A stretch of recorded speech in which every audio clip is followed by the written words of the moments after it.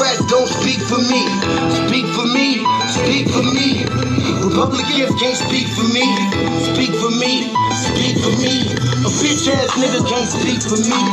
Speak for me, speak for me. You coon ass niggas can't speak for me. Speak for me, speak for me. Listen here, this is a fact of life. I be rapping like Nat Turner came back to life. Grab Donald Trump by the pussy, he ain't acting right. I never run from a conflict, I be glad to fight. It's a very cold world that we live in. Somebody please tell Elizabeth you're not an Indian. You just trying to con them people to get the benefit. Just another immigrant, stealing from the Indians. That's some punk ass shit and that's too lame. Now we finna step over to Andrew Yang. And you a sucker, you can never speak for black folks. Fake ass candidates, trying to get the black vote. The Democrats don't speak for me. Speak for me, speak for me. Republicans can't speak for me. Speak for me, speak for me. A bitch ass nigga can't speak for me. Speak for me, speak for me. You coon ass niggas can't speak for me. Speak for me, speak for me. You know your boy be high off sativa. Kamala wasn't popping, so we said bye Felicia. She ain't had a right policy. We ain't trying to meet her. Y'all can take Biden too. Bye, we don't need her. We don't need Roland Martin or that coon Al Sharpton. Didn't need Cory Booker from the start, man. I don't fuck with police and no snitch. You know I'm coming with the heat when I spit it. The Democrats don't speak for me. Speak for me, speak for me. Republicans can't speak for me. Speak for me, speak for me. A bitch ass nigga can't speak for me. Speak for me, speak for me. You coon ass niggas can't speak for me. Speak for me, speak for me. If you ever go to court and this is your luck, try not to get fucked by Benjamin Crump. I know it's hard. You and know it go is hard. But who the fuck is Amy Cloak? Put her picture up on the bullseye and start throwing darts. People cut our organs out our bodies, that's a stolen heart. They can't save us from the flood like Noah's Ark. Black lives always matter, we finna go for ours. So then we savages, we don't need to pot the piss. Mike Bloomberg can suck dick with that stop and frisk, bitch. You ain't speaking for us, we don't know you. Bernie Sanders, they get your funky ass on too. The Democrats don't speak for me. Speak for me, speak for me. Republicans can't speak for me. Speak for me, speak for me. A bitch ass nigga can't speak for me. Speak for me, speak for me. You coon ass niggas can't speak for me.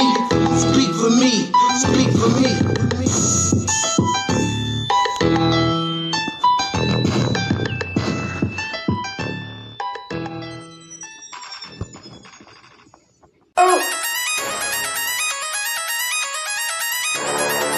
I'm talking about Shouting going crazy. People going crazy in them motherfuckers. Run that shit back, man. But it's nothing. Nothing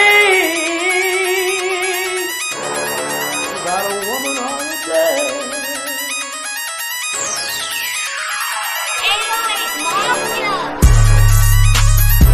Man made the car.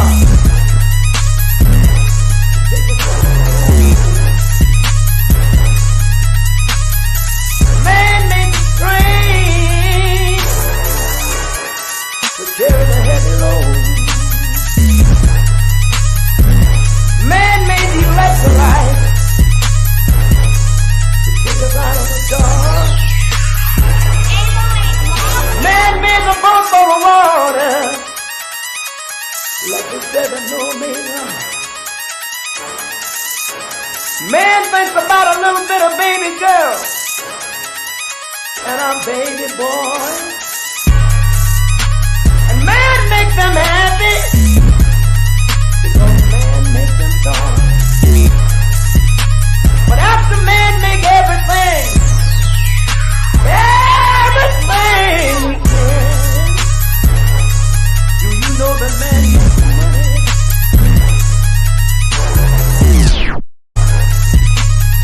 To buy from other men. This is a man's world. But Greetings, Black family, greetings. Thank y'all for tuning in to another episode of the Frontline Black News. I made that. Lady Che. Greetings. Thank y'all for tuning in to another episode of Frontline Black News. I'm your host, Che Nkrumah. I'm joined by my other host, Lady Che, and our West Coast correspondent, Shabaka Sankoria, Shabaka's Black Experience Enhanced, which I'm the co-executive producer and co-host of. Greetings from the Mile High Income City, Shabaka, and go Broncos. Yeah, greetings from Sin City, Las Vegas, Nevada. Home of the Pirates, man. You need to lose that Denver Broncos. The Pirates that have no home, that have no sea. I never heard of Pirates that didn't have no sea, no boat. Imagination, cuz.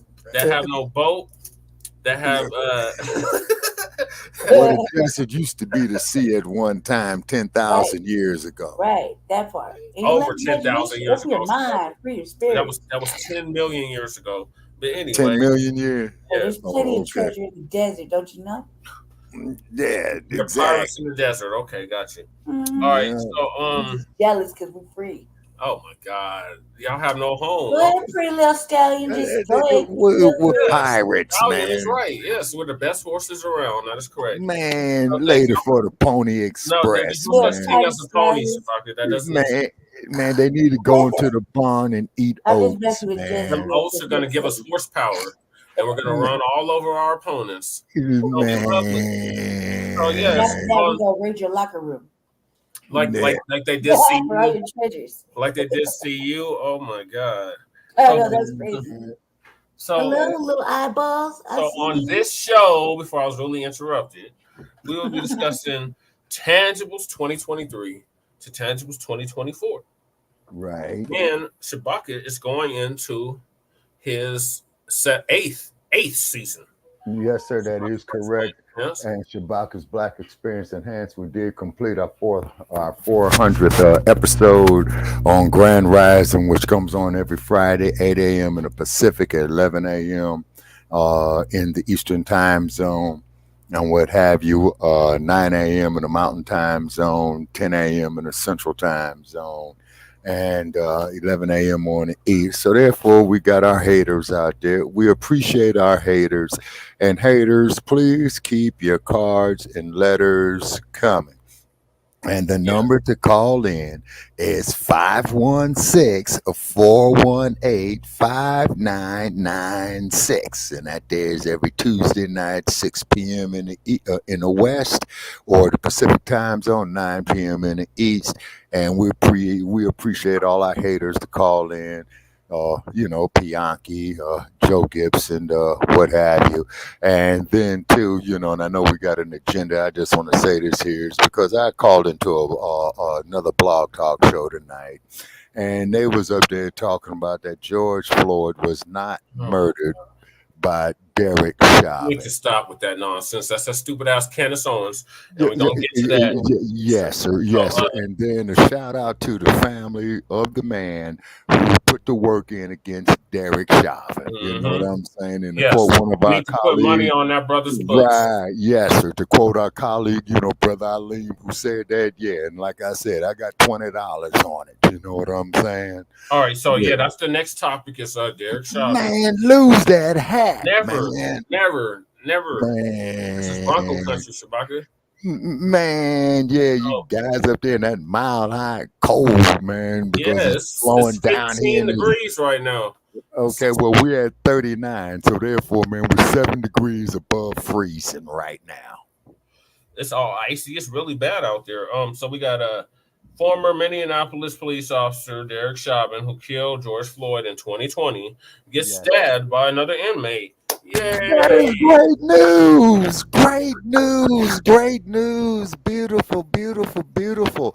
And please, ladies and gentlemen, be sure to send all your hate mail to us when we come on Tuesday night into our chat room. Our chat room is open to all our haters. We love the garbage that goes through there. We find it most amusing is because half of it is without any type of logic, no type of facts, and it just really goes to show black people the actual hatred that they have for us is because you got idiots like the dump, as in human shit. Okay. Perfect. Yep. And then we got Candace Owens that's taking a lot of L's this week. Yay! What news? Great news. Then we got Cardi B. Oh yeah, she said that she's done with Joe Biden, huh? Yeah, Cardi B goes off and says she's done with Joe Biden. Okay, Oh okay, man, so she's not okay, gonna be a okay, bisexual anymore. okay. All right, hold I ain't on. Let gonna me lose any pull up sleep, some cuz. news here. Cardi B's latest. Okay, Especially with that last little McDonald's thing. Yeah. Pop good. okay, And okay. then we got the Democrats are petrified that black men will not will sit out the next election. We got Echo Lady Che. Okay, all righty, okay. All right, I am going to go out and vote. I do appreciate them not voting because this will be the first time that I've voted in 40 years. Let me make sure I got that right. No, 20, wait a minute, 24 Pasta. years. See, 24. Pasta. So I'm going to write in Jesse Parrish damn, for you president. haven't voted longer than I've been voting. Yeah, so I'm going to write in, so I'm going to do a write-in candidate, Jesse Parrish, for president. Yeah, all right then. That'd be I guess nice. that's acceptable. Yeah. It's because Mr. Paris has went through a lot of the great work and turmoil and BS he went through there in the city of Denver in his mayoral Yeah, with the campaign. Democrats. Yeah. You see, so something has to be, done about that is because once again, they're taking our vote for granted. You Hmm. see what I mean? And then the very, very sad part about it is that really pisses me off with them doing that is because of all our people that went and got killed 60 years ago this time during the civil rights movement.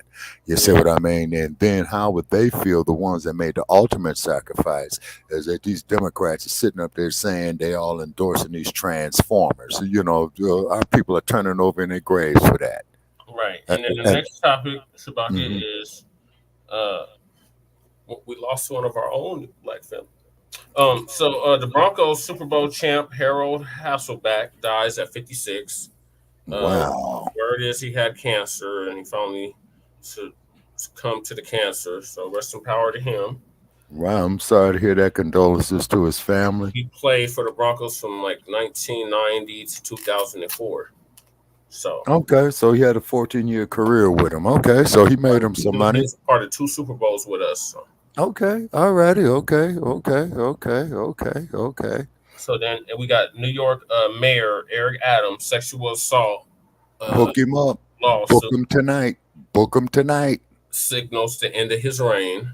Okay, good. Pick him up. So they trying to me too him. 30 Right. years Yeah, later. get him over there to Rikers Island. Have him I walk can't the remember concrete with the sexual general assault and pussy population. 20 hours ago. Yeah. No, 30 pick years him up. later. No, they need to That's go right crazy. now. They need to pick him up I and hope put him his in his government files that report. county Bad things gets all jumpsuit that interracial sexual acts and shit. That'd Oh be my and sick. and lock him up there with Bubba. You know what Oh oh I'm my my God. saying? God, not Yeah. Bubba. When he was Yeah, the lock police him up with officer. Oh Bubba. my You know God. what I'm saying? Put him in that 10 by 15 30 foot years, cell. man. Who's holding on to this grudge for 30 years? It's called Me Too, and Oh my Yeah. God. this is their Okay. response because he told Biden to go screw himself because Biden wasn't helping him in New York with the migrants. Yeah, exactly. Okay, And so it's that not there some just old damn goes to guy. show you. Hit him Now, with hold a on, brother Che. compass. That there just goes to show to prove our point even further that They we get give them desperate. all this blind loyalty and they turn around and spit in our faces. Hmm. So You see then what we I'm got saying? after that we got NYPD allowed a racist white supremacist to terrorize black Brooklyn residents. Okay, yeah, that sounds about right.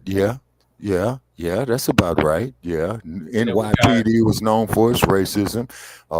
Just like they didn't arrest that bastard that murdered that man who only weighed 110 pounds on a New York City subway. We oh argued yeah, with his Sarge about trial's that. coming up, I believe, Shabaki.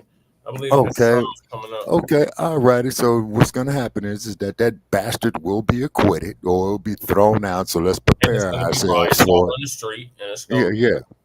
Yeah, you see, so let's prepare ourselves for that is because this goes once again to prove the systemic racism and hatred that they have for black men. You see what I'm saying? And we yeah. see Deacons of Reality out there, Yeah, shout giving out us a Deacon. shout out there. Deacon, we Yeah, see you yeah, Deacon. yeah, Queen in the yeah. building. Yes, sir. Yeah, so we appreciate the deacon with Yes, that. yes, he's in the Yep. building. Then he's hitting us there with 7 fire, Yeah. 2, 4, 6, 8. No, he's giving I us see Deacon. 8 fire Yes. flames. Okay, so therefore, So what's happening is Hold on, I people. still got topics. Oh Then yeah, we go got ahead. Kyle Shittenhouse Yeah, more garbage. has lost all his money. He's broke, y'all. Good, That's $2 million. He is broke in less than 2 years. good, very good, The very attorney good, says. And if we good, have good. time, we will get Shorty, to the shorty, unhoused just neighbor dance. news and the unhoused neighbor sweeps. Okay, now with Rittenhouse, I got a question. So this $2 million that he lost. Okay, so he got this off of a GoFundMe, did he not? Yeah, remember Okay. they donated $2 million to him. Yeah, right. Okay, so now that there just goes to prove, ladies and gentlemen, once again, is that white America, okay, clandestinely, because it speaks out of both sides of its mouth, Mhm. goes to show their true intent, okay? And if don't nobody dig what I'm saying, please call in Tuesday night, 6 p.m. in the Pacific, 9 p.m. in the East, and the number is 516-418-5996. We'll love to argue with you. We'll love to debate with you. We'll love to show you how stupid you are. You know what I mean? Because we got our haters out there. And haters at Shabaka's Black Experience Enhance, we really do appreciate your input. We love your hatred, is because we're gonna take that negative ass energy you got and we're gonna change the polarity on it and change it into positive energy. Yeah. So Pianki, Sarge, Joe Gibson, the rest of you, you bums know who you are. Please call If you in. live in North Carolina, do not vote for Joe Gibson. Exactly. You know what I'm saying? Sorry, Joe They're Gibson. We wealthy told from you. Yeah, we told you, Joe Gibson. You know what I'm saying? And we making it known. You know what I mean? And what have you? You guys think we're a joke over here. You hate our facts. And we got knowledge over here now. Oh yeah, without a Yeah. doubt. Yeah, we got knowledge over here. We'll show you our books Right. and our resources. You know what I'm saying? But however, this here just proves that white America hates It's the black truth. people Hmm. stating the truth in their brutalization.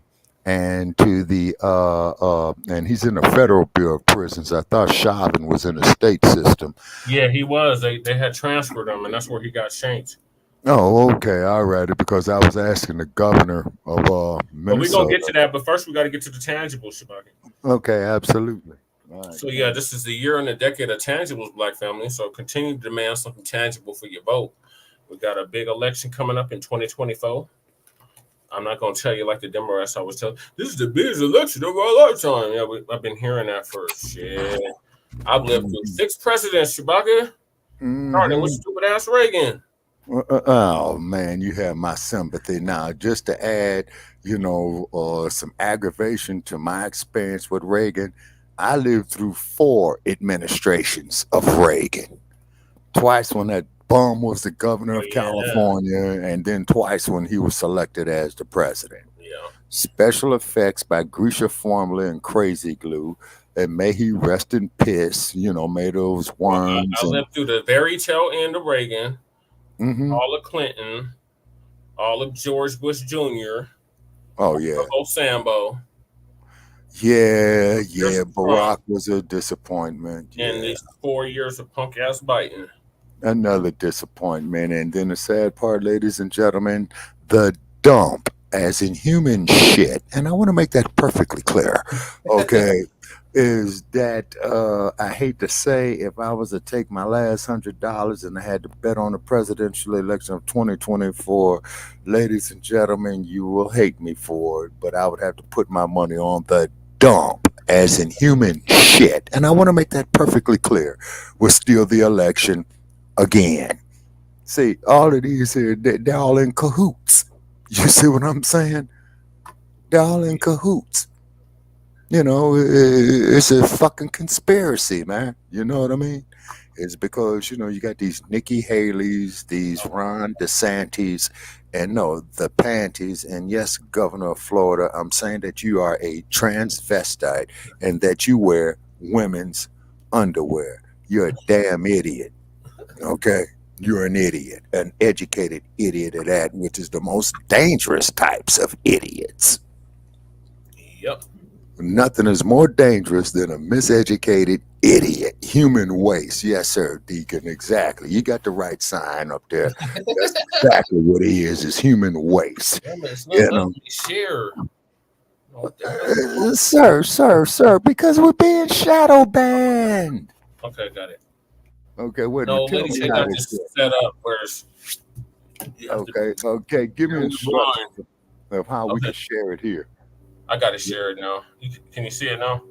Yeah, I see first them. Yeah. So Okay, this is tangibles, Black family. This is the year and a decade of tangibles. So continue to demand something tangible for your vote. So any politician that's seeking your vote, demand something tangible for your vote. So back in right. 2019, our good brother Tariq Nasheed came up with the hashtag Tangibles 2020. And in it, he was detailing everything that foundational Black Americans, descendants of American chattel slavery freedmen, were going to demand from the two-party system. So nothing has changed except the year. Everything else remains the same. So instead of 2020, it's 2024, but everything else remains the same. So the 2024 presidential elections are coming up, and foundational Black Americans are going to reject the 50-year malign neglect policy that has been implemented by the political system. This malign neglect policy mandates that Black Americans should be ignored and only mentioned in vague and non-specific terms, Right. lumping foundational Black Americans in the groups with minorities, immigrants, people of color, etc., has only hindered the progress of Black Americans as a group while providing tangible benefits for other groups. In this election cycle, I mean, in the 2024 election cycle, Black Americans are going to insist that our needs are specifically met by politicians who are seeking our vote. Foundational Black Americans want tangible benefits, specifically for us. We do not want trickle down secondary benefits that are provided for every group. Every group has not been systematically marginalized and disenfranchised in every area of society as foundational Black Americans. So we refuse to be lumped in with groups often assisting the exploitation and disenfranchisement of Black Americans. So politicians must offer tangibles, specifically the foundational Black Americans, but we simply will not vote for them. Be sure to spread this message far and wide on social media using the hashtag Tangibles2020. And that's exactly what we've been doing. We've been spreading this message far and wide on social media and in real life, in actuality, for the past 3 years. So in 2021, it was Tangibles 2021. In 2022, it was Tangibles 2022. Now, here at the very tail end of 2023, it's still Tangibles 2023. And next year, in 2024, it'll be Tangibles 2024. All the way up to 2100, Black family, continue to demand something tangible for your vote. Go ahead, let's hear from Lady Che. Lady Che, what are your thoughts on the tangibles? Um, I personally don't see anything tangible to vote for this year. I hope everybody takes a sabbatical, especially Black people, foundational Black Americans. I hope we all just go on vacation for that day. They're really asking us shit, and they don't got nothing tangible to offer us. They're not cutting the check. They don't give a fuck about reparations, and it just seems like one big shitstorm. I would say this that everybody just need to hold their nuts, like like just hold your nuts. Oh my God. Figure yourself, dude. Figure You it need to out. hold your vote like it. We're not helping y'all out. We don't do. Oh, yeah. Hold your own us, yes. I mean, I personally don't know what they're gonna do because all the melanin, except for Cornell West, is out the Republican side. There's a whole bunch of shit going on. Melanin. It's just one big shitstorm after another. Trump, I don't know. It's whatever with me. Again, until they say they're cutting checks for real. I don't really see that really happening. Um, and I personally I didn't vote in my local election because there wasn't anything tangible other than myself, and I wasn't on the thing, so there's no tangibles. So I didn't vote. They didn't even get the undervote for me. This presidential election, nah, I think I'm just gonna be watching Netflix and chilling. Netflix. Forget that day. You know what I mean? Like nobody really gives a fuck anymore about elections Like just even in our own local area, somebody ran over the fucking ballot box. Mhm. And Yeah, that's yeah. fine. And then too, Lady That's J, if that I might ballot say, box. okay, and if I might say, Lady J, to prove your point even further, okay, is that from what I understand in California, you I know, didn't what mean to use don't take us off. uh, uh, Sensitive about the governs ballots. that is that there were those, you know, I believe that they were supporters of the dump, as in human shit. And I want to make that perfectly clear, where they were rigging the ballot boxes there and what have you, and U.S. postal mail boxes, you know, and from what I understand, you know, that they couldn't get no Democratic or any other party's votes in there. So how the hell that they were doing that and seeing through that is beyond me. And then also too, I had a family member of mine tell me that one time they went to vote, and then they casted their ballot, and then the person who was working at the poll is going to pull the sleeve off and see how they voted, which is illegal. You see what I'm saying? So therefore, I mean, man, you know, all these people are in cahoots with each other. You see Yep. what I'm Yep. saying? I mean, they have to be. I mean, you know, both of these major parties are two sides of the same coin, and their objective is to keep black men in particularly suppressed. They want to keep black men incarcerated. They want to keep black men effeminized. They want to keep black men ignorant and stupid and dumb. You know All what of I'm the saying? above, Shabaka. Yep. Yeah, you see what I'm saying? Intangibles, Shabaka. What's happening with intangibles? Oh yes, sir. Land. Okay, we need. Okay, our own banking system. We need. Yeah, and cut the fucking check. Two hundred $100 and trillion. twenty dollars. Period. You Right. see what I'm saying? Now, for all you people out there that say that happened so long ago, you know, we got to be forgiven and all that. What you need to do is take your dumb ass to a library, you read a book, and assess all the value that came off them plantations from cotton, sugar cane, Mm-hmm. okay, intellectual property, because a lot of the slaves were builders and what have you. And then, of course, of Black Friday, of where they would take Yeah. young black girls and put them up on the auction block, okay, to have them quote unquote classified as breeders, okay. So when I listen to stupid bastards like Bianchi who sit up there talking about we all the same and all this shit, you know, and you don't want to recognize that, then I feel very, very sorry for you.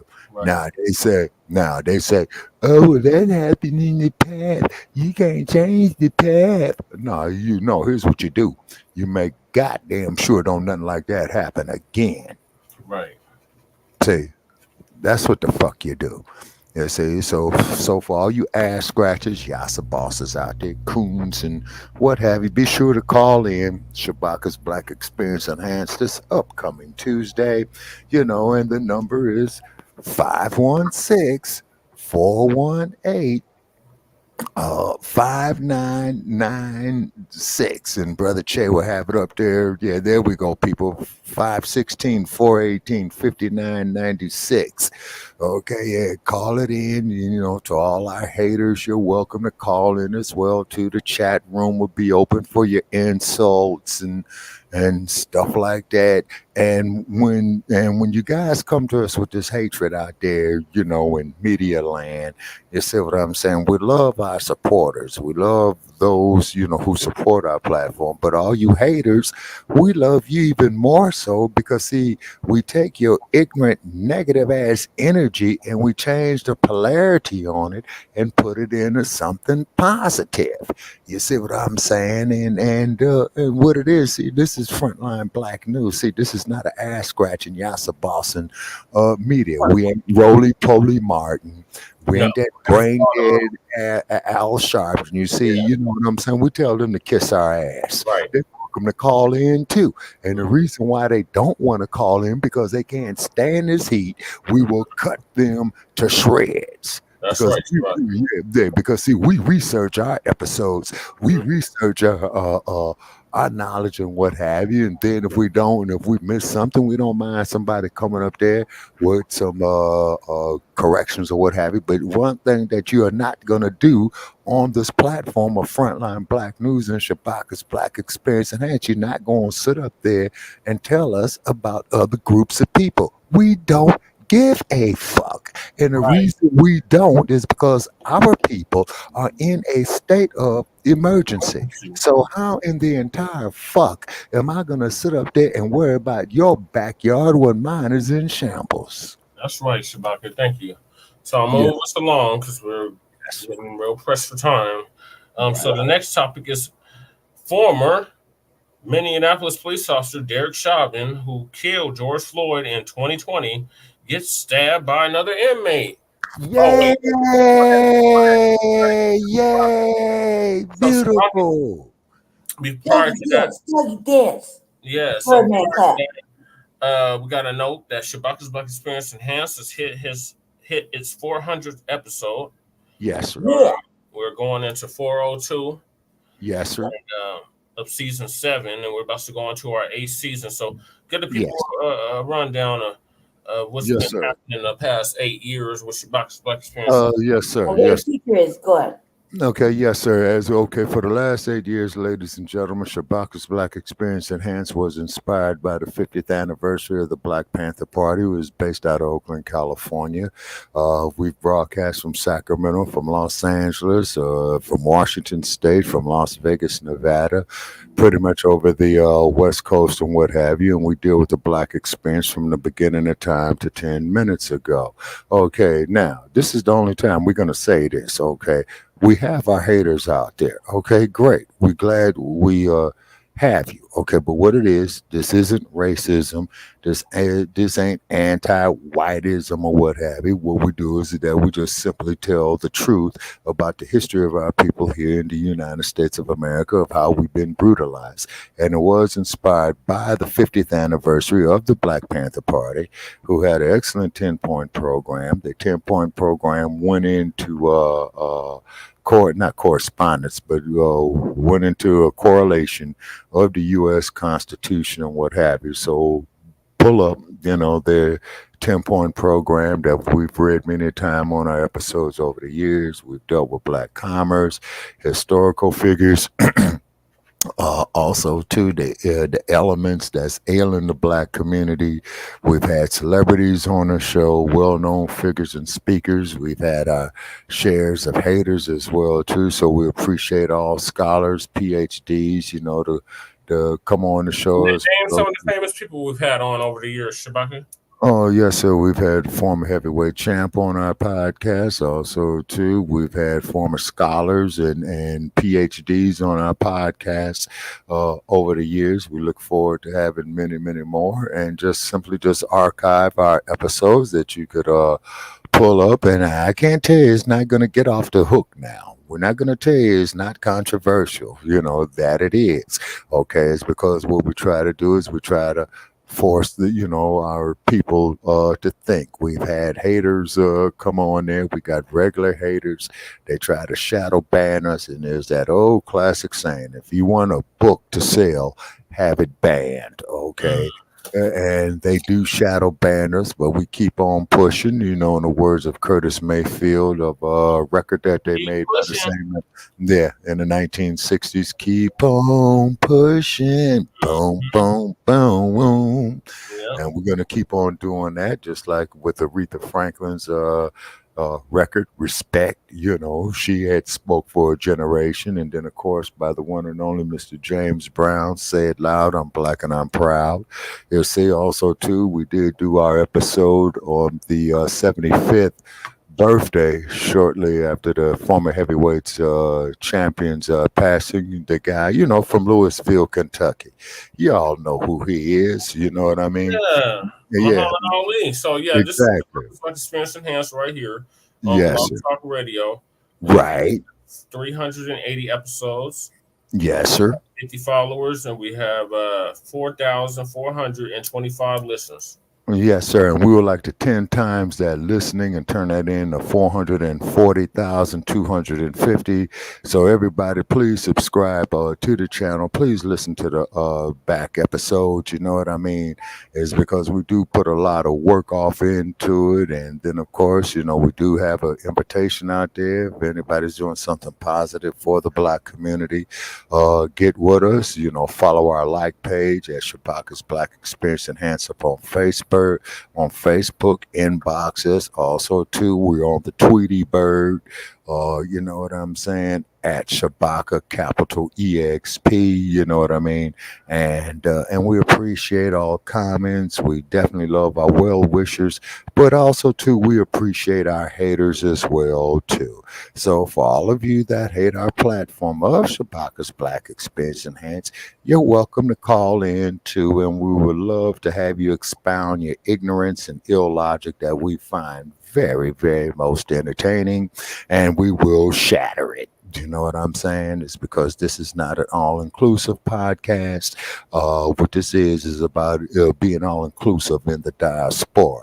And as Brother Che had pointed out there on the Pan-African movement, hey, we got to get some of you brothers out of the diaspora involved in it as well, too. We cannot let that lose steam. Is because over there in Niger, over there on the continent, if you fools want to be over there and be neo-colonialists, that is the biggest problem right there. Yeah.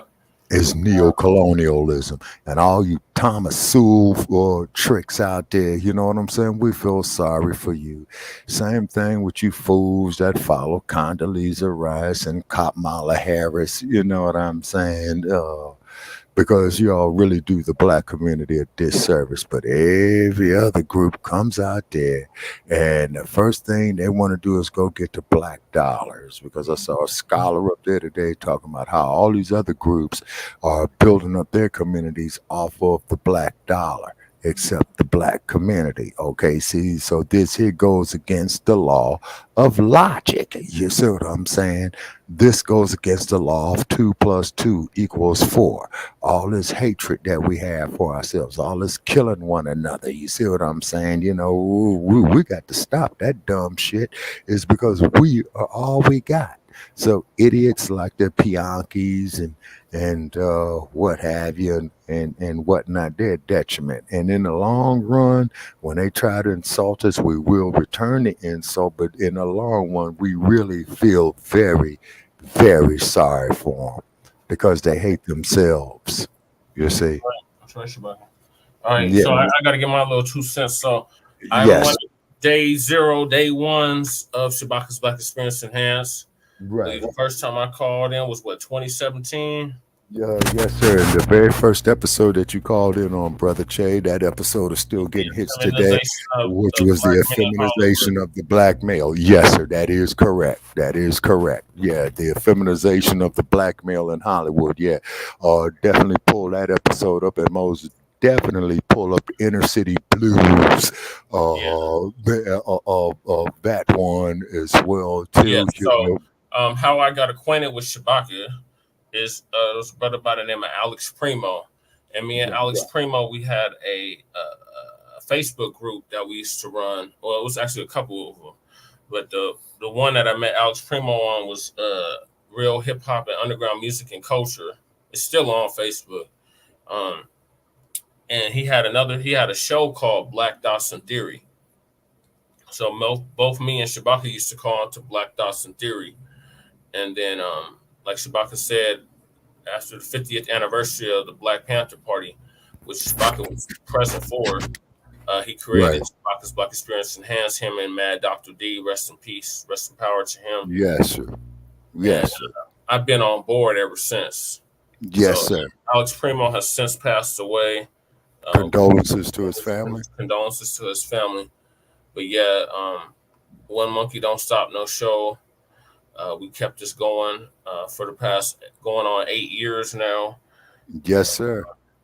Mad Dr. D's been gone for like 4 years now. No, he's been gone. Yeah, he's been gone for going on 3 years now. 3 years. Okay. Yeah. February would mark the third year of his transition. So quite natural, of course, our heart still go out to his family and his loved ones and what have you. And also to Mad Dr. D, as he had stated on air, arguing with a buffoon, is that he had all his children by one woman. His second daughter holds a PhD Yes, in they. law.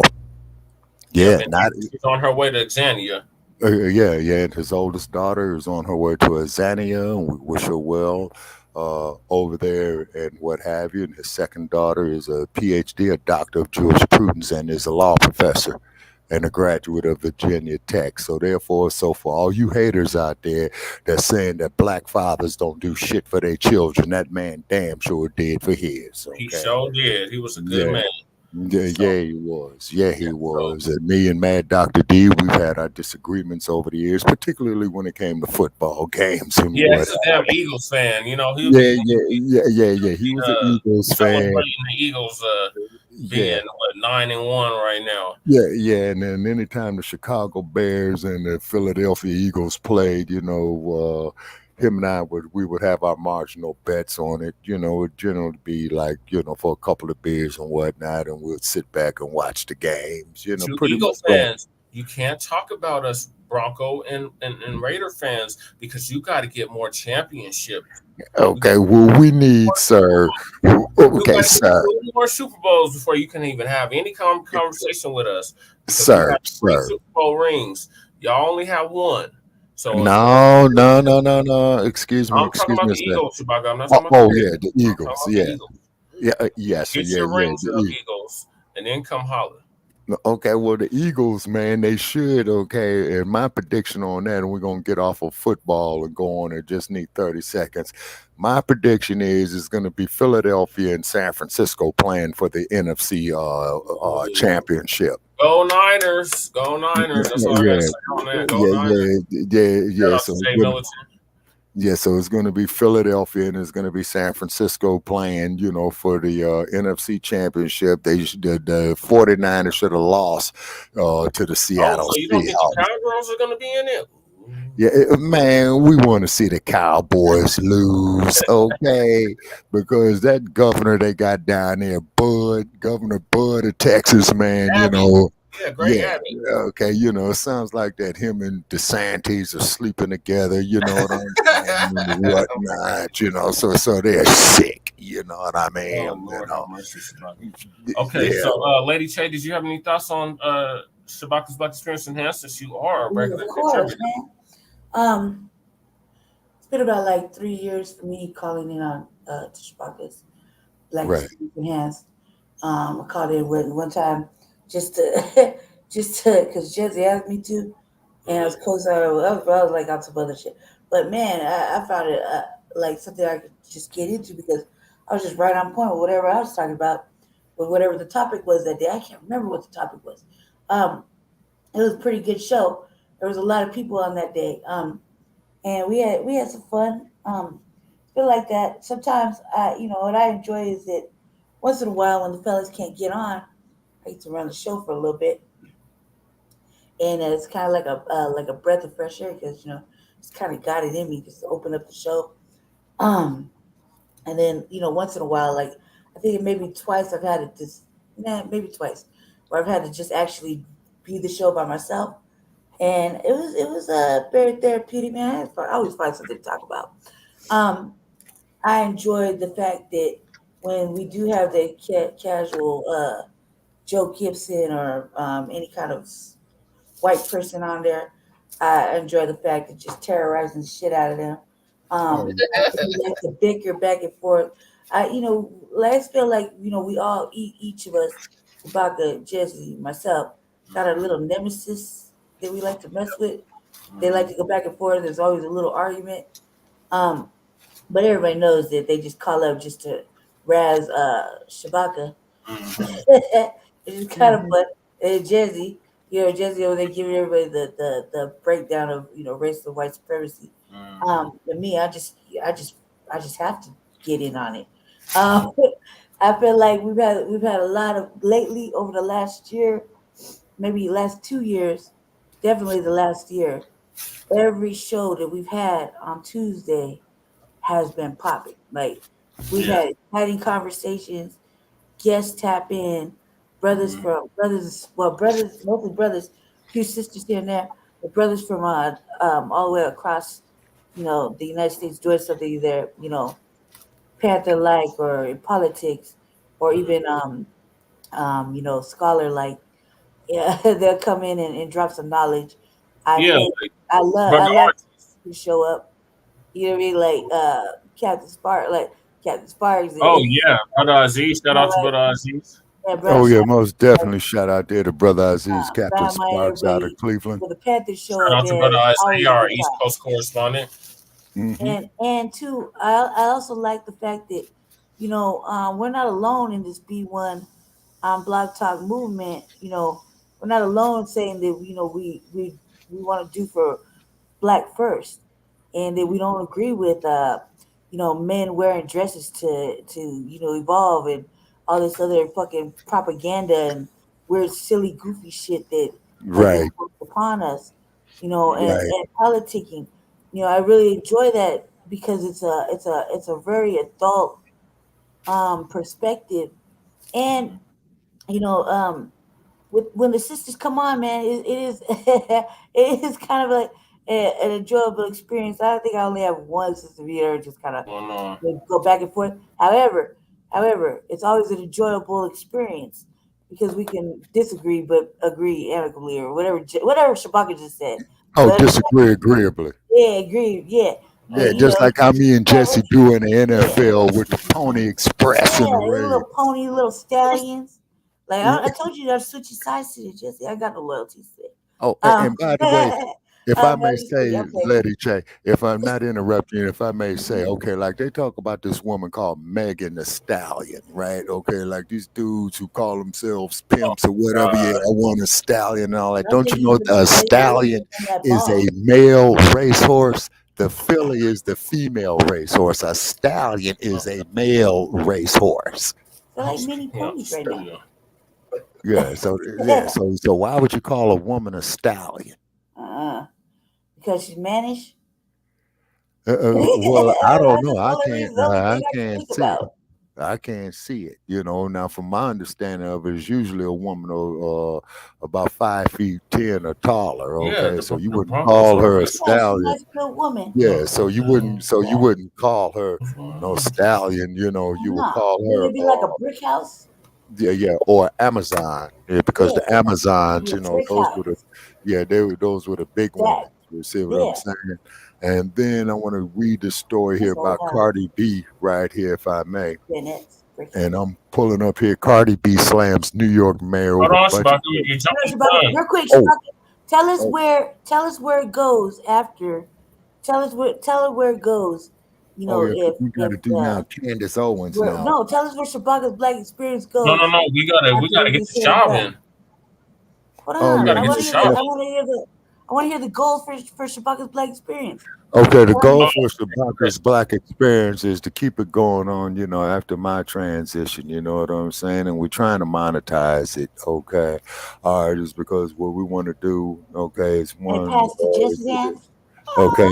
Yeah, more than likely it's a safe bet, you know what I'm saying? And Yeah, then make my qualified. retirement off of it, and then two doing something positive for the Black community. And one thing that we want to do is stop this black on black crime. This because I just want to say I did all the crews out there from New York to LA, man. When you knocking off your own people, man, that's a soldier, man. You might need to watch your back because as Dr. Claude Anderson said, and his point is being proven every day, man, they gonna be coming after us simply because we're black.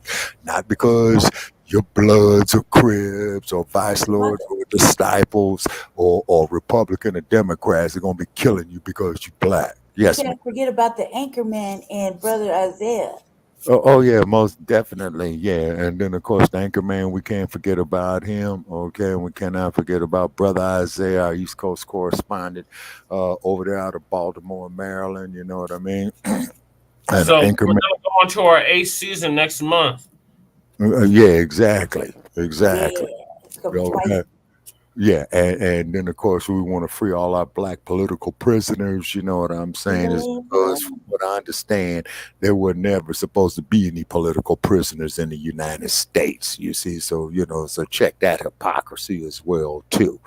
You see Right. what I mean? Okay, so so all our haters definitely hit us with your hate mail, please. We really do enjoy reading your ignorance, and actually we find it quite amusing. Okay. So moving along, we got to get to shopping now. Yes, sir. Okay, and I got a story up here about Chauvin that I'm going to read right here. Okay, let's see. Derek Chauvin, an attorney for Derek Chauvin, the former Minneapolis race soldier that murdered George Floyd, said Saturday that Chauvin's family has been kept in the dark by federal prison officials after he was stabbed in prison. So the individual that stabbed Chauvin, we need to put money on his books. He did the community a Yes. great service. Okay. The lawyer Gregory M. Erickson slammed the lack of transparency by the Federal Bureau of Prisons the day after his client was stabbed on Friday by another inmate at the Federal Corrections Institute in Tucson, Arizona, a prison that has been plagued by security lapses and staffing shortages. A person familiar with the matter told the AP on Friday that Chauvin was seriously injured in the stabbing. Great news. The person spoke to the AP on condition of anonymity because they were not authorized to publicly discuss the attack. On Saturday, Brian Evans, a spokesperson for the Minnesota Attorney General's office, said, "We have heard that he is expected to survive." Now, that is bad news. Erickson said Chauvin's family and his Yeah. attorneys have hit a wall trying to obtain information about the attack from the BOP officials. He said Chauvin's family has been forced to assume he is in stable condition based only on news accounts and has been contacting the prison repeatedly seeking updates but have been provided with no details. Fuck Derek Chauvin. Fuck the bitch that bore him, and his whole family can kiss our ass. As Right. an Yeah. outsider, What was the message? yes, sir. As an outsider, I viewed this lack of communication with his attorneys and family members as completely outrageous. Well, it was completely outrageous of how he murdered George Floyd. Right. Erickson said in a statement to the Associated Press, it appears to be indicative of a poorly run facility and indicates how Derek's assault was allowed to happen. Erickson's comments highlight concerns raised for years that federal prison officials provided little to no information to the loved ones of incarcerated people who are seriously injured or ill in federal custody. The Associated Press has previously reported the Bureau of Prisons ignored its internal guidelines and failed to notify the families of inmates who were seriously ill with COVID-19 as the virus raged through the federal prisons across the U.S. The issue around family notification has also prompted federal legislation introduced last year in the U.S. Senate that would require the Justice Department to establish guidelines for the Federal Bureau of Prisons and state correctional systems to notify the families of incarcerated people if their loved one has a serious illness or life-threatening injury, or if they die behind bars. The family members who are in charge of Derek's decisions regarding his personal medical care and his emergency contact were not informed after his stabbing further indicates the institution's poor procedures and lack of institutional control, Erickson said, of the prison. A Oh, spokesperson for the Bureau of Prisons did not immediately respond to a request for comment Saturday evening. The Bureau of Prisons has only confirmed an assault at the Arizona facility and said employees performed life-saving measures before the inmate was taken to a hospital for further treatment and evaluation. The Bureau of Prisons did not name the victim or provide a medical status for privacy and safety reasons. Prosecutors who successfully pursued a second-degree murder conviction for this bastard at a trial in 2021 expressed dismay that he became the target of violence while in federal custody. Terrence Floyd, now this is sad. Prepare yourself, people. Terrence Floyd, George Floyd's brother, told the Associated Press on Saturday that he very wouldn't impressed. wish.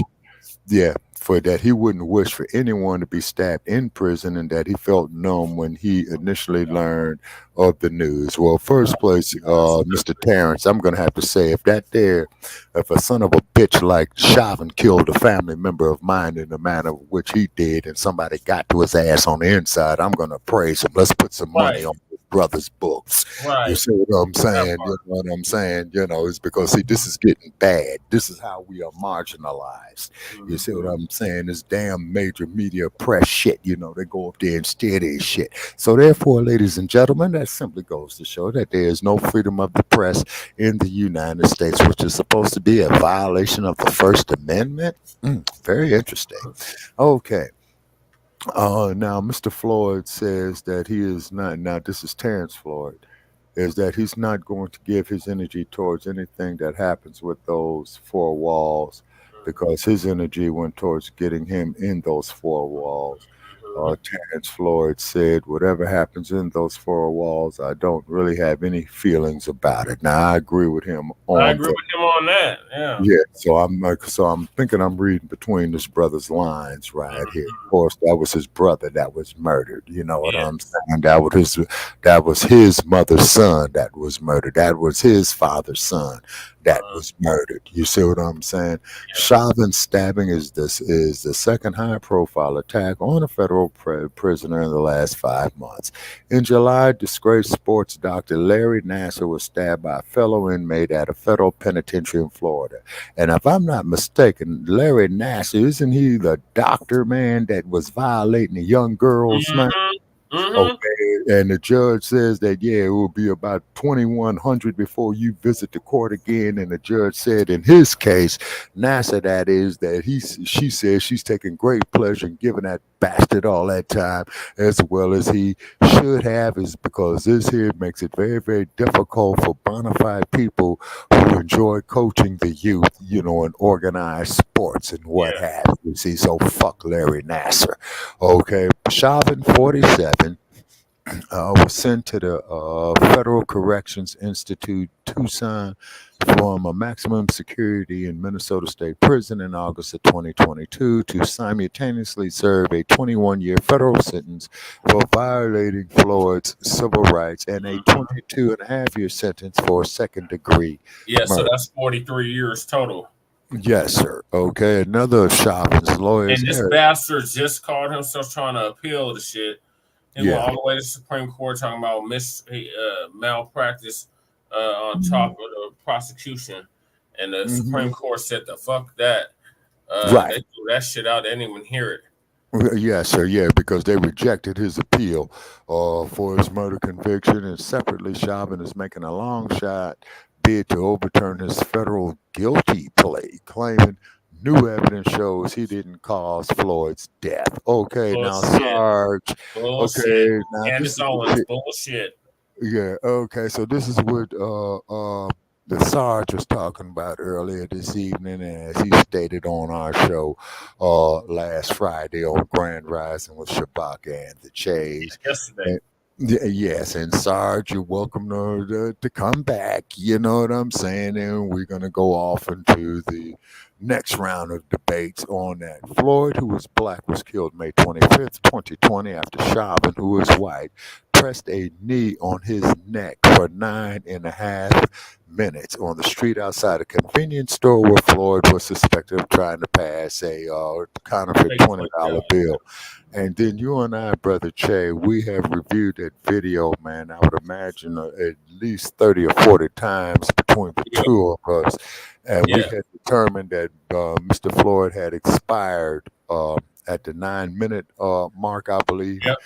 Okay, and then because you could see his body go limp, and then when the paramedics came in and placed him on the gurney, you could see that Mr. Floyd was already deceased. You see, so they murdered that man. Okay, and Sarge, you know that mumbo jumbo that you're talking about, man, because we heard you this evening with an idiot by the name of Bianchi. But Sarge, we got great love for you, but Bianchi, once again, you may kiss our ass because Bianchi, you are sick. Okay, all righty now. Okay, so I'm gonna get to Lisa Cabrera because she. Oh yeah. Give us her take on the situation. Okay, Shout is out that Lisa? Cabrera. Is that Lisa Cabrera right there in that picture right there? Yes, sir. Okay. So shout out to our good B1 FBA sister, Lisa Cabrera. I've been subscribed to her for about a year now. She Okay. does awesome commentary on Okay. these stories. So she's going to give us a rundown on Derek Chauvin. Okay. I think this just happened. And y'all think about this. Derek Chauvin got moved from state prison, where I feel he should have stayed, Right. to federal prison out there in Arizona, Oh, twins in the because they thought federal prison he Okay. would be safer, being that he's a former cop, that he would be safer. I think what it was, he was Right. running into a lot of people that he arrested in the prison he was in over in Minnesota. And in fact, he wanted to move to the federal prison too. If you go back and, think about the story of when he was in court, he really wanted to be in federal prison. And look at what happened. Another inmate got a hold of his butt, and I they hope they were stabbed black, him. and I hope Now, FBA. I don't know what condition he's in, because this is breaking news. And yeah, like all of you are saying in the comments, yeah, this is judgment. Mm-hmm. It really, truly is. We're in those times. Yep. We are in those times right now where things can happen to these people that keep trying to harm us. Yep. Right. So let me just give you some of the details on the little bit that I do have. All right, hold on. Let's see here.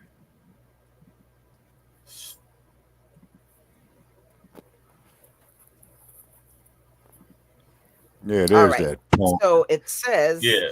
ex-officer Derek Chauvin stabbed in prison. This is according to news sources. Beautiful. Good. This, Good. like I said, is a breaking news story, so it's not going to be very much out about it. So a former police officer. Damn it. Sorry, y'all. Mm-hmm. I did some.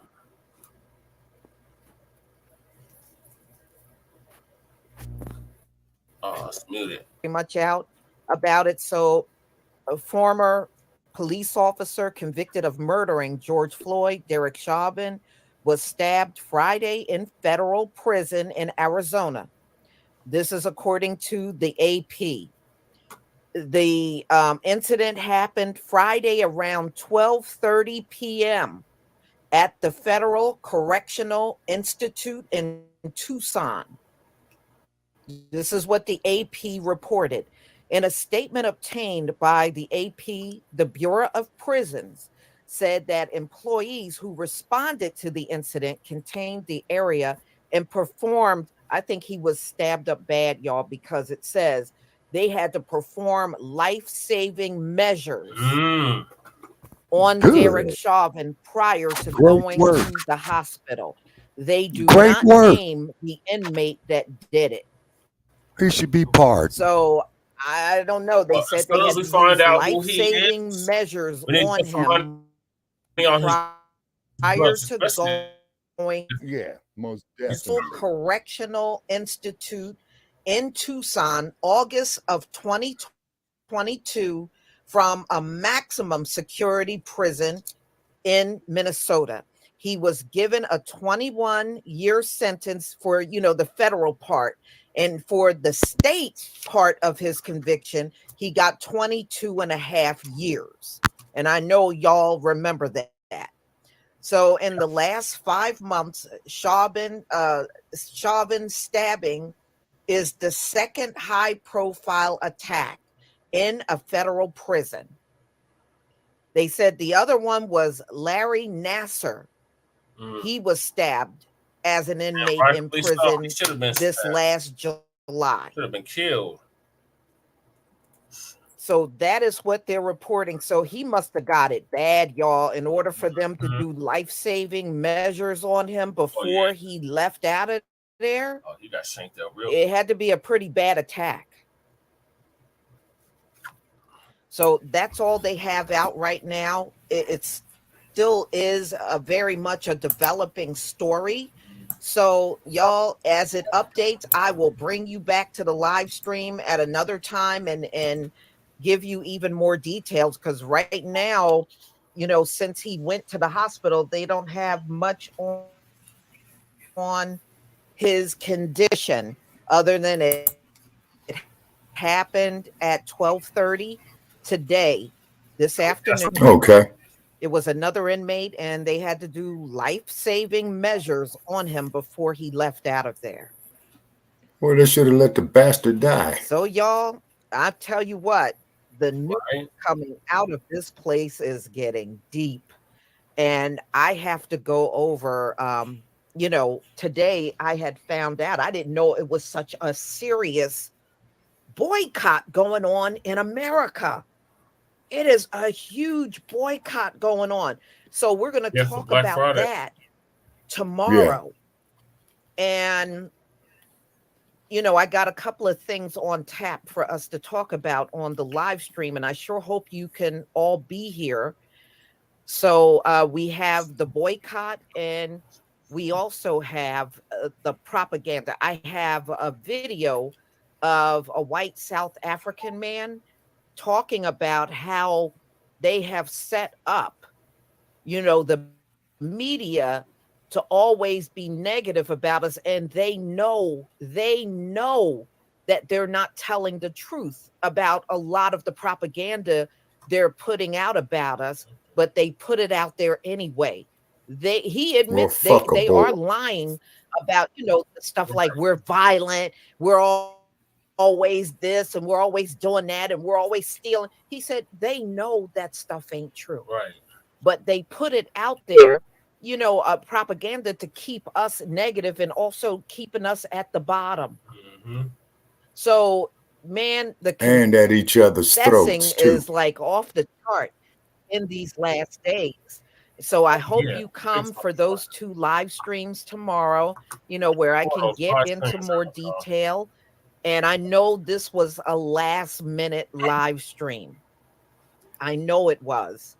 So, well, you'll have more time to get yourself together so that you can be here tomorrow. So, everybody, I'm going to go ahead and conclude. Thank you so much for being And here. his wife Again, watched them too. as the story develops more, I will bring you more His wife information. divorced this punk ass. Shalom, family. Okay. Okay. Also, too, I appreciate Lisa Cabrera. I appreciate Philip Scott. Hey, Philip Scott and Lisa Cabrera. We would appreciate it very much if you would mention us here at Frontline Black News as well, too, and kind of reciprocate a little bit, you know, on the exposure that we give you. Okay. So please give it to us. We don't mind y'all coming to our like page and posting up your material, but please mention us, you know, in your material as well, too. I'm just putting that out there. Hey, Twin Pyramid, we see you. Okay. Yeah, we see Twin Pyramid out right there. Man, get rid of that. Yeah, shout out to the knife. Never. Oh, yeah, most definitely. Shout out to the knife. That will never happen, Shabaka. What's that? Not in this lifetime. Let me What's get rid that, of this sir? hat. Oh, shit. Shout out to all the Man. viewers. We got 4 people watching. That's what's up. All right, Okay, so please spread it and please spread it, Chauvin got viewers. his. Lady Right. Shay, are you back with us?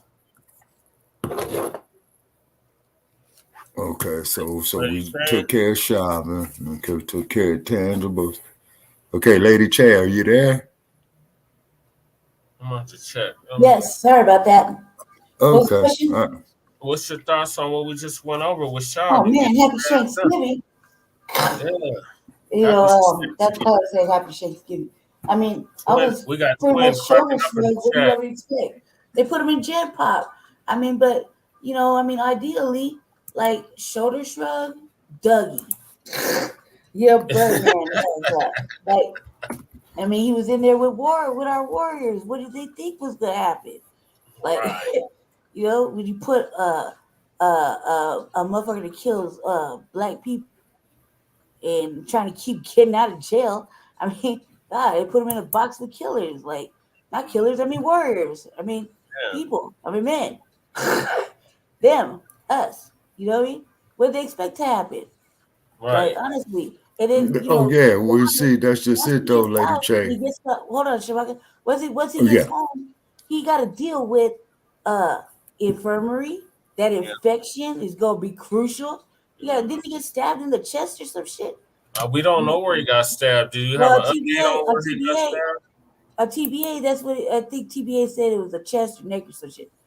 Tonight's episode. Oh, it might have been a neck. He's lucky he ain't Right. dead. But I mean, that infection in prison. That would have been true comedy. Crucial. You choked somebody to death you choked a black man to death with your Right. You're in a box full of, whatever, and you did that. It doesn't matter if you're a police officer or not. They really didn't give a fuck about protecting his life. Or the soundboard. You're not gonna give a fuck about protecting him when he get out. He gonna go straight to the infirmary and have to deal with that motherfucker sleeping with one eye open and curing his infection. It's gonna come from the sanitary conditions in this raggedy ass motherfucking prison. Yeah. Rest in shit. Yeah, absolutely. Christmas makes it early for us, man. Yeah. I mean, that's the only Christmas we ever get. I mean, everybody act like this was just a motherfucking everybody act like, I don't know why I was surprised it happened this late. Yeah. He couldn't you know what I'm saying? Why did it wait so long? Like, you know what I mean? Yeah, well. Like, what is he thinking? Okay, well, Lady Che, the individual who did this great service, to Chauvin, you know what I'm saying? He probably had to sit there, and come to terms with himself for the consequence of his action. Because he was in Punk City, that's why. Right, Chauvin was in Punk City, right? Meet up in there.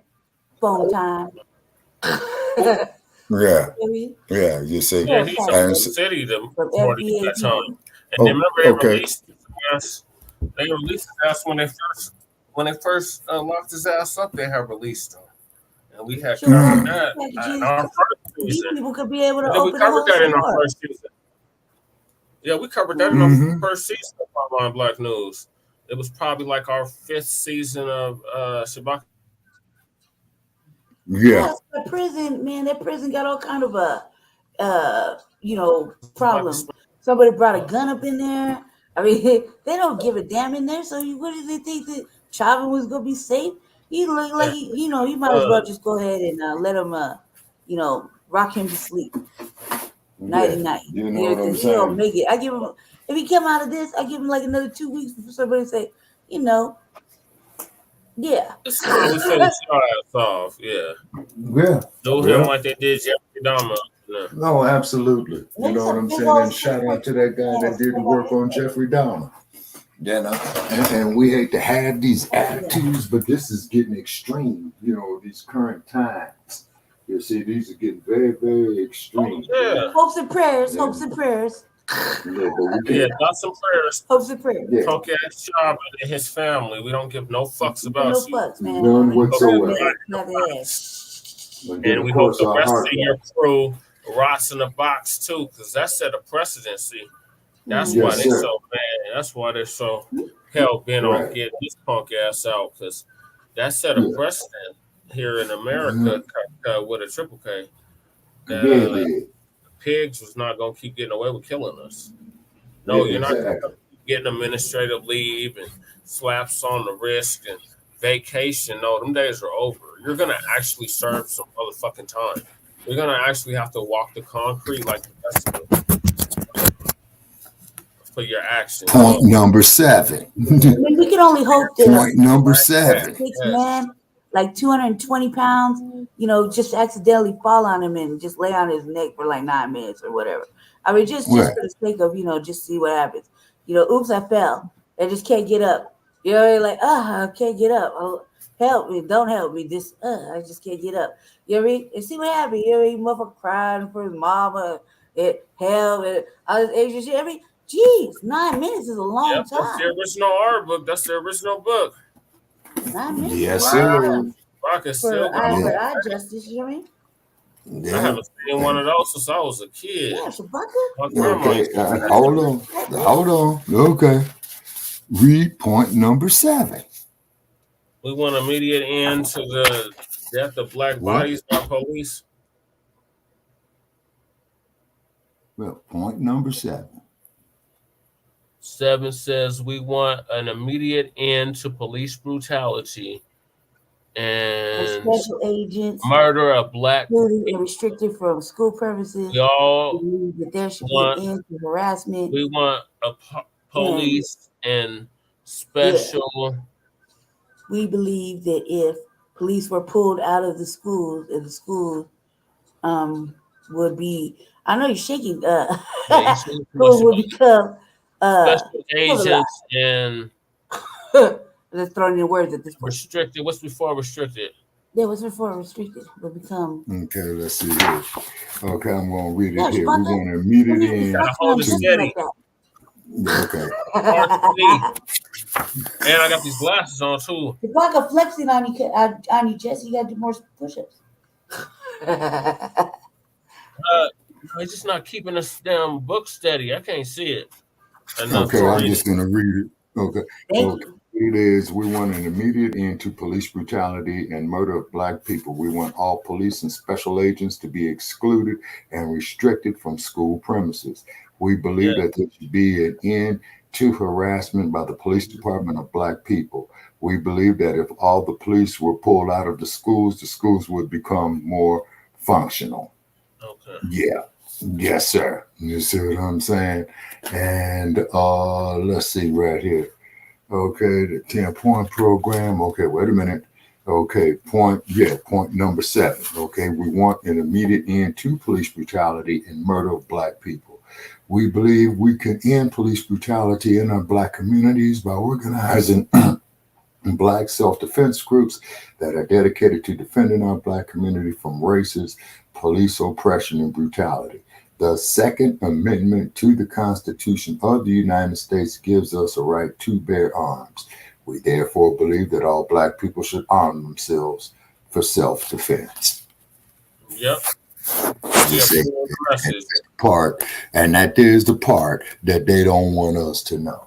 As long as we out there killing each other and calling our women the B word and all this old type of stuff like that, you're okay. As long as you got bullshit like that there in Los Angeles, California, you know, men going around wearing women's clothes and all that, we're okay. As long as we sitting out there calling our women the B word, we're okay. As long as our women is going out there calling us all kind of foul crap, then we're okay. But as soon as speaking of our women, we're going to get to that next. We got a tether that we have to exit out of our community if we haven't already.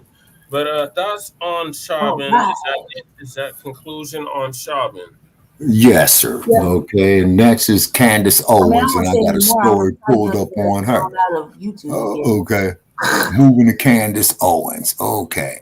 Candace Owens. This is off of Yahoo News, people. Okay. Candace Owens learns the hard way that she's free to bash black people, but not Israel's invasion of Gaza. This story is November 24th. Today's date, 8 a.m. in the Pacific time zone. Candace Owens lost support from a group that helped her launch her career bashing black people after her comments about the Israel-Gaza war received a rebuke from David Horowitz, the founder of the conservative anti-Islam group David Horowitz Freedom Center. Horowitz wrote a statement published by a front page magazine accusing Ms. Owens of comparing Israel to the South doing segregation and implying that the Israeli government was committing genocide against Palestinians. He also condemned Black Lives Matter for what he calls ignorant apartheid state slander. First place to this asshole, we're going to make it clear that Black Lives Matter does not speak for the entirety of the black community because Black Lives Matter does not care about black men.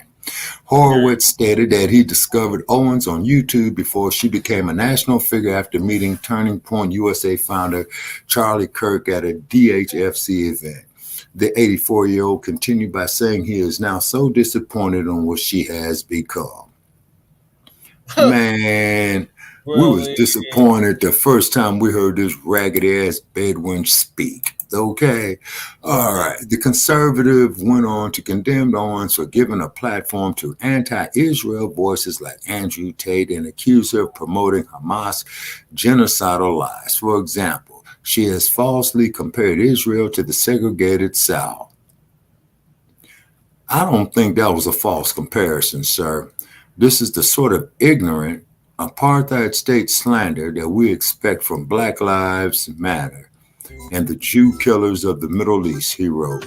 When Candace implied that Israel was engaged in genocide for defending itself against the atrocities committed by Hamas, that's the kind of genocidal lie we expect to hear from Hamas. Horowitz added that Owens, who remains commentator for the Daily Wire, a conservative media magazine founded by Ben Shapiro, was obsessed with her own fame and playing the victim for financial gain and publicity. Okay, now let's comment on that right there. Playing the victim.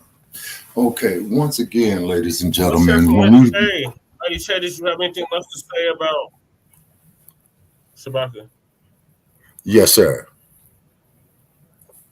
Let's hear from Lady Shay. Lady Shay, your thoughts on Chauvin getting shanked up? Again?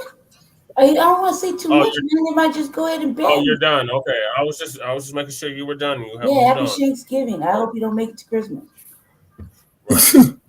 He's not making before at all.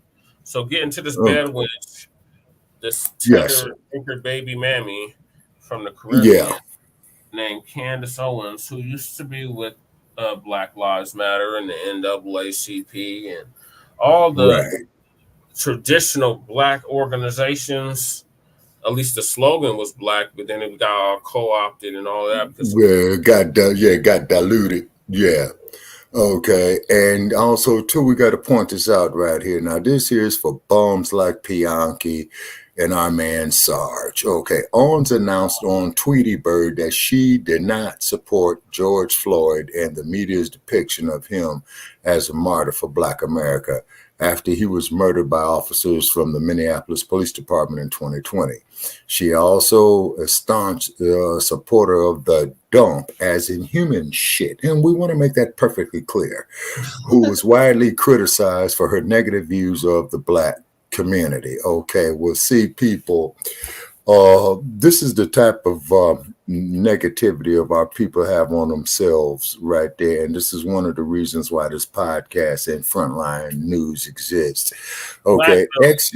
Frontline Black News. Yes, sir. I stand corrected.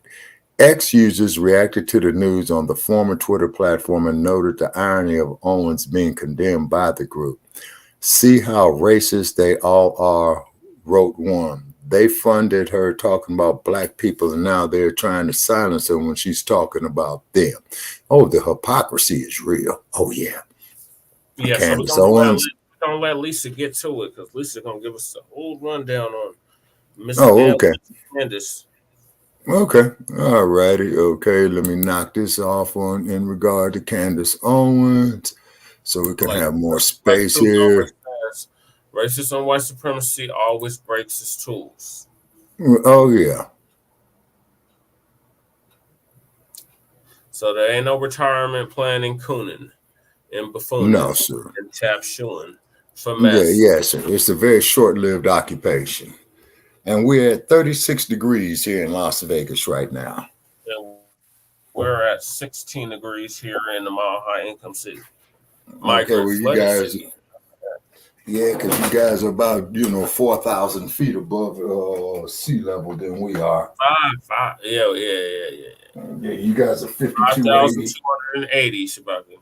Exactly. Yeah, 5280. Yeah, I've been there. Yeah. And it takes a minute to acclimate to that altitude, too, particularly in the summer months. Yeah, you can't get messed up like you do back home. A lot of us learn that the hard way. So, yeah, we're going to let Lisa get to it. Okay.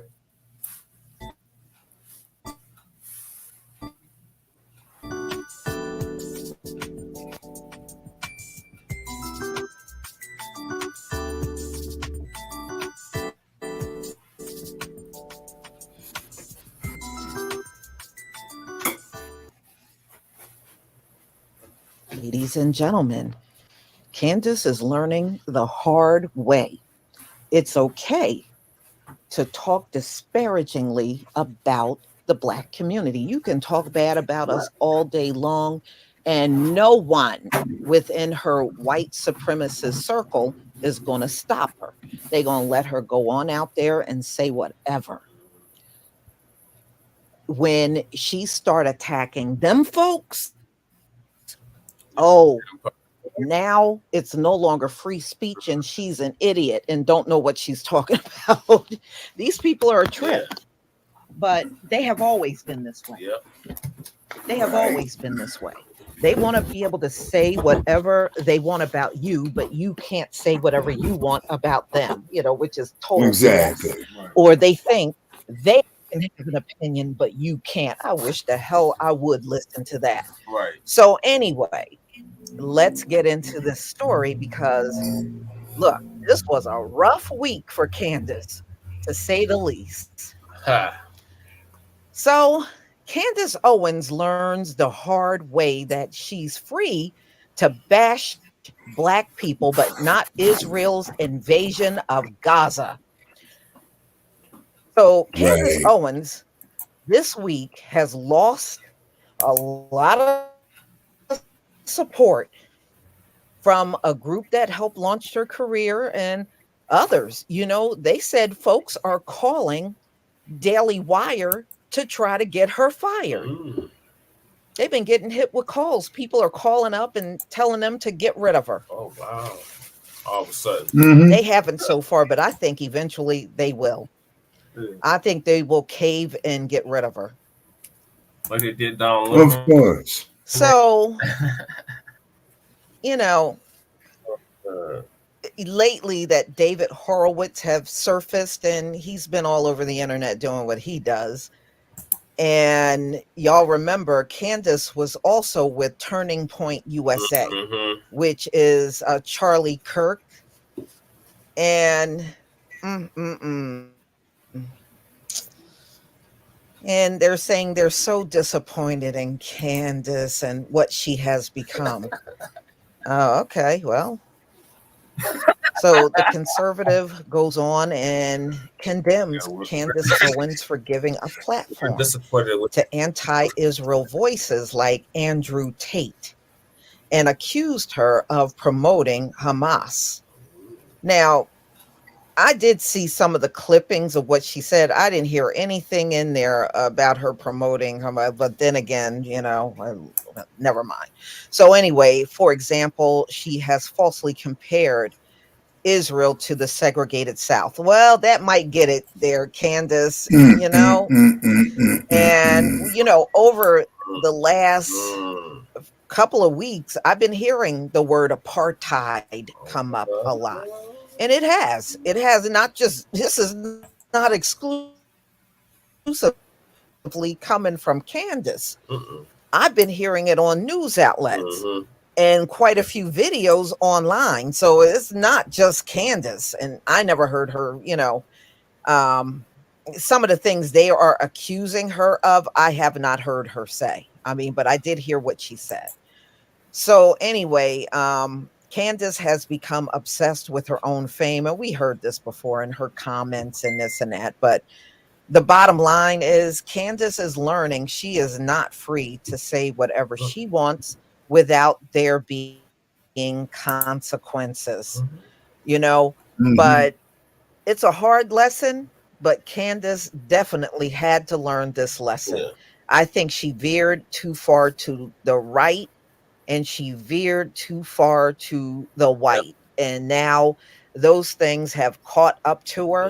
And people are dropping her left and right.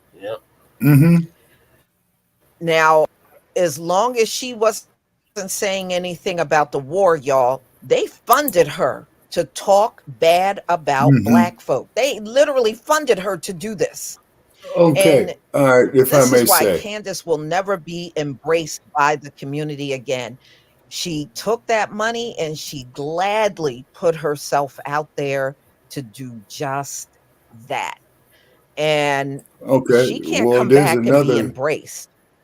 by the community at all, Okay, you no, know. no, she can. And And if I may then, say, of Brother course, you Che. got Ben Shapiro of Daily I Wire, got who's a telling her by all means quit.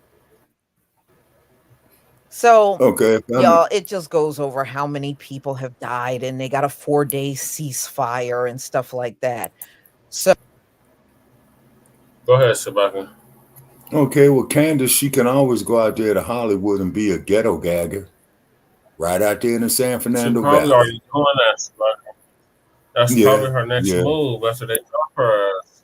yeah, yeah, yeah, yeah, yeah, She's a big yeah, old mammy yeah, bear when she would enjoy that. yeah.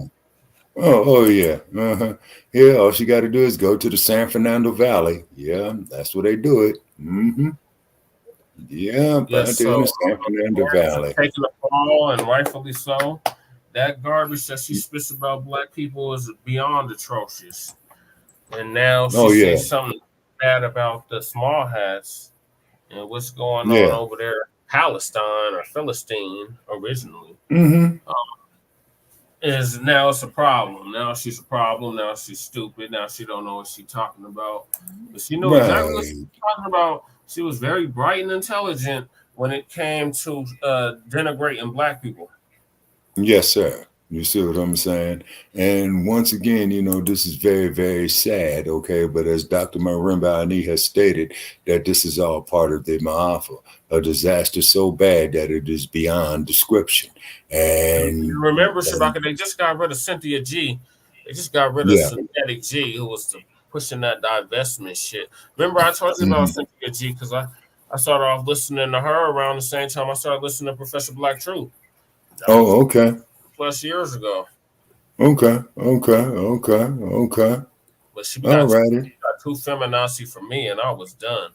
She wanted us Yeah. to kept telling her listeners to abort black babies and all kinds of horrific shit.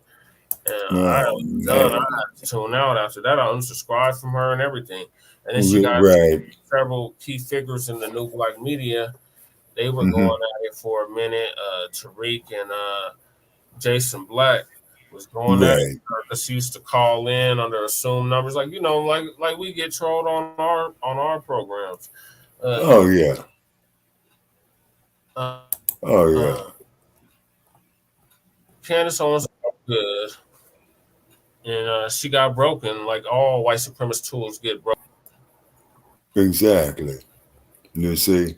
And then the sad part about it is, see, this is all we got is because, see, the most wasted dollar in America, sir, is the black dollar. All these other groups, they come to want to get the black dollar. You see what I'm saying? And then as soon as we're talking about, hey, save your money, redefine it in the black community. You see, if we spend it in the black community, okay, what do they call us? Oh, you guys are a bunch of racists, and we're all the same and all this old type of shit. And then we're supposed to sit up here and feel sympathy for a bastard like Derek Like, Chauvin. so Okay. so there's 6 minutes left of the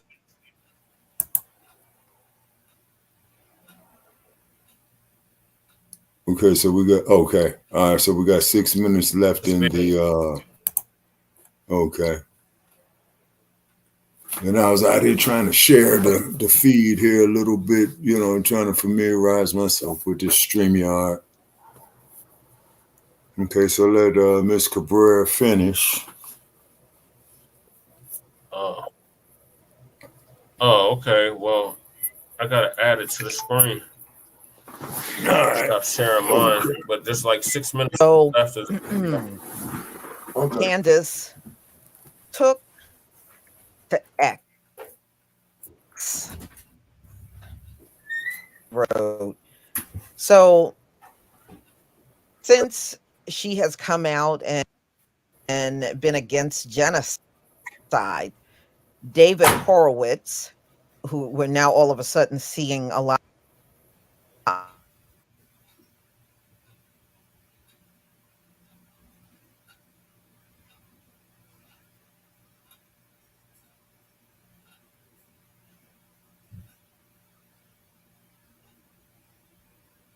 more often.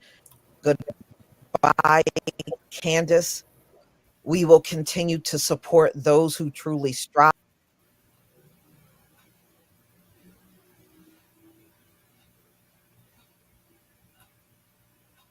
All right, he'll be right back. Me personally, I could give two fucks about Candace Owens. Man, that means she's one of those bed wenching mammy types. You know what I mean?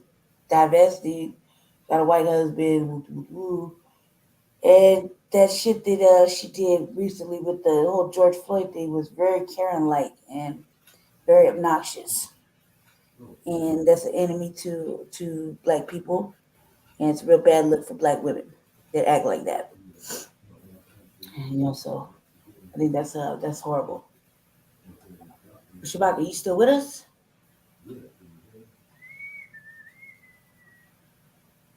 Okay.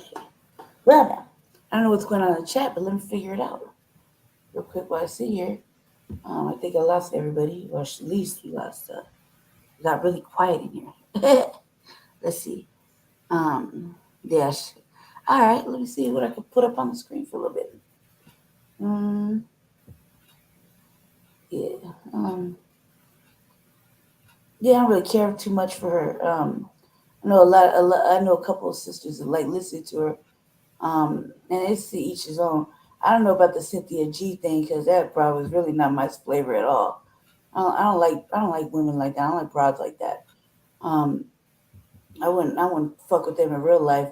I don't think I could listen to them on the airwaves.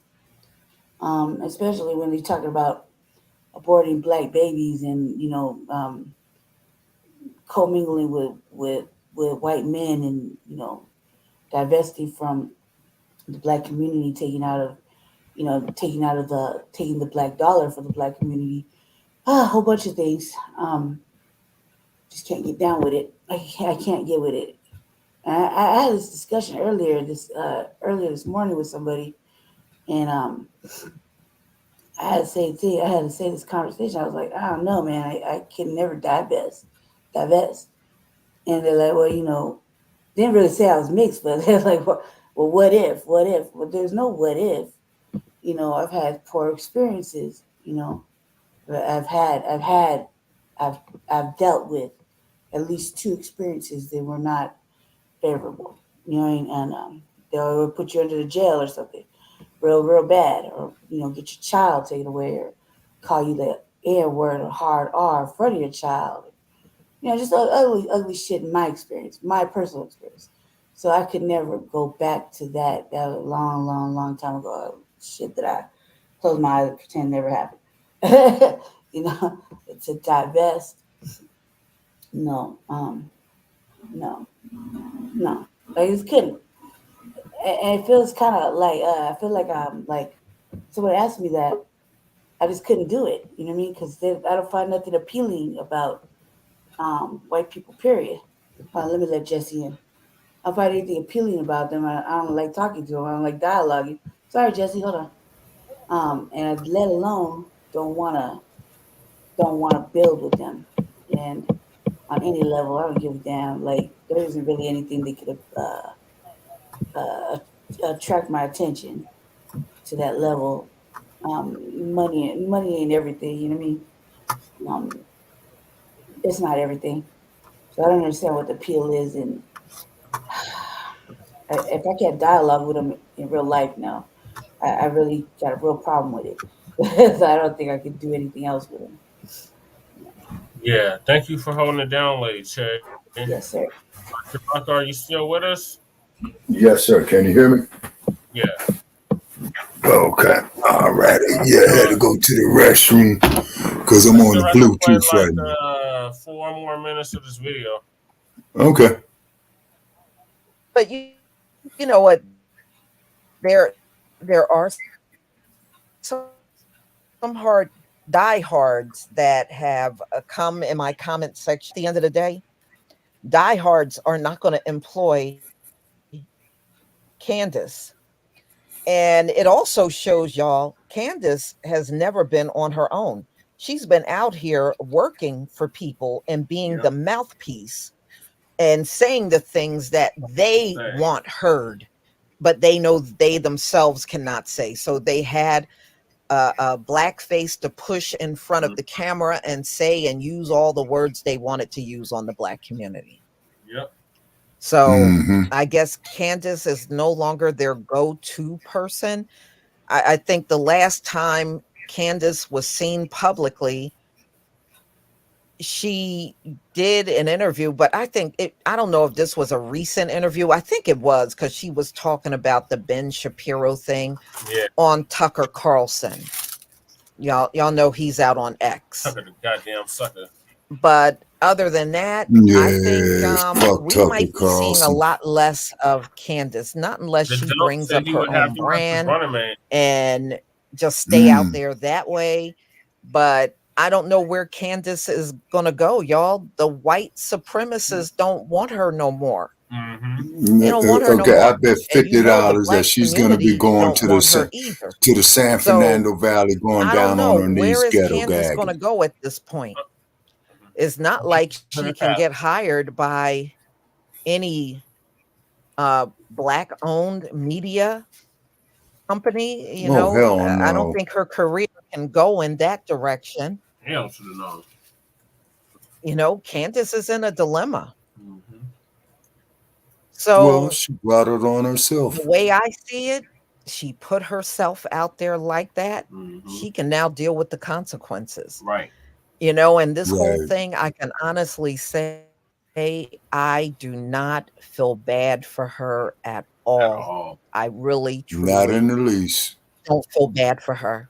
She could have used her voice in another way, but she chose to take money and bash Black people. Yep. And I mean, what did she do to even bring our people over to being Republican? Remember, she had that Blexit, and you don't even hear Candace talking about that anymore, where she was trying to get our people to switch from Democrat to Republican. But you know what? The problem with Candace is she's so unlikable in the community. She would never get a lot of people to switch. She wouldn't. She's not good within her own community. She's not. She does not influence anyone like that. So she is really a terrible pick. If you want to influence people to change parties, she is just not up for the job. She's not going to influence anybody because no one is going to forget all the bashing that she has done. Right. For the sake of money. Yep. Yep. And so then I Candace, all I got to say is good luck to you. But you won't get any sympathy over here. Right. Oh, Please yeah. And then I got Wikipedia on Candace Owens. Okay, so I'm going to read up here on this bed wench a little bit. Candace Amber Owens Farmer, born April 29th, 1989. Born April 20. Younger than me. Yeah, but hold on. She was born... she was 3 years old the day of the rebellion in Los Angeles in 1992. Incredible. She's a conservative political commentator, author, television presenter. She gained prominence for her conservative views and outspoken commentary on various social and political issues. Owens has been recognized for her pro-dump activism, despite being initially critical of the former President of the United States, Donald Trump, and the Republican Party. Being initially critical of the dump as in human shit, and I want to make that perfectly clear. And she is known for her criticism of Black Lives Matter and the Democratic Party. So, Ms. Cabrera, you missed a couple of points right here. This broad flippity flops. Owens worked for the conservative. Yeah. She worked for the conservative advocacy group Turning Point USA between 2017 and 2019. Yeah, that's what Lisa said. Lisa said that part. Yeah, and she was their communications director. In 2018, Owens co-founded Blacc along with former Tucson police officer Brandon Tatum. In 2021, she joined the Daily Wire, where she hosts Candace, a political talk show. Early life and education. She was born in White Plains, New York. She was raised with her siblings by her grandparents from around the age of 11 or 12 after her parents' divorce. She is the third or fourth children. She said her paternal grandfather, meaning her father's father, Robert Owens, a black man in America, was born in North Carolina. So she is a descendant of... On that side, but her mama is a Caribbean. Okay, it still doesn't matter. Her black ass still would have qualified for the auction block.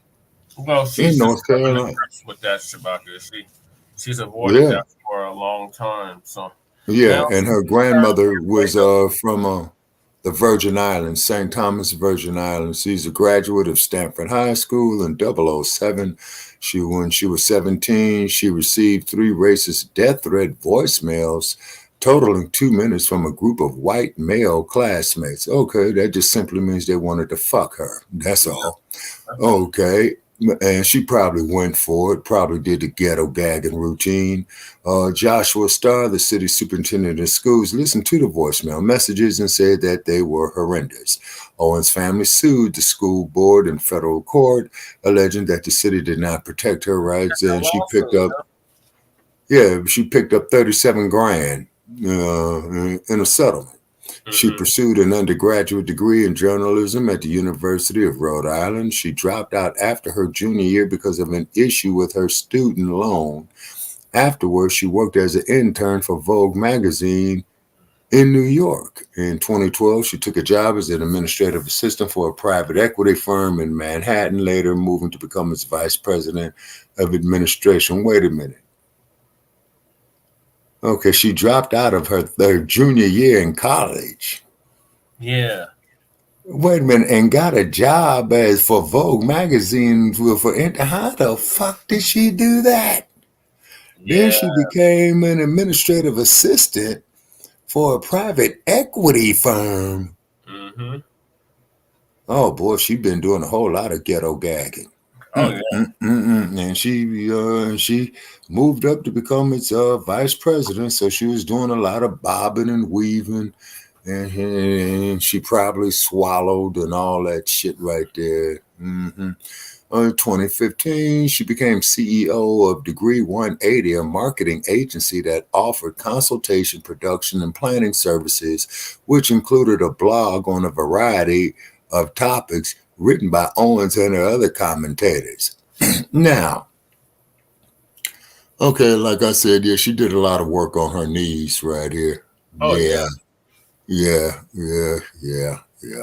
Okay, well, we all know how that is. So therefore, that is all self-explanatory about Ms. Owens. However, I don't have no sympathy for the shit caught up with her. Okay, now moving on to Cardi B. Is that our next subject, Brother Chad? Cardi B slams New York mayor over budget cuts to education. What's going to happen to my cousin's aunts and her friends?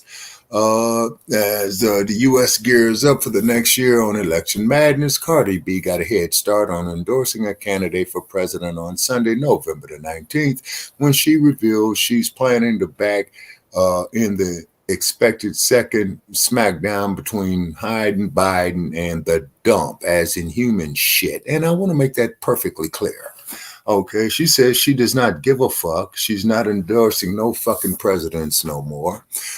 Cardi said in a heated 10-minute long Instagram live stream ran in which she stringently expressed her views on New York Mayor Eric Adams' announced budget cuts while slamming Biden supporting for funding the wars in Ukraine and Israel. Okay, Biden's talking about, we can fund 2 wars.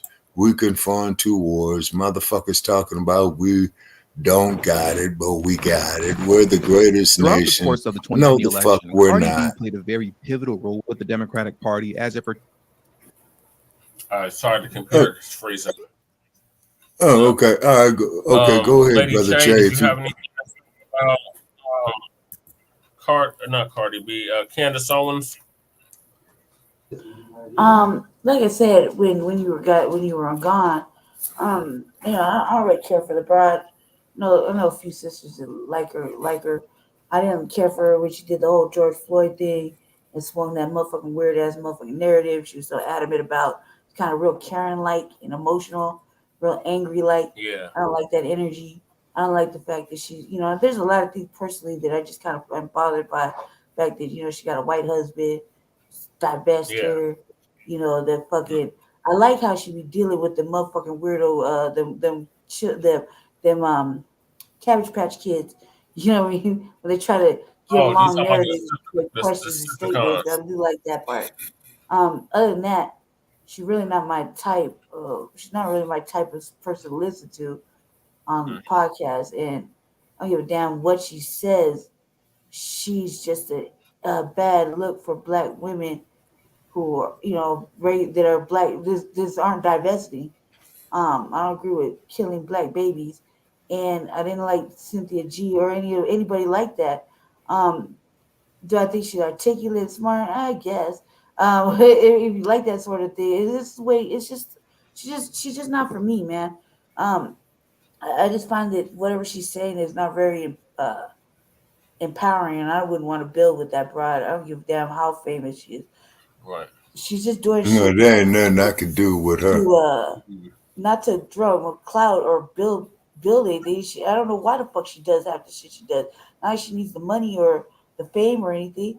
She's clearly has made herself into this bad winchy mammy fucking villainous esque shit that she got going on, and that's cool for her. But I don't think that she's necessarily gonna be canceled. I think that they're just gonna cut her, give her a little break, and everybody needs a Candace She gonna get Owens the type, awful. She just gonna like a get the. Joy Reid type. Hold on, Jesse. She gonna get the whoopee treatment. Yeah, man. Like how they Yeah, have that so they're whoopee gonna. roll, and Yeah. you only get your black card pulled, or you once in a while, and they might slap her on the wrist. Please don't do that again. We need you for politics.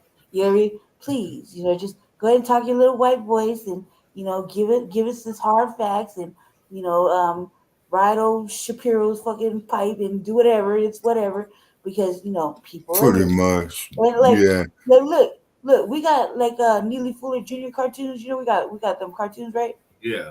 I mean, she just had a whole show with one day, like maybe a couple weeks ago, where she showed cartoons like the ones we like to listen to that are conscious, right?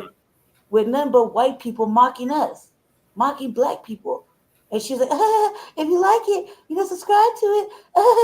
They're really funny. I didn't see nothing funny about motherfucking white people in cartoon format mocking black people in any way. I mean, not even, and I like dry humor. I mean, I'm can be easily made to laugh. None of this Okay, shit is funny. but if I may interrupt, Lady Che, Hollywood was known for that in the Yeah, 1930s and 40s yeah. when they used to make those derogatory jigaboo cartoons Yes, Yeah, that man. was They yeah. degrading. went out And of their way to do it. Edison was funding that shit. Yeah, she went Yeah, out of her yeah, way. Not like yeah. like what is that cartoon though? What is that? The ones we like, Jesse. That did the Neely Fuller Jr. and all the like the one that did. You know what I mean? Wow, God, what is it called? I can't think of the name right Hip now. hop cartoons. There you go. Thank you, baby. Yeah, like that, except with white people. It was really trailer trashy, kind of like it was garbage. But I'm like, man, why would you show this to us? Like, if your people are just white, just say that. You know what I mean? Don't try to fucking talk to black people because you're obviously an enemy. You know what I mean? And you're gonna stay an enemy. There's no going back at this point. Right. No apologies Right. accepted. You fucked. You fucked. We Don't can't try to never pull really a hold hands with you again. Don't try to say I was playing spook by the door. That's not. Yeah. I mean, you just want to be for them. Just Oh, do I it. dug the Spook Who Sat Go by for the it. Door. That was a good movie. I There's a dug that market flick. for everybody, including trash. You know what I mean? Yeah, and then so Candace B Oh, or Candace Owens remember or whatever. fucking the Amarosa trying to pull that shit. Oh yeah, and you saw what happened with Amarosa. Yeah, she got Yeah, locked with a out the White dump House. as in. Yeah, no, they physically threw Amarosa out of the White Houses because the Yeah. dump, as in human shit, and I want to make that perfectly clear. She Yeah. said something, and she said something at the dump, as in human shit, and I want to make that perfectly clear. disagreed with, and he had ordered her to physically be thrown out of the White House. And then they picked her black ass up and they threw her right out the fucking door in a literal sense. And they locked And it. probably, they changed the doors and the locks, and they changed the card codes. yeah, everything. So she probably walked down that White House lawn, you know what I'm saying, disgrace. And then this ghetto gagging asshole, Candace Owens, it's the similar shit. Mm-hmm. You see what I mean? And like I said, you know, I wouldn't let Candace Owens suck my dog's dick. And I hate to be so blunt about it. But like I said, they say that we ignorant, that they heard our show, we don't have no couth. Okay, fine. So I'm going to put it in educated terms. I will not allow Candace Owens to perform oral sex on my dog. And I want to make that perfectly clear. It's a damn shame what happened to Candace Owens. You see what I'm saying? But she brought it on, just like Linda Cabrera said. She brought it on. Yeah, Lisa Cabrera. I'm sorry. And Lisa Cabrera, like I said, please share our material as well too, ma'am, as we do yours. And Major Love song. She's good. Huh? Lisa, every time I go to our channel, she shows Major Love song. Oh, okay. Alrighty. Okay. Alrighty. So therefore, so what it is though, Black family, with me being an old bastard, before I transition, it is my duty that I tell you this, okay? I don't give a fuck what these Piankis say. I don't care what these Joe Gibsons say. I don't give a fuck what any of these haters say out there about us, about me, or what have you. I am telling you the truth. As the Almighty is my witness of the shit that I've lived through, and those are my sources of what I've lived through for my information in the 1970s, late 1960s, and the 1980s, and the 1990s. As long as we are coming up here with this bullshit, you know, going against ourselves, degrading our women and our women degrading us, they will sit up there and put this illusion of inclusion that this is progress, when in actuality, this is the biggest counterman to our progress. This shit that they got going on today, ladies and gentlemen, is a bigger counterman to our progress than the Ku Klux Klan. It's because of how it destroys our youth in their formative years. You see what I'm saying? You know, now don't get me wrong, as I've stated before, I appreciate the art of rhythm and poetry, okay? But when you come out here talking about kill a nigga, shoot a nigga, calling a black woman a B word and all that, no, man, that is bullshit. Yeah. Because you don't see these other groups of people who stole hip hop from us, who stole R&B from us, like Elvis Presley, who hijacked it from Chuck Berry. Shout out to Tariq Nasheed for the microphone check documentary that's coming out, and also music producer and artist Dwan B for the Bigger Than Hip Hop documentary that's coming out. We gotta set this record straight on where hip hop really originated from and who created that and all of that, because there's all these tether groups that's trying to latch on to our shit. Right. That has something to do with that existed before they even arrived. So out to them for that. I'm gonna get to Cardi B. So Cardi B is no longer caping for the Democrats, or at least Jim Crow biting. So on the other side of the spectrum, on the left-hand side, we got Biden Biden, the oldest president has ever ruled the United States of America. And Cardi B, who isn't even black. Well, she's Puerto Rican. She's not black. And she literally said that, like Ocasio-Cortez. She is done with Jim Crow biting after his latest stunt. I believe it has something to do with Palestine too, but let's hear what hip hop got to say about the matter. Okay, now let me ask you this here. Okay, Cardi B was born where, sir? You said in the Caribbean? Yeah, her folks are from the Caribbean. She's Puerto Rican. Okay, hold it. And you are aware of the fact, sir, that San Juan, Puerto Rico was one of the largest slave ports for the Spaniards during the transatlantic slave trade, right? Yeah, fella. Yeah, just like Havana, Cuba was too. Mm-hmm. Yeah, but see, there's black Cubans, and then there's other. Mm-hmm. Mm-hmm. No, Brother Che. Yes, I'm sorry. What was the Yeah. question? I'm sorry. I was having a Okay. No, I was just gonna say that we need to put together a few. Okay. We need to put together a future episode for Shabaka's Just like Black Experience Enhanced called The Slave Ports. Yeah, yeah. Yeah, Yeah, yeah, I mean that no, would put a lot of seriously. things to bed. A lot of things to bed, especially on days like Black Friday, and when people have all this vitriol in their system about what ports for what and who owes reparations and all this other shit. Yeah, Where you see what it is okay. They had always used, which Candace Owens was an instrument of divide and conquer. The X-Man had said that. You see what I mean? And they would use this here to keep us divided, to shatter the unity. It says just like you had the field Negro and you had the house Negro. And then when the field Negro said, let's go on and leave this evil master, would the house Negro say, man, you crazy. What's better than what we got here? See, and this is why we created the hashtag resurrection of the mental dead. Because we still got a whole bunch of brain dead motherfuckers out here, boy. It is sad. they're pretending to be asleep at this point. It's just pretend at this point. There's not even a logical reason because everybody's been waking up for the last 3-4 years, and people are just like, Well, oh, that's let me true. close my eyes and turn the other cheek, and it's not happening. And well, it's happening, and now it's too late. And like I said long time ago, some of you motherfuckers just got to stay here and babysit migrants. Throughout the course of the 2020 election, Cardi B played a very pivotal. Okay, I'm back, y'all. The computer freezing out. All right, so I'm gonna let this Okay. video play. This is from TD Hip Hop. Shout out to TD Hip Hop Media. If you haven't liked Mhm. subscribe to this channel, what are y'all doing? And also Black Light Revelations, Brother Rob out of Akron, Ohio. All right.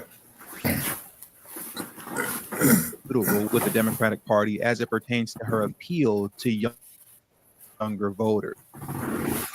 She allowed herself to be used multiple times in order to, she interviewed everyone to Bernie Sanders, and she even allowed herself to be used by Kamala Harris, as Kamala Harris would frequently tell younger audiences, particularly young Black audience, how her favorite rapper was Cardi B. And many of you all also remember that extremely cringy video that came out where Kamala Harris was in her office dancing to Bodak Yellow. Now, anybody with half a brain cell knows that Kamala Harris, a 50-plus-year-old woman, is not listening to Cardi B on her off time in the office as a United States Senator. But that was the cringy video that she chose to put out in order to get support from young Black voters. But now it appears that Cardi B is done being used by the Democratic Party, or at least for the most part, she will not be endorsing Joe Biden.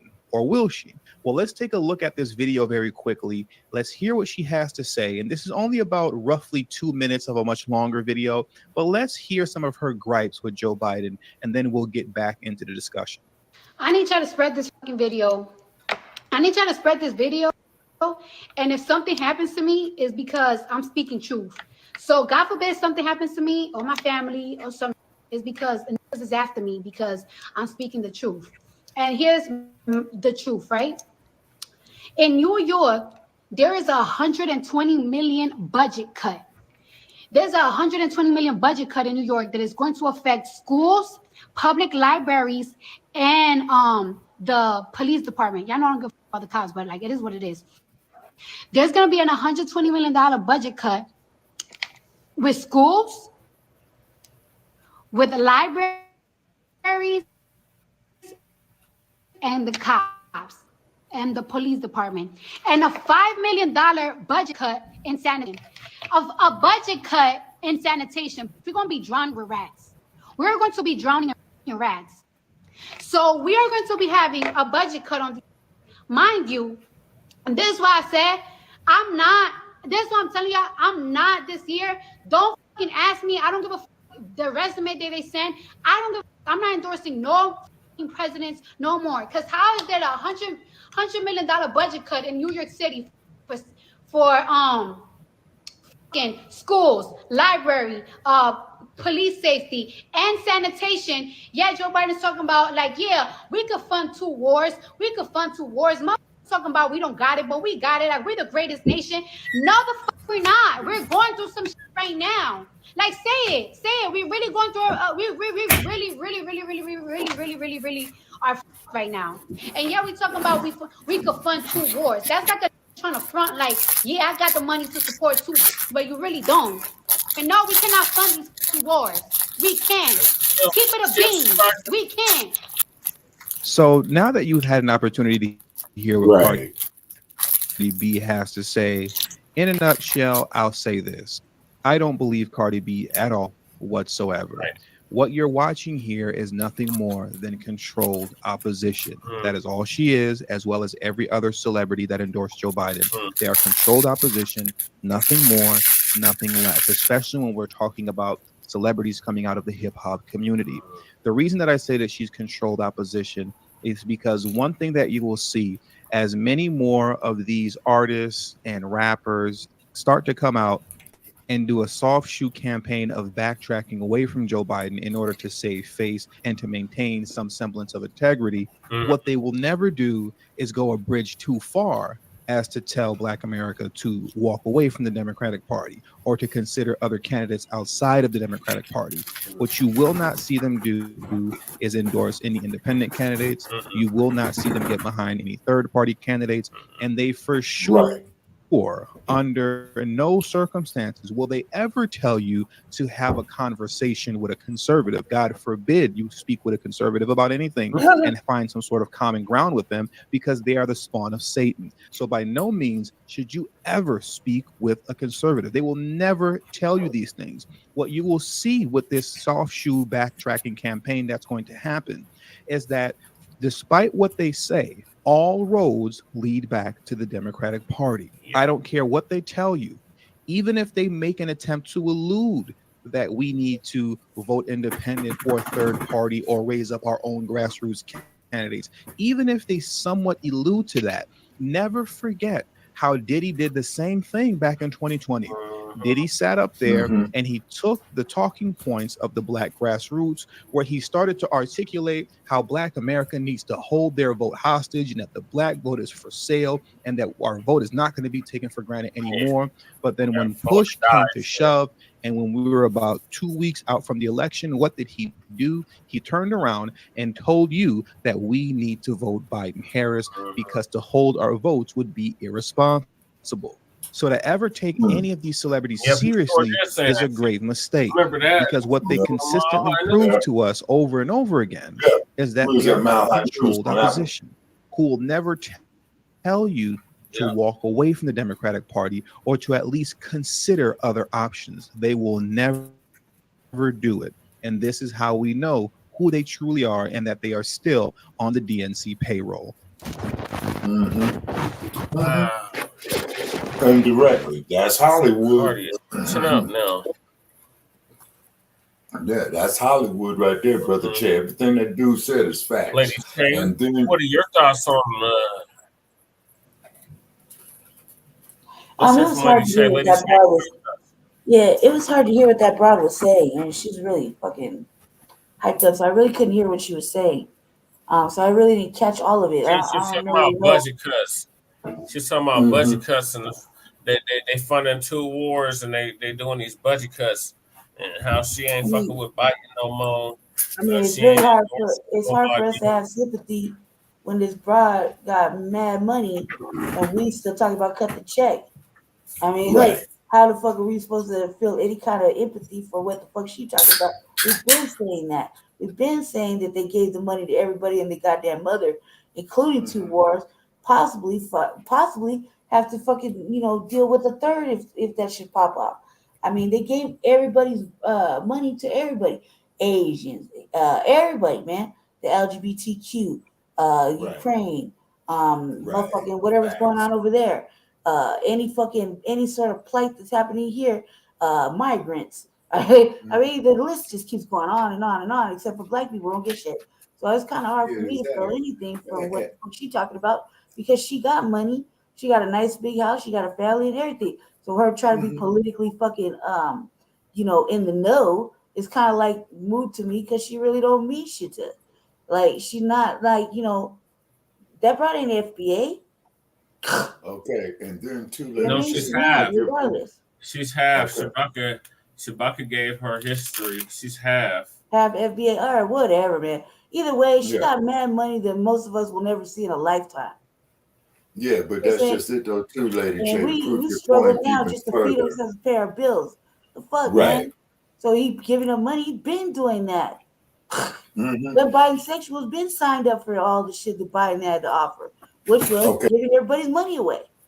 And then keep in mind, though, too, I must say here, coming out the West Coast, out of Hollywood, California, the Democrats did hold a fundraiser out there at one of the mansions out there in Beverly Hills, San Fernando Valley, or wherever. But it just goes to show is that the Democratic Party is trying to get the endorsement like they always have been from at least the early 1960s that I know of from Hollywood. That's when the switch.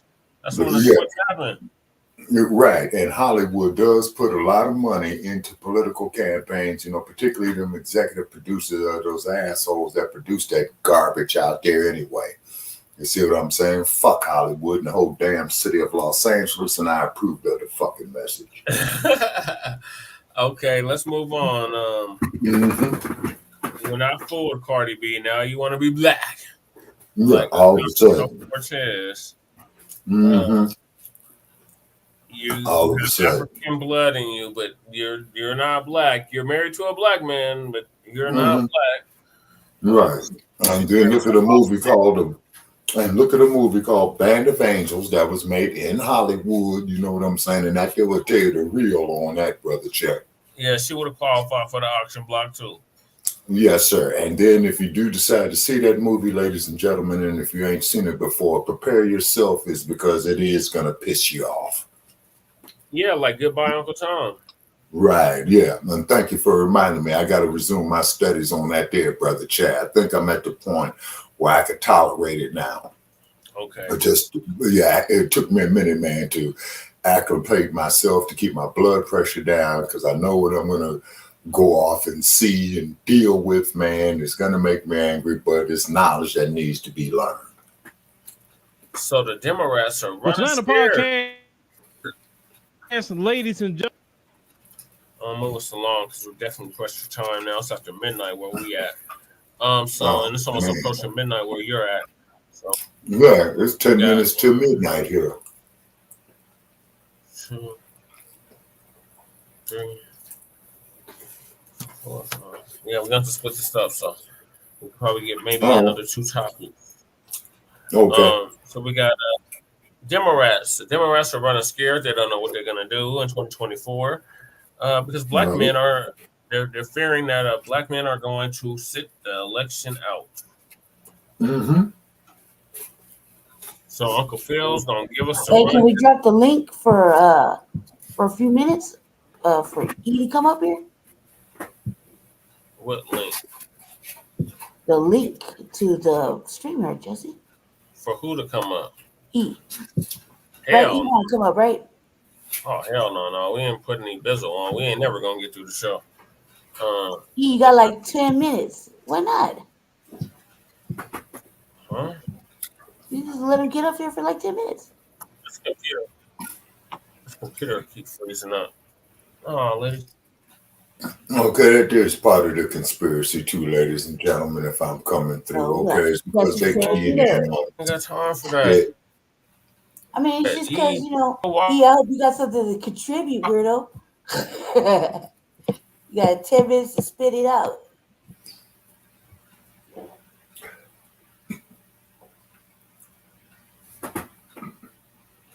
Talkie and bringing up some stuff that has nothing or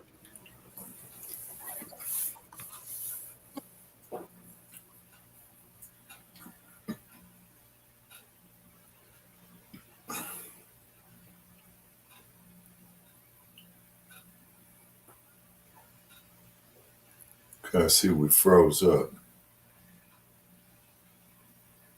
Okay, ladies and gentlemen, yeah, we kind of froze up there, out of our Denver office. Okay, so I'm gonna. It's okay. It's just that one real quick side. Yeah, we froze up for a little minute. Yeah, it is like 16, 18 degrees, so it's part of it. Look, we let you up here. You got exactly 5 minutes to stay on topic. Now okay, we're at 36 degrees here in Las Vegas right now. We're 4 degrees above freezing. You accept that invite. You got 5 minutes to stay on topic, or else we got a long show tonight, and it's our anniversary for Chicago's Black Experience. It has, so we're not playing tonight. Right. So topic E. Okay, he ain't checked in yet, but I did drop the link. I told him we got a 5 minute stay on topic, or else. All right, cool. All right. All right. Okay, we got Uncle Phil right here. Go ahead, Jesse, bust it down with Uncle Phil. Yeah, we don't have no audio on Uncle Phil.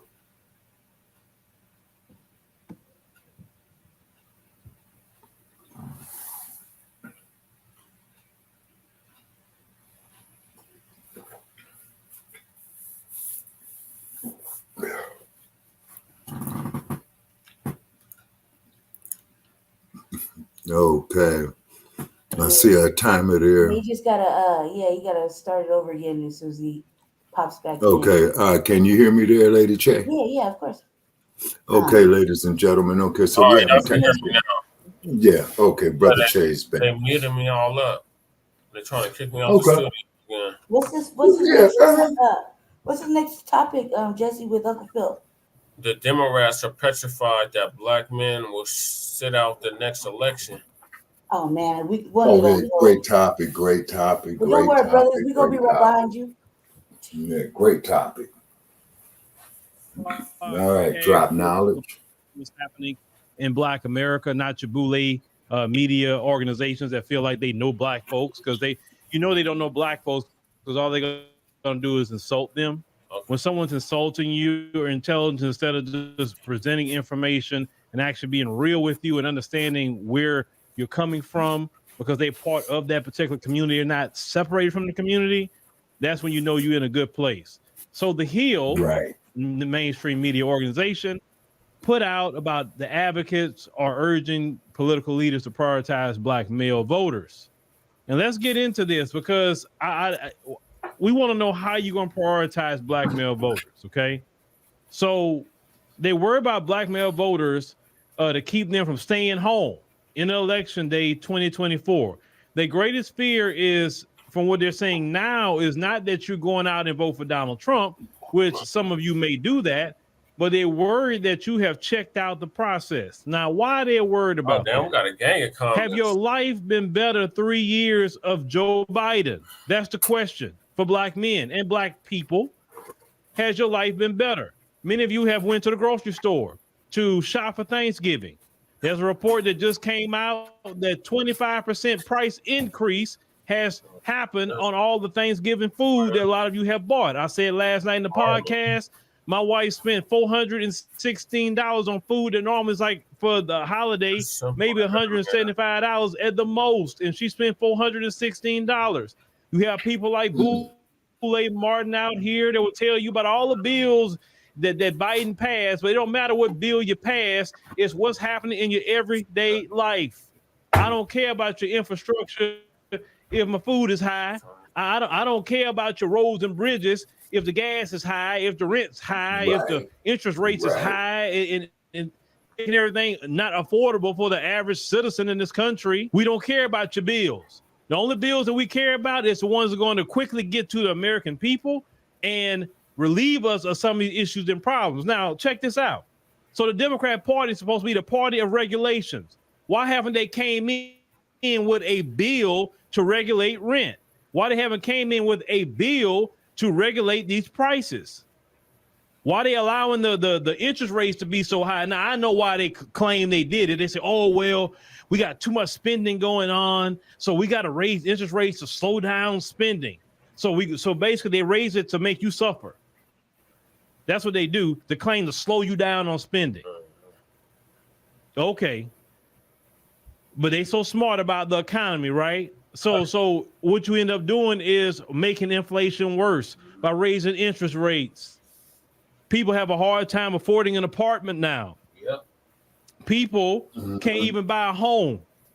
Be honest with you, a home now is not something that the average citizen is even attaining. If you're not married, it's just the way it's happening now. Let's be honest with you. If you're not married or you're a single person that has a high, dollar job, home ownership may not be something you can even get. And just be honest with you. Yeah, I'm one. That's not right. Everyone should have the opportunity to get a home. Yeah. But with the regulations from the Democrat Party, but they don't want to put them in at all. So let's continue. They say the demographic, some say, is too often overlooked and their concerns dismissed. It said, and they quote, there's never been a point where black men's issues were put front and center for any political party. It's in a real way. That's Mondale Robinson, founder of Black Male Voter Project. He says, hey, too often Robinson said candidates show up to speak to black men and say when the election is looming, but disappear after the ballots are counted. Yep. As a result, many black men feel the campaign is nothing more than transactional. Say these brothers don't see themselves represented or cared about in a political space. So Robinson told The Hill. He said they don't hear people screaming about what's important to them. He said could be a part of why black men vote less often. Now the Mondale Robinson fella, he was recently on Boulay Martin, and even though I agree with some things he was saying about they need to really be speaking to the grassroots a lot more, not to these bought and paid for people kind of, and they kind of took a little issue with him saying that on that platform. But it's like this, you go to Boulay Martin, you know what that is. It's Democrat Center, Democrat Shield, Boulay Media. You know that. I got something planned. But a lot of reasons black men just aren't checked in the process. Let's call it what it is. Look at what Democrats run on. Right. They run on immigration. That doesn't benefit black men. Nope. Legal or illegal immigration does not benefit black men whatsoever. It harms black men. Yep. So that doesn't get black men enthusiastic to vote. What else do Democrats run on? LGBT. LGBT represents about 5% of people in the United States of America. And a lot less than that percentage would be the black community, right? So that doesn't get black men excited to vote. What else they run on? They run on abortion. Black men are not excited to go vote behind no abortion. Right. Sorry, we're not. What else do they run on? Social programs. Social programs that black men can't get. So why should black men get up and go vote for y'all when all y'all offering is programs that black men can't even participate in at all? Black men can't get food stamps. Black men can't get welfare. Black men can't get Section 8. That's single mothers can get all that situation, right? And not black men. Democrats believe in sanctuary cities, right? Now, a sanctuary city, listen to what a sanctuary city is. A sanctuary city, I couldn't be the president because I would lock all y'all up when you play games with me about a sanctuary city. Right. But it says we're not going to arrest you for the federal government. We're not going to turn you in, point you out to the federal government when they want to deport you out of this country. But where's the sanctuary city for black men? That's what I'm black men? Where is it? I bet that you're not going to. So this one group can violate federal law, but if a black person is violating federal law, they getting raided. You understand what I'm saying? But you're going to hide people who are breaking federal law. Do you remember during Trump when he was doing the raids? Democrats was telling these people how to subvert our laws in this country. Now, in my opinion, every last one of them should have been arrested on conspiracy. They should have been arrested on conspiring against the government, telling criminals how to get around our laws. I mean, anybody else would have been hit with that. Nancy Pelosi and all of them was telling these people that, right? Right here in Denver. They're pro-immigration, the Democrats. Pro-breaking the law if you are people from somewhere else. Mm-hmm. The Democrats talk about racism, but they talk about it just to stir you up. Yeah. But they don't do nothing about it. Nothing. They just want you to come out there and vote for them. And one thing black men have seen time and time again, we talking about black men or young black kids like Trayvon Martin, Yep. Michael Brown. You see sisters like Rakia Boyd, Yep. and Corinne Gaines and Charlena Lyles and George Floyd, and you just name them, Breonna Taylor, and all these different people that just over the years, okay? The Democrats have not done anything, but yet they talk about systemic racism. They talk about equity all day, but the Democrats are the one that champion themselves as the party to fight racism. And then when they get into office, nothing happens. Nothing happens to the race soldier. Nope. Nothing happens about qualified immunity. Mm-mm. They don't put no laws on the books to Except even in protect Colorado. black people. The Democrats got in office, Biden, and what did he do? He went in And and they did a bill to protect the Asian community. The biggest, I can't even say it's a slap in the face, the biggest punch in the face that he gave the black community, and definitely black men. Because the police, when they do kill people, they kill more black men. Mm-hmm. They don't do it to the women. They do it, they do it more to the men. They jail black men more. 53% of the exonerations in this country is black men. Mm-hmm. That means that you're locking black men up for things they didn't even do. When it comes to murder, when it comes to violating people, black men are getting exonerated all over the place. They lead in exonerations. Mm-hmm. Black men losing 20 years, 30 years, Yep. 40 years of their life. They lost everybody. The Democrats haven't done nothing about it. Yeah. But the Democrats parade themselves coming to our churches, try to hug our children, putting their hand on our shoulder. Oh, you vote for me, and I'm going to help take care of this issue. And they do nothing. Nothing. Then when you hold a foot to the fire about them doing nothing, what do they tell you? They gaslight you. Mm-hmm. That's more offensive than anything. They gaslight you and say, well, what do you think the Republicans are going to do for you? What are y'all going to do? That's even worse than what you done when you start bringing up the Republicans. Right. We're talking about you. Black folks' vote has been going to you for over half a century, Yep. not the Republican Party. Right. So why are you bringing them up? Right. That reminds me of like a child, like my little girl. Mm-hmm. When I tell her, hey, why did you do this and that and the third? Well, it wasn't just, it was my friends too. They did it too. I'm not talking about what they did. I'm talking about what you did. Right. They never want to take responsibility Never. for what they've done to the black community. Right. And black men are looking at this and saying, nah, man, I'm good, bro. I'm good. Either I'm going to vote for Trump or I'm going to sit it out. That's what a lot of brothers are saying. And it's not they like Republicans either, because that's another gaslighting thing they try to do. Oh, you black men just want to be Republicans. No, they really don't.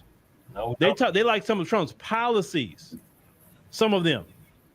And if they like Trump's policies, if he don't be in it, they may say, sure, I'll sit it out. I'm good.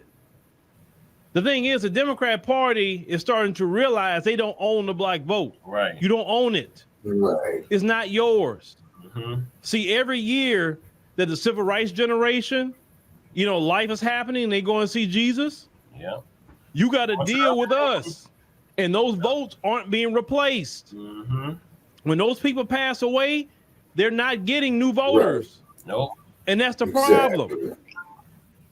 They invested all their time in liberty. Yeah. And that was an epic fail too, because the majority of the people that you're bringing over here can't vote for you. That part. We can, but they can't. Right. Then you're giving resources to people who didn't even fight for this country, build this country, anything. You're giving all the resources to them while black men get nothing. At one point in time in this country. Uh-oh. Did it freeze up, Shabaka? Yeah, he's frozen. In Yeah, building man. roads, Mm-hmm. bridges, Oh, there you go. black men on roofs, and all construction. Good luck Hey, what finding up? black men Check on down. construction today. Why? Because they systemically removed black men out of these jobs. When Trump was in Right. office and he was raiding these construction sites, guess who got the jobs right after that? Black men. Yeah. That's why Oh man. a lot of black men like Trump, because they can go get some jobs when these places get raided. No, but that's just it though. We got to control our own jobs. See, We got to create our own in the jobs. economy. I'm the villain. If you because you have no problem with black men being criminals, because you allow criminality to run amok so much that they're walking in the stores, grabbing merchandise and walking out. Why? Because they don't have no freaking jobs. So they doing criminality. In your cities, criminality runs amok. Oh, yeah, Black men don't like criminality either. They want their communities to be safe. Oh, okay. Shout Black out to all the men viewers. have to literally go take their families, go move to the white side of town to actually have some sort of peace and law and order. Then them folks like, what?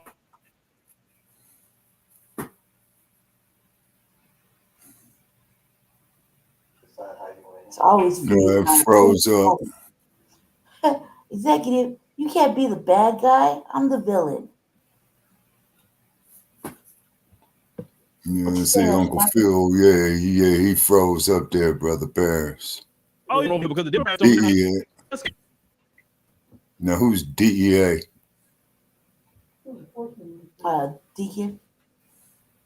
Oh, okay. I don't know, man. I'm glad to see the fellas are in here, though. All right. 420. Okay. Illegals can already vote in certain courts in some cities. Okay, see, that's the fucking problem right there. These bastards shouldn't have the goddamn right to vote. It's getting cold out. Why are you worried about it? They're going back to Venezuela. And you be paying attention? It's cold out. They can't handle it. They're okay. mistreated. You know, they can't get no more freebies, so they're leaving. Oh, good. That's a good thing. Mm-hmm. That's a good thing. I'm like, you're welcome. You're The welcome. illegals can already vote in certain courts in some cities. Okay, well, see, the damn United States Supreme Court ought to outlaw that And it bullshit. doesn't make you paying taxes, too. I mean, this is going to vote on the white side. You know what I mean? Yeah. Well, see, that's just it, though, Lady Chase. These damn Democrats that's going for that shit is because the dump, as in human shit. And I want to make that perfectly clear. He's going to buy the next damn election. He's got the support, as immoral as it is. He's got the money, and he could do some moving and shaking on it. You see what I mean? All right, I'm back, y'all. Thank y'all for holding it down. They kicked me out the studio again. Okay, well, it's all part of them giving us the business, Brother Che. They don't like the truth of this message. So what you could do, all you dump supporters and you hide and buying supporters, when it comes to your First Amendment of your U.S. Constitution, talking about a freedom of speech, be sure to take that part right there. And the next time that you go take a dump, as in human shit, be sure to wipe your ass with it. Yeah, the liberals are vicious, executive. That is my favorite line. Yeah, they are. And they're full of shit, and they're hypocrites. The illegals can already vote in certain courts in some cities. Okay, then what they need to do in those states. They can't vote in those state or federal elections. Venezuela, buddy. Okay, so then what needs to happen in those states right there, okay, is that the state legislatures need to pass legislation in those states saying that them motherfuckers cannot vote. They Because can't I'll vote be at the state level. They can Why only is vote an in local executive like elections. liberals? okay, they shouldn't vote at all. Is because see, this is an insult. Why you don't like liberals? Okay. The reason this is an insult to Why us. you don't like liberals? Because fuck liberals. Liberals represent white supremacy too. It's just a whole. Hear what he said. You gotta remember Trick Baby. I just want to hear why he said fuck liberals. Why you don't like liberals, executive? Oh, Are you he's in a California. Republican, conservative Republican, white Christian nationalist? I gotta pull the Trick Baby clip now. I just want to hear what he says, man. Okay, you talking about a clip from a movie called Trick Classic Baby? liberals. Yes. Classic liberals Okay. have been overran by progressive liberals. I don't know what to think about that. I got it now. Let me see. And then liberals are liars. How so? They lie about everything. Everybody lies about everything. The bisexuals lie about everything. That's Trump the lying liberals. about everything. That's what executive is Motherfucking, saying about. He said Okay, that executive is saying he lying was about everything. Oh, so he okay. does like I never liberals. said I don't like liberals. I know, I'm just messing with you. Executive, calm down. It's cold out. I'm just messing with you. I just want to hear a different answer. Jeez. If you like them or you don't like them, it don't matter. I'm just playing with you. I'm just playing. All right, so it's from Trick Baby, 1974 dinner scene. Where they give you Mhm. rundown on the liberals and the This is way too conservatives. Capricorn energy, executive. What's your sign, cuz? Because Jazzy's real serious. Like, gotta be some kind of Capricorn, Pisces You energy liberals going who have on. lifted them up, Howard. Oh, you conservatives make a mistake. You can't afford to strangle Probably a hope Taurus. people. Without hope, Turn it up, Jesse. people become dangerous. No, Howard. You liberals have let them invade our society. You give them jobs, Can't hear political jobs. Oh, you missed the point. No. It's only the smart ones we move up. That makes it even worse. Oh, we have This is to. our you scene can't from hear Divine If we leave a Baton. smart one in the ghetto, he might develop into a leader against us. But if we raise him up into white society, Y'all can't hear it? I guess not. I'm just Yeah, I playing. can hear it. No, you can't Jesus. hear it. I'm not mad. I'm actually Oh, pretty calm. I just played around. My bad. I'm sorry. Not the one to play with. I get it. Carry on, sir. Carry on, Jesse. Go to play that clip. I couldn't hear it for real, for real. I was just joking around in the chat. I was just trying to make myself amused, laughing and whatnot. okay. Listen, Lady Shay. I got All started right. over. So this is Please dinner do. scene from It Trick looked Baby. like a scene from Goodbye Uncle Tom. Yeah, it happened a year later.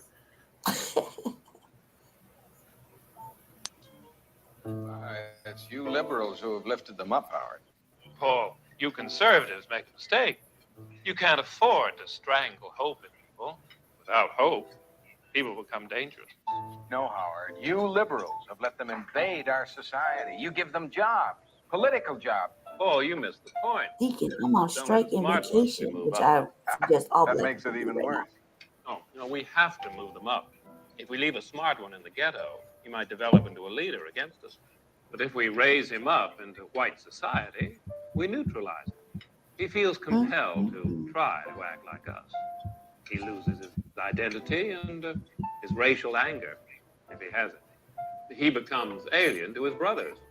They realize that he's so foul and they grow to That hate is a him. fact. He And I becomes think I worthless did see this movie in 1974. and safe for us. It's called No, Trick thank you. Baby, In about fact, these in two his love con for creature men. comforts, except for his color, And a he's con become caught up one of with us. him and they both got killed. Yeah. I think I This movie recall look like this it's one. Correct, for Shabaka. enemy Yes. Yeah, okay, I recall this here. That's 1974, yeah. Yeah, this movie Yeah. look And like it's gonna make a motherfucker mad. yeah, in 1974, 73, that was the height of the black exploitation films. They went down the toilet 76, 77, Mm-hmm. as Yep, well that as they sounds should right. have. Right. He said plastic liberals are getting their party hijacked by progressive liberals. What the hell is progressive? Okay, Yeah, a progressive liberal, man, is the dude yeah. coming up with that same bullshit, man, thinking that it'll work for the future. The future for who, though? Okay, the future for them. Okay, but keep in mind that these liberals, man, are actually undercover racists, man, is that they piss on our head, tell us it's rain, you know what I'm saying? Then we go out there and vote for them in this bullshit, man, you know what I'm saying? And then when it comes down to it, they don't give a shit. And they still leave us like bums still sitting at a lunch counter begging for a cup of Jenk coffee. Yeah. from Young Turks. You know, he's running for president too. Who? Cenk from Young Turks. Oh my You don't God. like? Yeah, he ran for President kinda too. rough I think that president. would consist of a liberal, progressive liberal. Am I right? I don't know. Question mark. I guess. I mean, Yeah, he's kind of the young progressive, person liberal, and considered that. Yeah. outspoken, I guess, socialist or some shit. I don't know. So But who's young gonna Turk. give him the nomination? No, you just kind of announced after fucking Tim Scott and everybody took a powder. 'Cause I read about it a couple weeks ago, like 2-3 weeks ago. I didn't read about it. I take that back. I saw it on YouTube. Okay, but it would be nice to see a presidential election won by a write-in candidate. Oh, They say, that would be lovely. I mean, I like just to see it, West. just to see that itself happen, which would be progress in my opinion, because this two-party system they both sides of the same fucking coin. You know what I'm saying?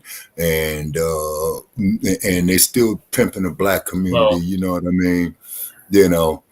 And they still want all our women to be ghetto gaggers. You know what I'm saying? Like Candace Owens.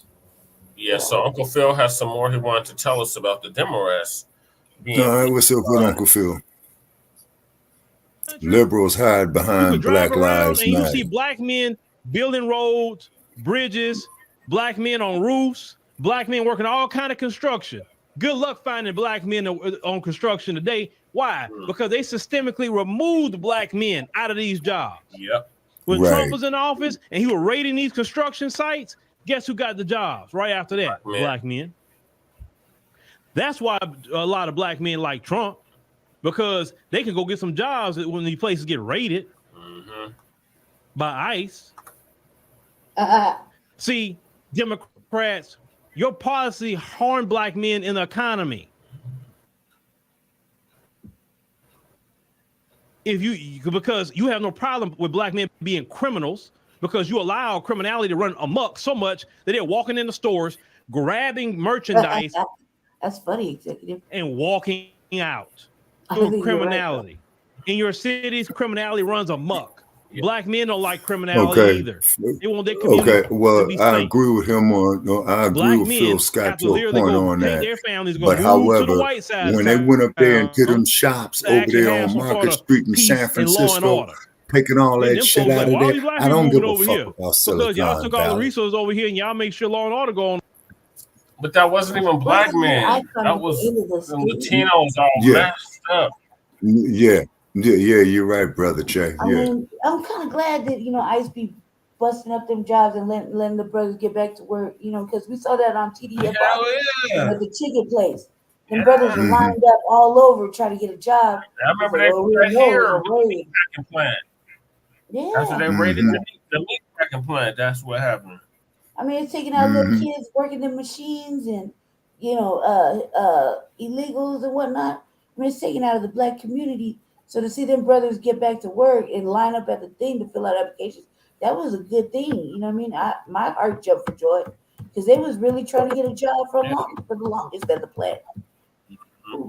But at the same token, what we have to emphasize is if you cannot find a job, you got to make yourself a job. That's what an innovator is. You got to make a job. Yeah, that's what an innovator is. Right. Because, I mean, let's look at this social media shit. Let's look at these laptops. People is making money off of bullshit. 95% of what we use today was from us. Yeah, exactly. By us. I mean, yeah. I mean, look at the sisters who came up with okay, I could hear you, Brother Che.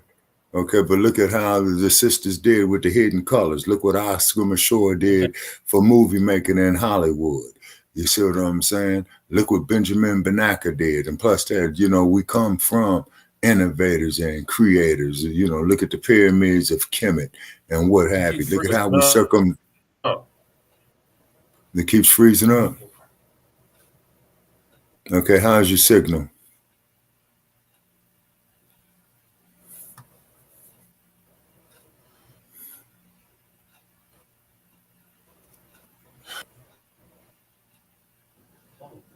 I apologize. It's cold, and we saw a little mousy friend.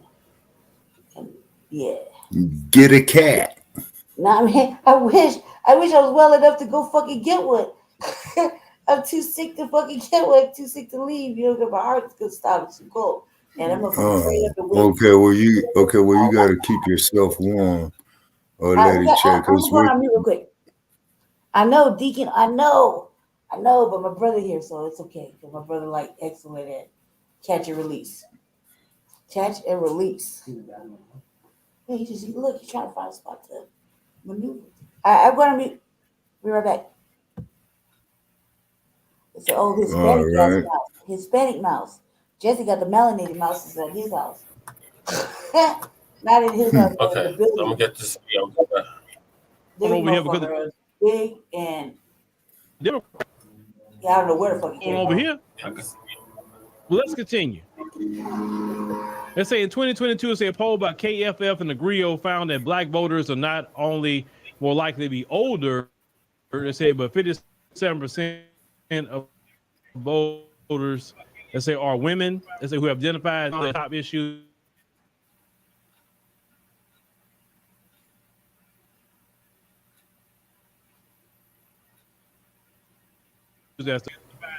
Racism and gun violence. Let me tell you about a racism. No president, and I mean none, can get rid of racism. None. Martin Luther King said long time. Racism as American as apple pie. Racism in the United States is as American as apple pie. It's ingrained, embedded into the culture. This is why they want us to stay into a constant state of ignorance. This is why they want to keep us in the Uncle Tom Yassa boss and ass scratching mindset.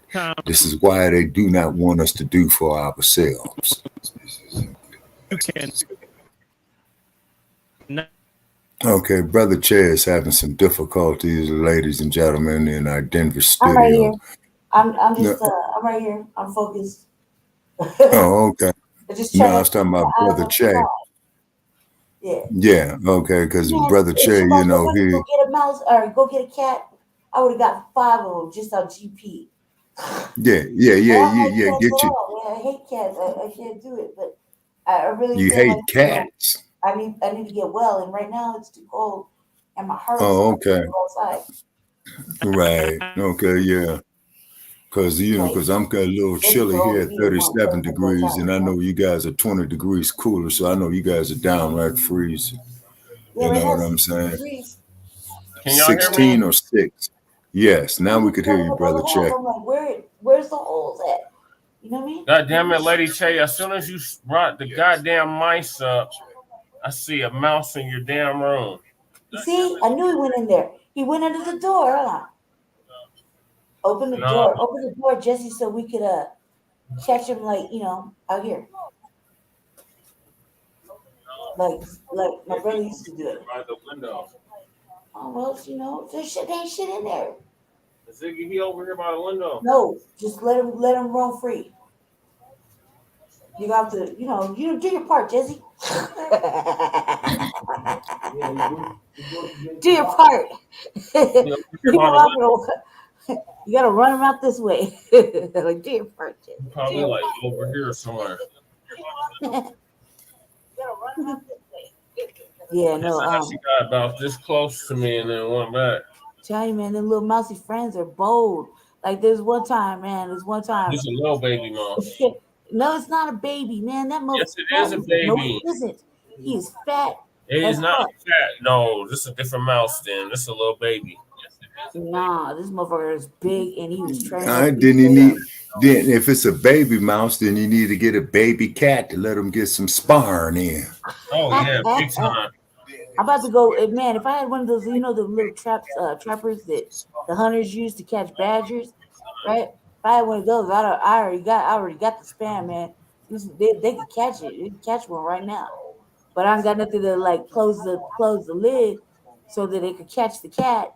So I could let the cat loose in the house, and then I gotta find the cat and then get the motherfucker out because I probably won't like them to be loudmouth cats.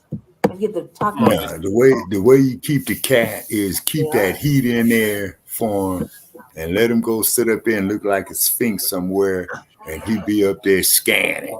You say, and then when you see him get up there and start creeping, you see what I'm saying? is that then he'll get the mouse. Okay, executive here says the first time I heard that apple pie statement was why Black Lives Matter started publicly at that baseball game. A few years later, them and Antifa burned the country down and pocketed all the money. Well, That's first No, it ain't place, no damn rat. I Rats got are scared. bigger. I'm a girl. I'm a girl, executive. Jesus Christ. Don't hate me because I'm a girl. okay, then get a BB gun, get a I got my pellet feet up on gun. the chair. I'm a girl, okay? I spent like the first part of my childhood in New York. I know what rats look like. These aren't rats. These are little I baby personally, executive, field I've been mice. that No, your I girl know what you know said, what rats look like, happy Brother Che. motherfucking I sleep. remember one time in Not Chicago, man, and one time on the west side, I was sitting there looking down the alley, man, and down the whole fucking alley, man. All you saw, man, it was big ass rats. A lot of them was bigger than cats. Yeah, those are rats. These are not Yeah. rats. The little baby And mice. then also, too, what will happen I'm a is go with if executive. you They got walking long down ass the tail. street, if you were walking down the street and if a rat catches you in mid stride, you know, and hit your foot that's in mid stride, a rat can knock you down. You know that? Yes. And what will happen is after you get knocked down, then that's when they're going to come with you with the bomb rush. Yep. And you do see a lot of rats down there with our unhoused neighbors there in Los Angeles too, Brother Che. Oh yeah. Yeah. And I know damn well with our unhoused neighbors in Chicago because a lot of them are up under the viaducts, right? Yeah. They kill that cold, but what happens is that's a rat's haven. And the viaducts is, of course, is where the train tracks are over the roads. And in Chicago, man, you got train tracks, man, that go from anywhere from 5 to 10 tracks running parallel side by side because with Chicago being a railroad central capital of the U.S., you know, all 5 different tracks or all 10 different tracks are going to 10 different destinations. Dollop of peanut butter and call it cool. Mm-hmm. All right, we gotta finish up Uncle Phil, y'all. It's cold. It's like 16 degrees right now. Yes. We'll see the money in a minute. Like wow, but it's 37 degrees here. So I know y'all all bundled up. And believe me, I got some winter coats right here as well no too. Heat, man. No heat, you know. Facts. But I got my feet up on the chair, so you know I'm a girl, executive. They can't call him a rat. I was just, you know, you lucky I didn't scream. I'm just talking loud and trying to put myself on mute, but I got scared. Go ahead, Jesse. Sorry to interrupt. Go on mute.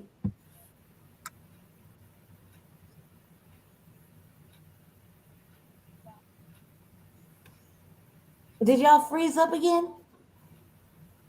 You can't hear me? I see you now. Yeah, I hear you loud and clear. I just can't hear Dr. Phil. Oh, y'all can't hear him? God damn it. No. No, it's definitely No, well, see, this is all part of the shadow band, Brother Check. This is all of it. These fools are in cahoots with each other, man, because they don't dig our message. Oh, yeah.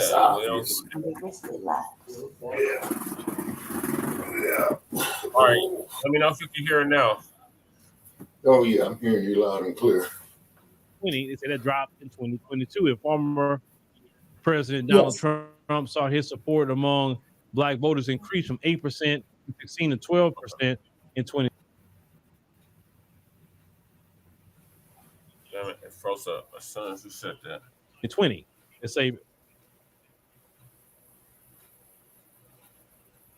according to exit polling from Edison Research, they say whether Republicans do well in their mess generation, adding that inflation is still soaring and the minimum wage law has not yet passed. Now, that's another thing. Democrats talk about minimum wage and it should be $15. Well, not all Democrats, let me not say that. And more so the progressive wing of Democrats that say that $15 minimum wage. Yeah, that's true. And, exactly. you know, I think, you know, like I said before, I think like California, New York, $20 minimum wage, Southern states, $15 minimum wage, hands down. I agree with that because the economy is so horrible. The inflation is so horrible. People can't make it off no $7 an hour job no more. They can't. I mean, come on, be real. These politicians don't make no $7 an hour. Hell no. They live real good in this country. Now, they say Republicans, they are talking about the economy and talking about upward mobility, as they within their communities. And he said, and I think that message resonates very strongly with black men. Yes, it resonates strongly. Let me tell you why. Black men have discovered that working for yourself, the sky's the limit. See, working for the folks, you got to be dealing with racism. You got to be dealing with these dudes on the job who don't even have the same education as you, but yet can come in and be over you, trying to talk to you any kind of way. Yeah. You know, you can, no matter how much work you do, how much overtime, you would never get high up in these people's companies. No. And if you do get there, you got to chuck and jive and all kind of other stuff to get there. Sell yourself out. A lot of black men, and I've talked to many black men, they enjoy working for themselves and creating their own businesses. Now, Republicans, they push more business. They're pro-business. They're pro-lower of taxes. If you are in business as a black man, that's music to your ears, lower taxes. See, when a person working a job, they don't care about no tax rates. They don't care because they just take out their check and that's it. That's not even a concern for them. So when they hear you talking about taxes and trust me, I lived at every level. I've been an employee, and when I was an employee, I didn't even think about no taxes, even care about it. I'm like, I was trying to get a refund, right? And at this level, when I'm talking about business, I'm looking at tax rates. I'm looking at different ways of, because this how it works, at least with my company. The more we save, the more we can give to the people that work with us. You understand what I'm saying? I don't do that. Well, that's save the money and don't give it to our people that work with us. Because I hate corporate America. That's why I would never have my company model the way corporate America do people wrong. No, that's just not the way it is. So there are many black men who have their own businesses. So Republicans sound very good to us. What are we hearing from Joe Biden? If you make over $400,000, I'm gonna raise taxes. Well, let's talk about it in the area of business. $400,000 that's nothing. That's nothing, and that's going to target more small business people who are black men and black women. So that's not what you want to hear. Actually, they just came out and said that the new tax rates should be for people over 1 million and up based on inflation. Not even the 250,000 they still have now. Democrats just want you to be employees. And they say, oh, we're creating jobs. They don't mean good paying jobs. If all of you are working at Walmart, they happy with that. If you're working at McDonald's, they happy with that. The Democrats are not out here trying to push you up to higher, pay. They're not pushing that. If the Democrats are really trying to help you, they'll say, we're creating programs where you can go get free skilled trades. We're going to put the skilled trades back in public school. So you could come out of school, you're going to be halfway there to be a plumber, electrician, auto body repair, auto mechanic. Like they say, you had the nursing programs and all kinds of different things like that you had. If the Democrats are really about trying to help people get great jobs and using government to invest in the people in America, they took all the manufacturing out of this country. Yep. You can't go get a freaking manufacturing job they're talking about. Okay. Then AI coming in, AI gonna take a lot of your low pay jobs too. Mm-hmm. You know what I'm saying? Yeah, AI is gonna kill the economy. That's why we got to build up our own shit. Your own job, and a lot of black people during the pandemic created their own job. Black men and black women. So since you're a black man and black woman has created your own job and you're happy, you make your own schedule. You work long as you want. You can take vacation when you want.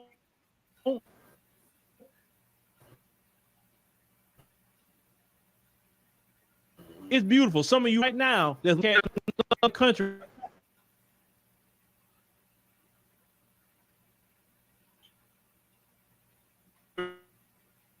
Okay, Brother Che, how's your signal of where you're at? Right. If you're not, it's gonna be moving because he's on the he's gonna be moving around. He's kind of frozen. Okay, ladies and gentlemen, once again, we're having our problems here out of our Denver office. Okay, Yeah, executive it's because sessions for we haven't 20 moved states. him to the other browser page, and the one he has, I don't know what it is, but DuckDuckGoose, and this is my opinion. Let him tell you something else. But DuckDuckGoose or DuckDuckGo, whatever the fuck it's called, does not like the StreamYard for some weird ass reason. Okay. And he don't want to deal with me on my shit because I don't care about the ads. You know what I mean? The ads from YouTube. I just don't have Yeah. no cutout effect. Like right now, I'm sitting here. I'm not on no cutout effect. I've been running smoothly this whole time. That's why I can pick up for when he's, frozen or whatever. But I can't run the stream because I don't have access to the video he's showing. You see what I'm saying? Okay. All But I right. can talk Well, Now talking about upper okay, now I'm Bill. looking at here at executive session saying blacks always voted Republican until the Kennedy election, where MLK Sr. convinced all the blacks to change their votes to get his son out of jail, and the racist Democrats killed them both. Okay, first I place. was Democrat at 1.2, and until I found out I'm independent now. I feel like I'm a forward thinking independent, if that was such a thing. I just feel like those two party systems have never really been too kind to black people. Okay, well that's just it though, Lady That's Che. something They are two sides of the same coin. Mm-hmm. You see what I mean? They're And two then for like sides the of the last 3 same. years, if you've been paying attention to For Life Black News, we've been hoping that the two-party system just burned to the ground. Oh, absolutely, most definitely, most definitely. That's over And here on our side. Everybody's yeah, entitled to their own, okay, and then of what they want to vote on. and then to prove your point even further, California will sit up there, elect a Republican governor and elect a Democratic lieutenant governor, and then they'll turn around and do the exact damn opposite. I've seen it happen twice in California. That is weird. I've seen it. Yeah. I've seen it happen twice in California. You see what I mean? And then when I go out and vote this year, because I registered to vote here, and the only thing that I'm voting for is that I'm going to write Jesse Perez as a writing candidate for the presidency, and that is the only office that I'm voting for. Okay, goddamn it! I was like, please, Sam, I would have been doing this whole time. No. That's the only thing. That is the only thing that I'm voting for is for Jesse Perez. I'm writing him in as a candidate, for the presidential position. You see what I mean? That's a rip. I just look. I already said I'm gonna vote for if Cornel West come and he get on the ballot here. We'll vote for Cornel West. Just shake shit up. I like what he's saying for right now. Shit could change though. We got 9 months, 9 months. Okay, we'll see what's happening, Lady Che. Is that what's going to start happening is the first of the year, I think February, is where they're going to have the Iowa caucuses. That's going to be the first primary election for that year. And then keep in mind, all through the year 2024, all you're going to do is see is a bunch of bullshit and advertisement to go out here and vote for people. The executive says here we have plenty of parties, but we are dominated by two parties. But don't forget the Republican platform was created as anti-slavery, although most were still racist, but there's a big difference. Okay, now executive, you right about something. It's because it was the Democratic Party that brought you to Ku Klux Klan. Yep. Hey, too, executive. I was gonna say it like this. You was right on the first day. With us being conservative, primarily we hold a lot of we do value, and more moral compass. So, I mean, you are right about the earlier state. I gotta read it up here. Because I can't get it word for word, but. But executive is saying is that we have plenty of parties, but we are dominated by two parties. But don't ever forget the Republican platform was created as anti-slavery.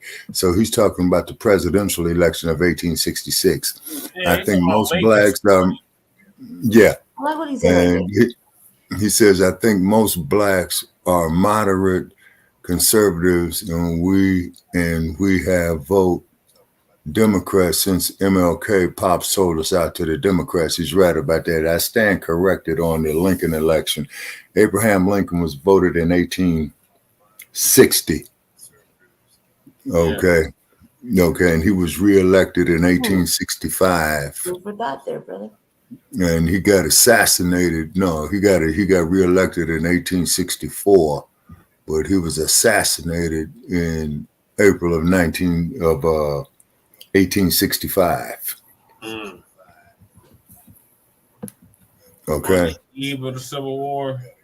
No, they referred to Lincoln as the last casualty of the Civil War. It's because he got elected in 1860, which was the start of the Civil War.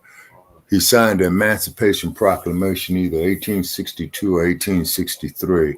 And then the Civil War ended 1865, I believe. Okay, where the last where Robert E. Lee. Yeah, where Robert E. Lee surrendered and broke his sword up there before Useless Grant, who was a drunk. Okay, by the way. And Useless Grant, he was a drunk. You know what I'm saying? Lee gave a sword to him over there in Richmond, Virginia. Grant broke the sword. But keep in mind is that Grant, Robert E. Lee, and the rest of these Civil War generals and what have you, they all came out of the U.S. Military Academy at West Point. And the other one, they had two of them. I forgot the second one. But there was a lot of military schools in the South. Exactly. You know what I'm saying? What a coincidence. You know what I mean? And then, and then keep in mind is that the slave, he never has evolved psychologically. He evolved mentally, but he never evolved psychologically. It's because, see, the chain that is still on us is the chain on the brain. You see what I mean? Yeah. Like when you look at this Hollywood bullshit, calling out women the B word and calling out men the NGR terms and all that, that's still the chain on the brain. When you look at Uncle Tim Scott, when you look at tricks like Pianki, chain on the brain. You see, and I used to get very, very angry with these type of idiots. But one thing, that I've come into realize, Brother Chad, this age, is that now I feel sorry for these guys. They can't help it. See, their disease is irreparable. Okay. So this is an individual man who is a victim of the disease that's afflicting him, like cancer. Okay, you get cancer, grows until it kills you. Okay, now the brain death of the Negro that I've just come to realize is that the chain is on his brain. He doesn't know any better. You see what I'm saying? But protect yourself against him, man, because he will be just like that nigga that Harriet Tubman had to say when she loaded that double-barrel shotgun. Your ass is either going to be free or you're going to be dead. And you got like about 3 fucking seconds to make your mind up. Right. You see what I'm saying? So when you see these ass scratchers like Pianki or coons like Uncle Tim Scott, other brain dead motherfuckers you see out there in social media and talk, right? Jeff Fart.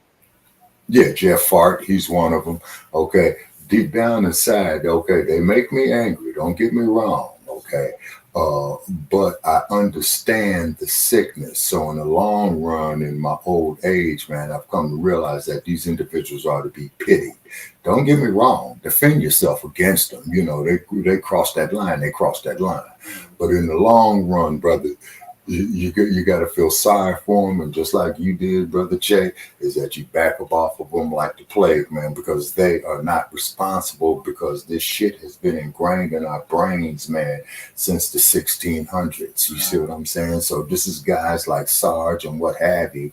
And we love Sarge, but we feel sorry for Sarge. And I will continue and argue and debate with Sarge on our platform or any other platform. Right. You see what I'm saying? I will argue with the host of the platform like I did, you see. But in the long run, Brother Chad, you feel sorry for these individuals. But at the same token, man, you got to get far away from them because they're dangerous, okay? Yeah, they're enemies to our people. Exactly. But the cold part, Oh, yes, sir. Absolutely, Brother Che. But the sad part about it is, man, is that a lot of these fools, man, don't even realize that. And like Sister Harriet said, imagine she says, I freed, what she say? I freed 1,000 slaves. But she say, I would imagine have how freed many 1,000 more. more if they realized that they were slaves. Yes, sir. See, that's the ma'afa that Dr. Marimba Ani talks about. So when you deal with ass scratchers, yassa bosses, brain dead motherfuckers, what have you, man, you know, in the long run, man, you feel sorry for them. But at the same token, your survival instinct comes in, man, to maintain your personal existence. You're saying you can't go down this quicksand with these fools. Right. You see what I'm saying? You could reach them out of hand. Hey, man, let me give you I a gotta hand let up. Uncle Phil finish up, and then we gotta move Oh, on. yeah. Right. Okay. Brothers can't go work. Back in the day, if you didn't have a job, you came out of jail, they would say, hey, you ain't got a job, hey, you can go work construction. That was always available to go work construction, even if you came out of jail. That's not available for you no more. Why? Because they brought all these people over here, and all those people are working those jobs that used to be for the black men would go work. So when Trump talking about, I'm getting them on out of here, black men like, oh, yeah, I'm good with that one. What Biden's doing, Biden's going to keep bringing them in. So it's right there. See, Boule Martin, he don't talk about immigration. I noticed that he never talk about immigration. Nope. He don't talk. Why don't y'all go ask Boule Martin why he never talks about immigration? Right. He never talks about Chicago like that. About the people coming in and taking resources from black people in Chicago. He don't talk about that. You know why? Because he has because he's immigrants to his family. That's why he don't talk about it. He talk about everything else, but how that harms black people. But let's continue. They say that it's not only resonating with black voters, but black leaders as well. So in 2020, they say Representative Byron Donalds, they say, was elected to Congress and was a candidate to House Speaker last month. They say Tim Scott, Tim Scott. They say the only black Republican to Upper Cheney launched the presidential campaign, which failed because they don't respect Tim Scott, please. No, they don't. You know, I could say something that kind of offends some of y'all too. Yeah, I know it's don't apply to all brothers. Please don't take what I say apply to all brothers. But you know, back in the day, you used to say you need to be leery of a black man. Okay, you see how they cut him off when he was getting ready to say something key? Shave his mustache. Yeah. Be leery of that. Why? And he smiles, shave his mustache, and he smiles so much in front of them people. You know, it's like, what? Why you trying to? Cause you know why they would do that and say that?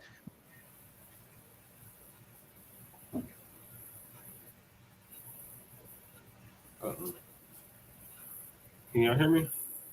Because those particular black men is trying to show massa I'm the least threatening. So let me shave all my facial hair off my face and look like a boy as much as possible and smile and just show I'm not threatening massa. See? You know, when you put wedding beards and all that, you look a little bit more intimidating to massa. Understand? And I'm not saying because I don't, hey, I shave mine. I'm just telling you what the old people used to say. Now continue. They say some states as leaders they say who have identified Democrats changed their party affiliation in July. Georgia State Representative Misha Maynor, who represents part of Atlanta, they say defected to the Republican Party. What do you mean defected?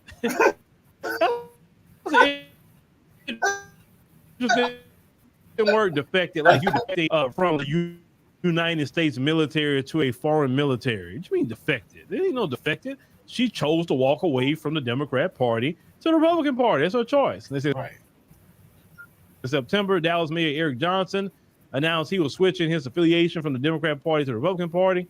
They say New York Times and Siena College poll that suggests and found that 22% of black voters in 6 battleground states said they would support former President Trump in next year's election. They said, but these numbers they say are doubtful to some. They say the idea that 20% of black men are going to support Trump that was born out of Trump saying that he's going to get 20%. No, because the more I'm telling y'all, I talk to black men, and black men have told me they are supporting Trump, especially all my business black men.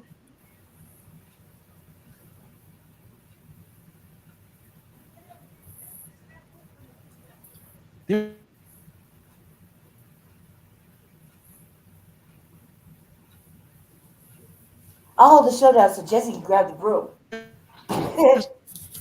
I'm doing good. I'm not doing it because I'm a girl and I'm not gonna front. That shit is fast, quick, and it scares me. Well, I told you get your little pellet gun, Lady J. Not Man, if I was so fucking sick and I didn't have to rely on nobody, I would have already did it. I gotta rely on business men, man. owners Some men just don't want to who are help black me. men Somebody send me a cat. who are trying. Will one over here, fellas. Will one. You get, okay, then where's the cat? Yeah, you just gotta will one because I'm really fucking sick. I can't open the door. My heart was fucking stop. And Jesse is busy. Babe, grab the broom. It's right in the bathroom. Right next to the door. Feed their families. Oh man. And I saw a cat that I don't really like cats, but I saw a cat that's kind of like me. It's like mixed. Like they call it a tortie or some crazy shit. That motherfucker had half of it. No, you want to get a black cat that looks like a little panther. Yeah, get a black cat that looks like a little panther. I know. All I'm America. gonna get whatever at this point, except it's gotta be me that does it. Jesse, grab the broom, please. That's the only way you're coming out of there from under there.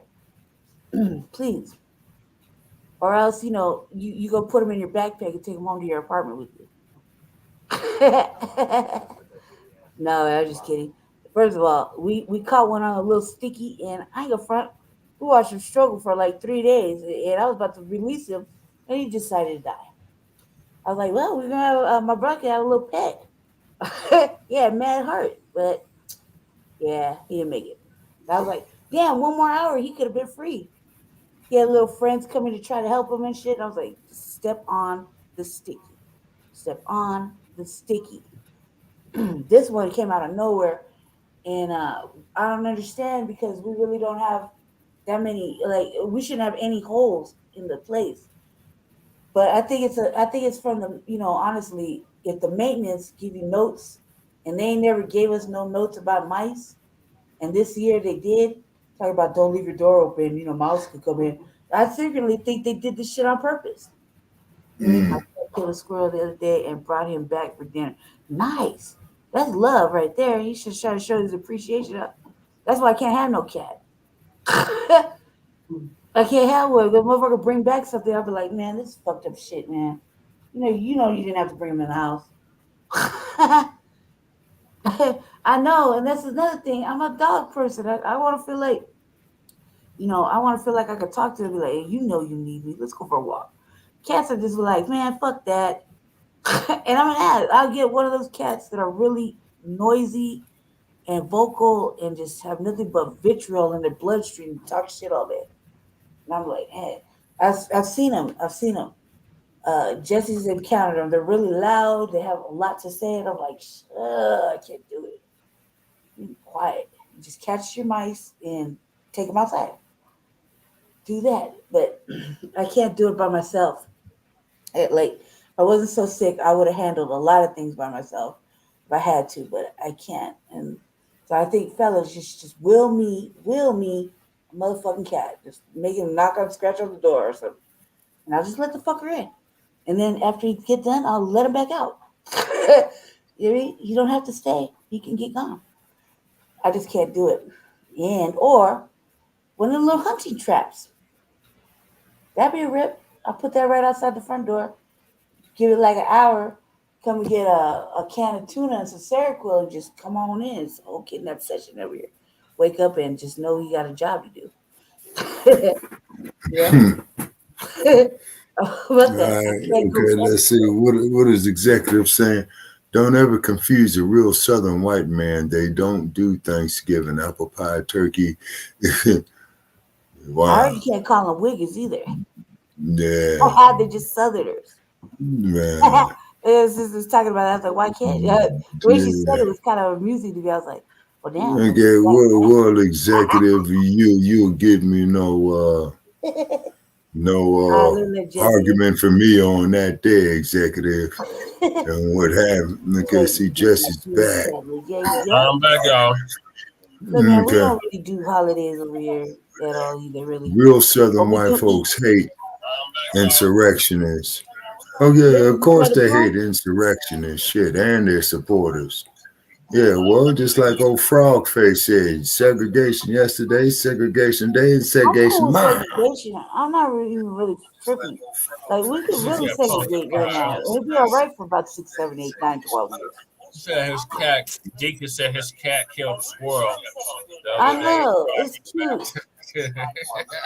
That's a No, big not ass keep squirrel. alive. Bro, you have to take down a squirrel. You know that squirrel's fucking with it. Yeah. Right. And that's the whole thing. I need to be needed, man. Can I tell somebody? Cats are the only pet that don't need. They need somebody. They need somebody to knock them off their perch. You're watching Frontline Black News in conjunction with the Arena Uncensored and several other platforms. Okay. I can't do it. Okay, I can but only do it in this case right now because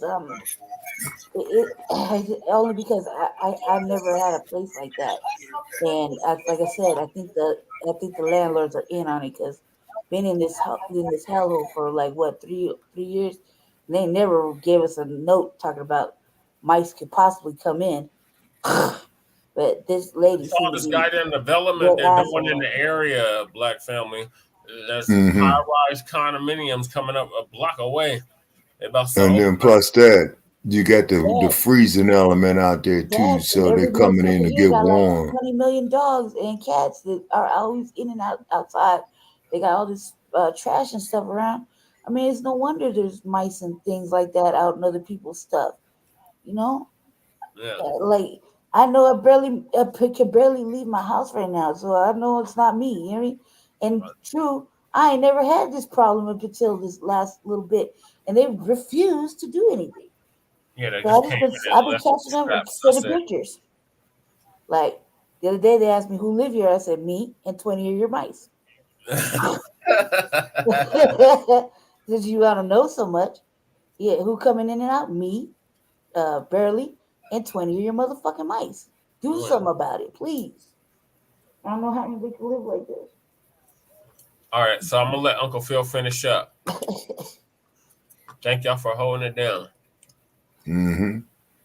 He passed a bill. He gave this amount of money to HBCUs. Now continuing. They say some states' leaders that say who have identified Democrats changed their party affiliation in July. Georgia State Representative Misha Maynor, who represents part of Atlanta, they say defected to the Republican Party. What do you mean defected?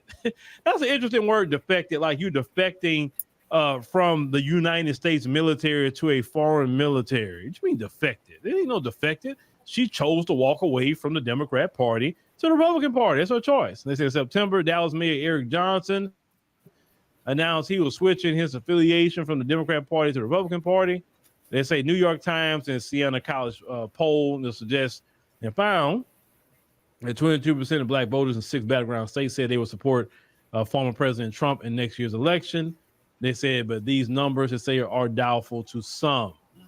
They say the idea that 20% of black men are going to support Trump is that was born out of Trump saying that he's going to get 20%. No. Because the more I'm telling y'all, I talk to black men, and black men have told me they are supporting Trump. Especially all my business black men, they're supporting Trump. There are. They're not dealing with Biden because Biden's policies harm business owners who are black men who are trying to feed their families. The Biden policies, in my opinion, is no different than Jimmy Carter.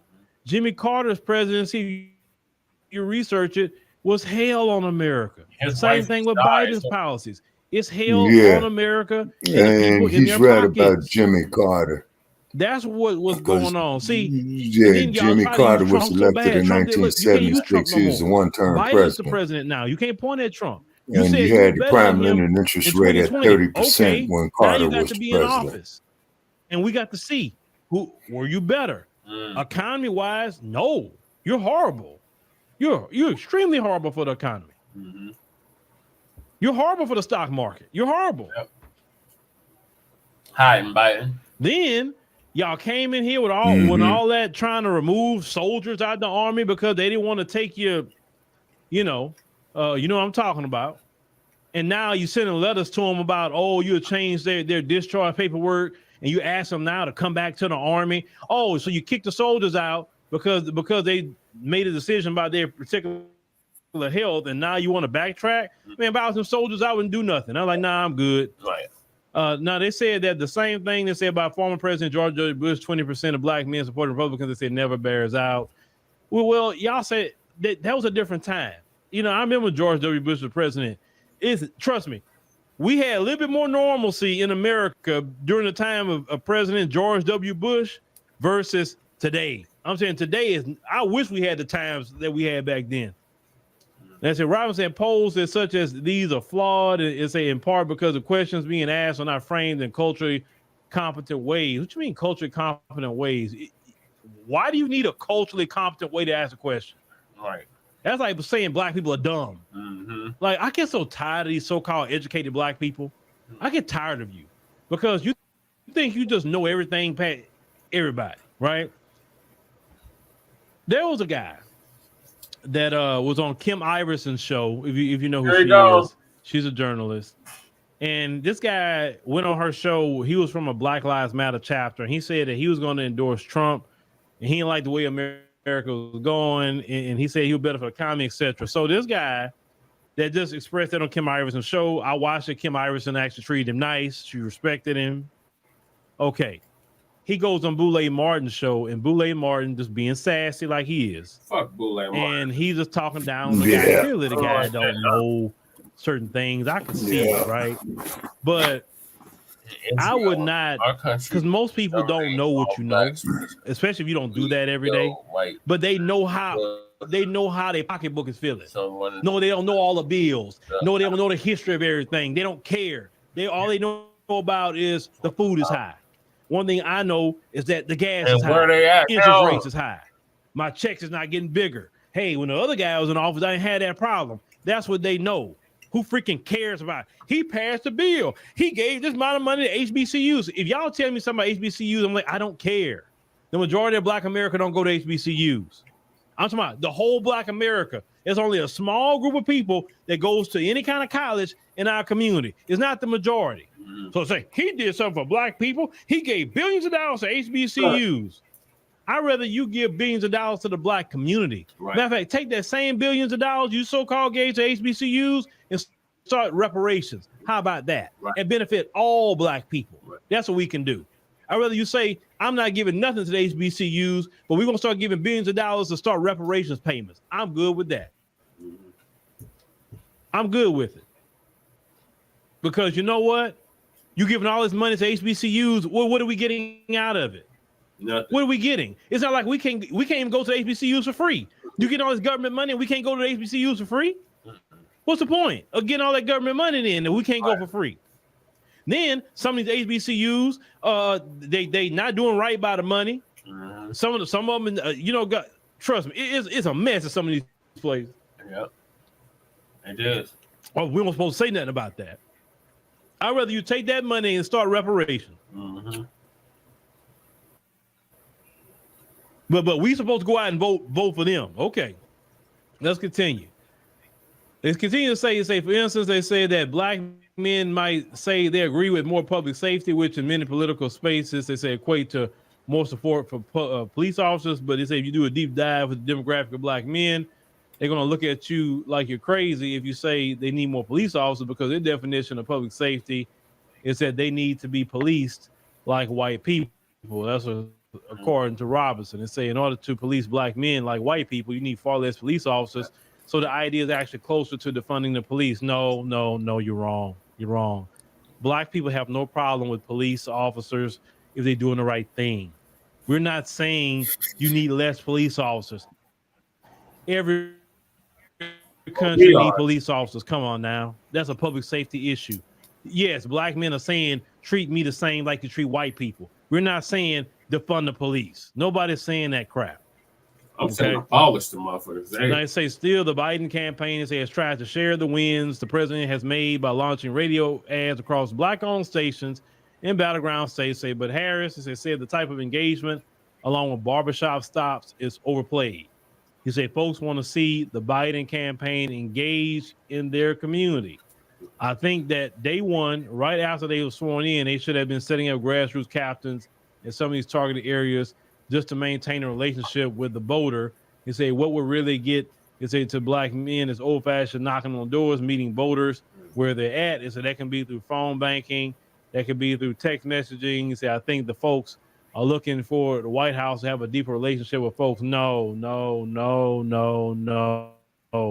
See, this Rondell guy, that's doing all. I'm quoting you, Rondell. Listening to you, they're gonna lose. Yeah. Black folks don't want you calling their phone. Right. Black folks don't want you Democrats even texting their phone. Nope. Black folks don't want you knocking on their door either. Nope. You don't have to do any of that. You don't have to do anything. Just do what's right for Black people. That's all you got to do. Right. You do not have to go to nobody's house. Right. You rather do all of that instead of actually doing something for Black people. Jesse, you never heard of? I never heard of Cassius Clay. You understand? Yeah, no, this dude executive is talking about Jesse. You never heard of Cassius Clay, William Garrison, John Brown, the Quakers, Pilgrims, etc. Y'all just like plenty of white folks stood up and died. That's why Blacc started Memorial Day. Well, first place, this is executive dude right here. Aboriginal.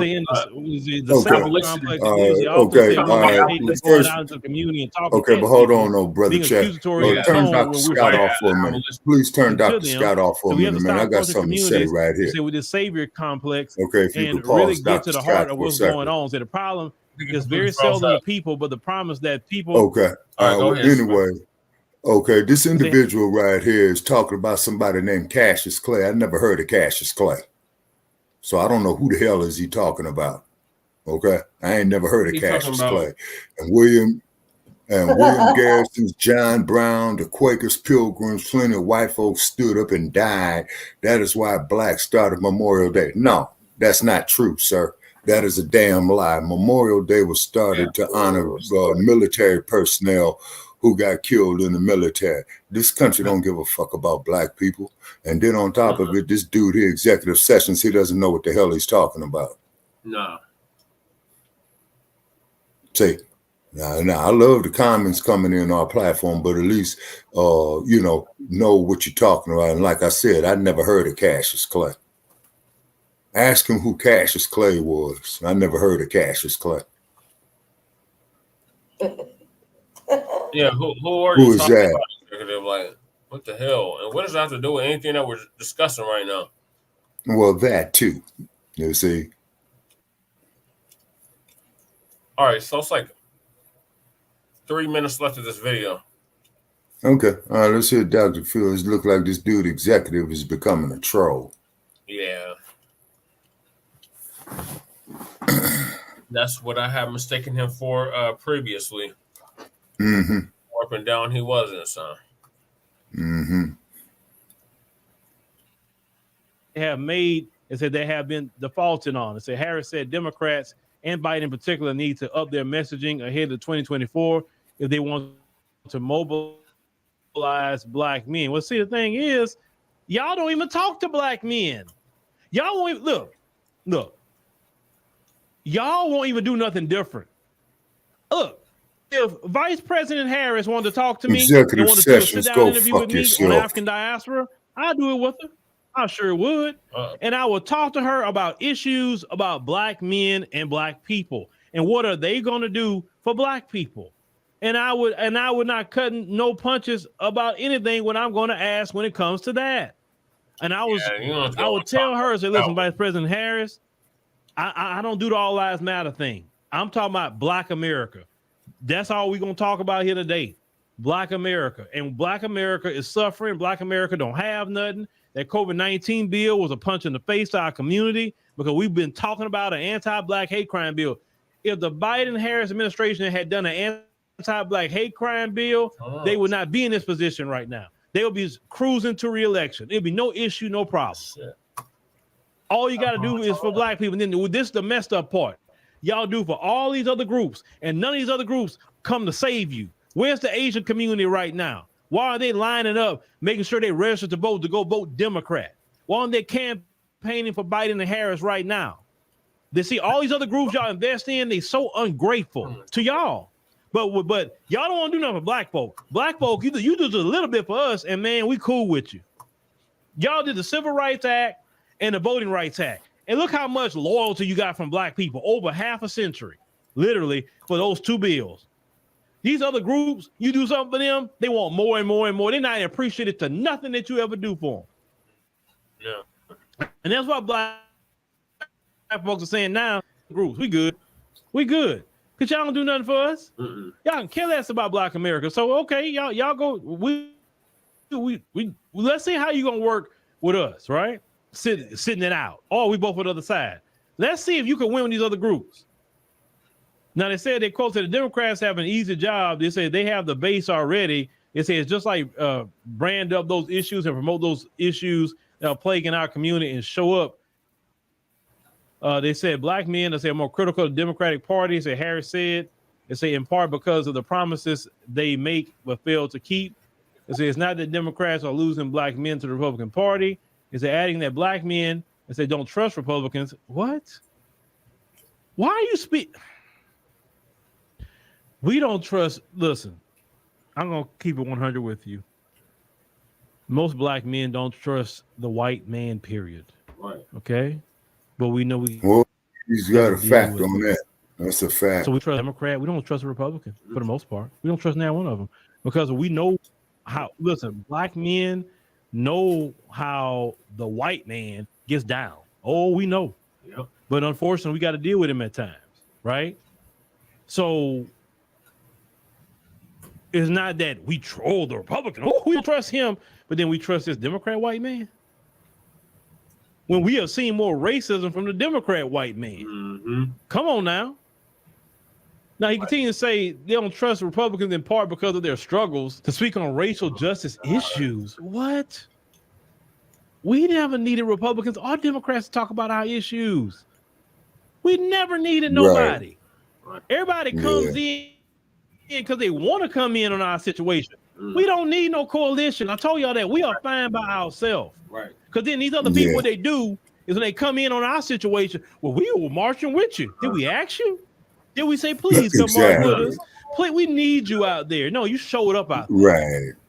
You know what I'm saying? Man, please. No. So again, happened to us. Nobody else show up. We got it. I promise you, we got it. But you couldn't help yourself. You're still going to show up. Yeah.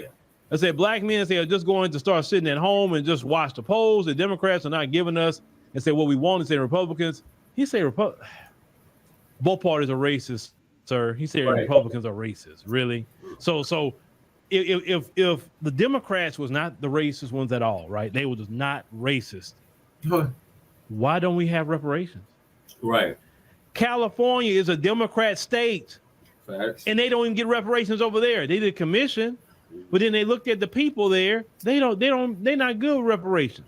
But it don't even matter what the people say, right? Because Democrats have a super majority in California. Yep. They can do reparations at any time. Yep. They know, they have done their study in California to prove how black people were affected. Yeah. And they still haven't done reparations. Yeah, tell me about it. Hell, I've been affected by that shit. They give money to everybody else coming across that border, but they won't pay reparations. No, both parties are racist. Yep. Yeah, and that's simple. Right across the street from the city y'all could just try to analyze black men until you talk to real black men. Yeah. I'm talking about real black men, not boule black men. I'm talking about real black men, not black men elections. Right. Not them black men. I'm talking about real black men out here. Right. And that's something I said I'm gonna talk to Brother Sharif about. I'm gonna get out here and start talking to these brothers and let you hear them in real time talk about it. Not me influence them. Just put a microphone in their face and say, hey, what do you think about Trump, Biden, 2024? Right. Well, what do you think about that? You gonna vote for Biden, Trump, or you gonna sit it out and let black men talk? Talk brief about that. But we're gonna have to get out there and start doing that because I want you to hear from the brothers themselves, not from me talking. I want you to hear from them. Now, I just want the opinion. It's not a good opinion, not a bad opinion. It's just their opinion because, you know, the mainstream media won't put a microphone in the average brother's face, but we'll do it. So, yeah, I'm going to talk to him about that. And, you know, so we can get out there and start doing that not too long. So, because y'all have no clue about what black men talk about whatsoever. Right. They're completely closed. Goddamn demo rats. All right. Lady Che, what are your thoughts on the demo rats being in? Lady Che. I was on mute, Jesse. Hold on a second. I'm sorry. I would say this. Kind of got a point. I mean, they're not really speaking to black men. They're not speaking to black women. They're not speaking to anybody else.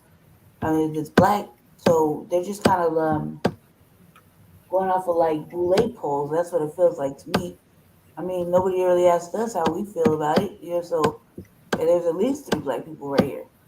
Not to mention, there's like what 4 in the chat, 3, 4 in the chat. Yeah. And nobody's asked anybody their opinions on it. So I think that black men should. First of all, I think everybody should vote for tangibles. Yeah, exactly. Because you can't get nothing without the tangibles. Men have a specific thing. You know, men have specifics that they are looking for intangibles from their candidates. You know, and they're not getting asked the right questions. And this fucking you know, get your booty to the polls or shaming and you know trying to get them to you know try to disrespect them to get them to vote is a played out move. Yeah. You know, so even you know we've seen it in many elections already. I me myself think that you know fuck it, just I mean take it back. Hold your vote. Hold your vote. Unless you got something tangible out of this, and for your specific area, to benefit you and your family, specifically as a FBA, you know, Freeman type S, they cut the check, whatever. I don't really see any reason to. It doesn't matter who. I mean, we've already seen 4 years of Trump, we've seen 4 years of Biden, and we haven't seen. You know, we've seen who's running on the Republican ticket so far. And who's running on the you know third party candidate, et cetera, et cetera. So it's not really all that impressive yet. And considering the people are still dropping out left and right, options are pretty slim, and I don't see anything really really stepping out and giving me like, wow, I must. You know what I mean? I have to. I gotta. My life ain't gonna be complete. I mean, at this rate, everything's either gonna fall apart, solve itself, create new deflection of problems. I mean, either way, they cutting the check. They're not speaking to us like that. They're not even trying to show policies. You know, and that's really important. Policy. What are you gonna do? It doesn't matter about experience, but what the fuck are you gonna do? And I mean, I don't even see anybody really asking them the hard questions. So it's just all we call it projected surveys, projected plans. You know what I mean? Like executives back. Well, at least you're back in. I know you're back in, but hey, welcome back. I think that talking about they weren't jiving with our thing. So control yourself. You'll be all right.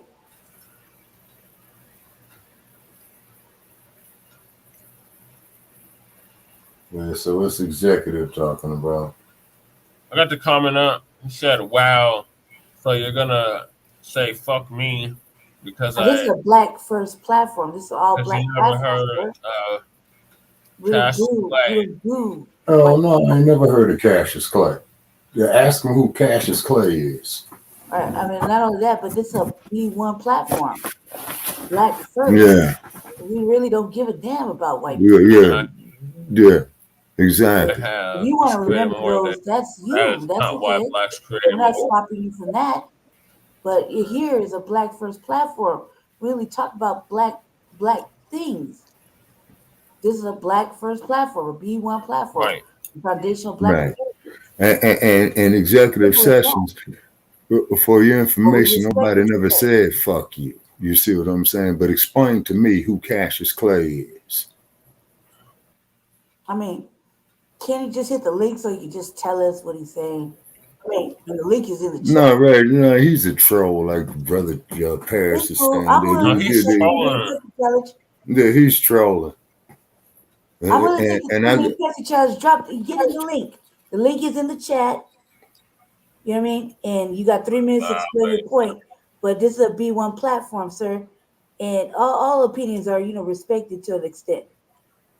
No, he thinks this is like the arena session where he's just gonna come over here and spit whatever babble he feel like spitting, and this is not that kind of party at 3 all. minutes and we kick you out.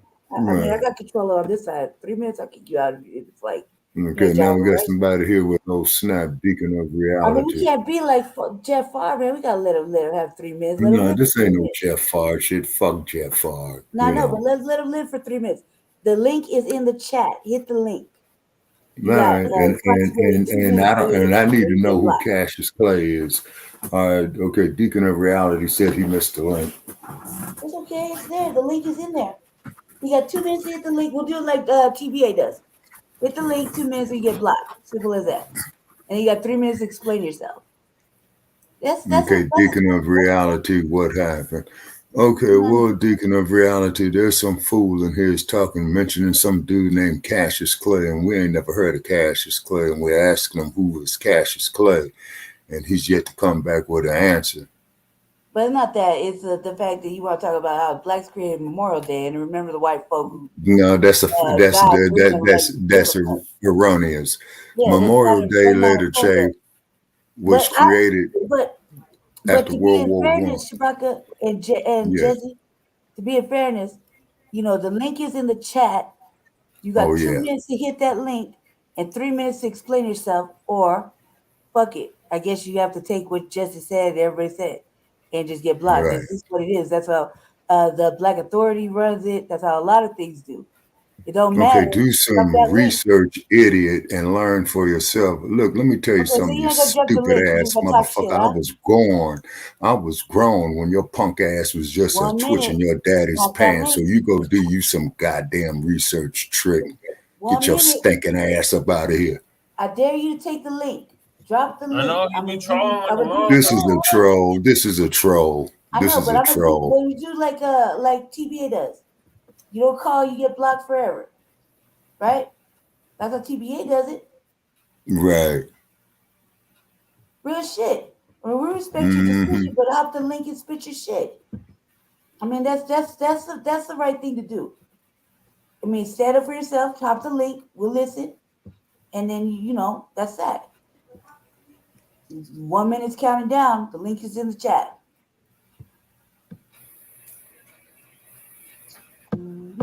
All right, moving right along, with our platform. Yeah, another hater. Yeah. Okay. Well, thank you for your thoughts. No, hold on. There we go. Okay. There you go. The link is now refreshed. Now you got a whole minute to get on. Yeah, Deacon of reality. Yeah, that's how the Black Authority run it. That's how a lot of people run it. And we respect your values. He always high. I don't know whatever he's smoking. It don't matter. Well, I could tell that idiot. It ain't no weed. That's for damn sure. He must be one of them sherm heads. Must be a meth head or something like that. I think what they call them. All right. Yeah. You got less than a minute. Anyway. Come on. I'm the only one advocating for you to come up here. That's he's got 30 seconds. He fucks about white people. All right. Well, okay. Moving right along. Have a good night, sir. We try to give you a chance. Yeah. Okay, carry on, Jesse. What's the next one? All right, so the next topic is my Broncos. Man. Who lost a great one.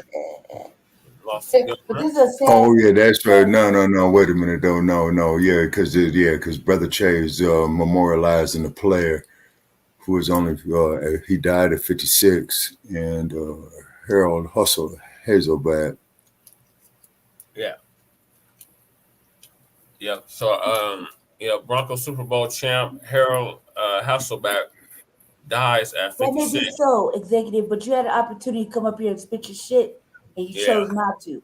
And that Executive sections. Why don't you go tell a bitch that bore you that had a bullshit? chance. Okay, and the raggedy stinking asshole should have swallowed, man. You You had a know. chance, my brother. You had a chance. Yeah, fuck that come up bitch here and his mama. do the right thing as You a man know. or Hey woman man, or whatever. can Get a you chance block to- that executive sessions? I'm sorry, Lady Che, because this dude is up here, man. You're just trying to talk bullshit. No, we gave You him know? a fair shot. We gave him a fair shot, and I'm the only one that really wanted to give you a fair shot to listen to what you had to say. But that's enough now, and now you got to go. Thank you for stopping by. We'll see you on the next one. Okay, carry on, Jesse Shabaka. Yeah, go ahead, Brother Che. All right.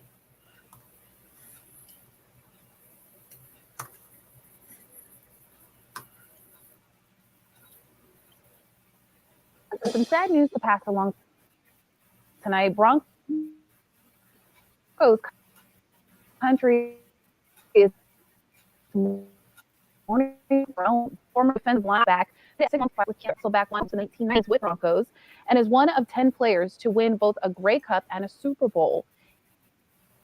He never missed a game during, and for grandchildren, Hasselbach was just 56 years old. Wow. Damn. So young. Yeah, man. I'm sorry to hear that. Played on the Broncos defense from like 90 to 2004. Okay. I have seen him. So he had a 14-year career. Okay. Yeah.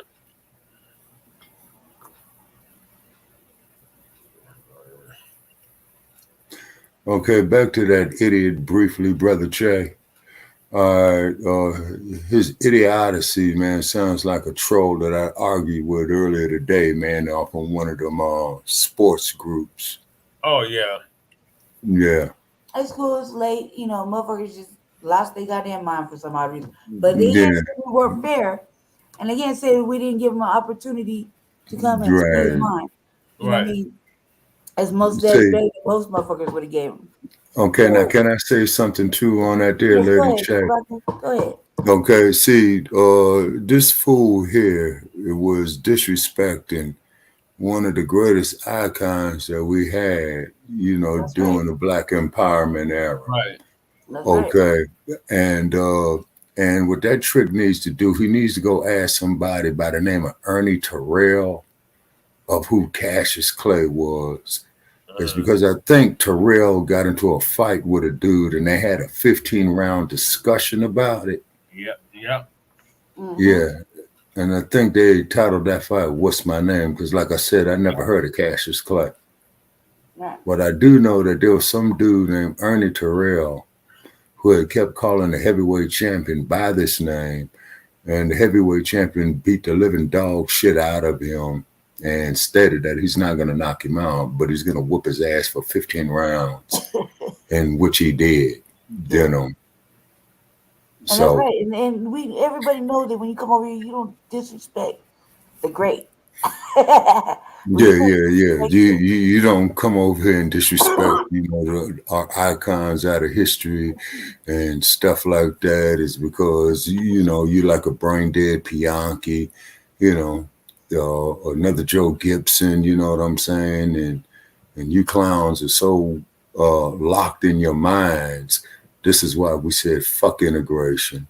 Is because y'all need to go on there and go join old Frog Face, the dude who had segregation yesterday, segregation today, and segregation tomorrow. Okay, so therefore he wasn't talking about Muhammad Ali. He was talking about this motherfucker from the Civil War who aided Russia. Russia came to aid of the Union, threatened war against Britain, France. They officially recognized the Confederacy. He was talking about one of the white abolitionists, but either way. He had a chance to explain it. Oh, okay. So this was so basically what we had right there was a white supremacist that trolled us. No, he's black. Either way, he had a chance to explain himself, and we were fair. Okay, so this is an individual. We'll let you up, brother. Okay, so this is an individual who's full of self-hatred. To Frontline Black News, Chicago Black Experience, and the Revolutionary Agenda. Welcome. Okay. Executive, you got the floor. Unmute yourself, Jesse, brother. what's up with it? What's cracking?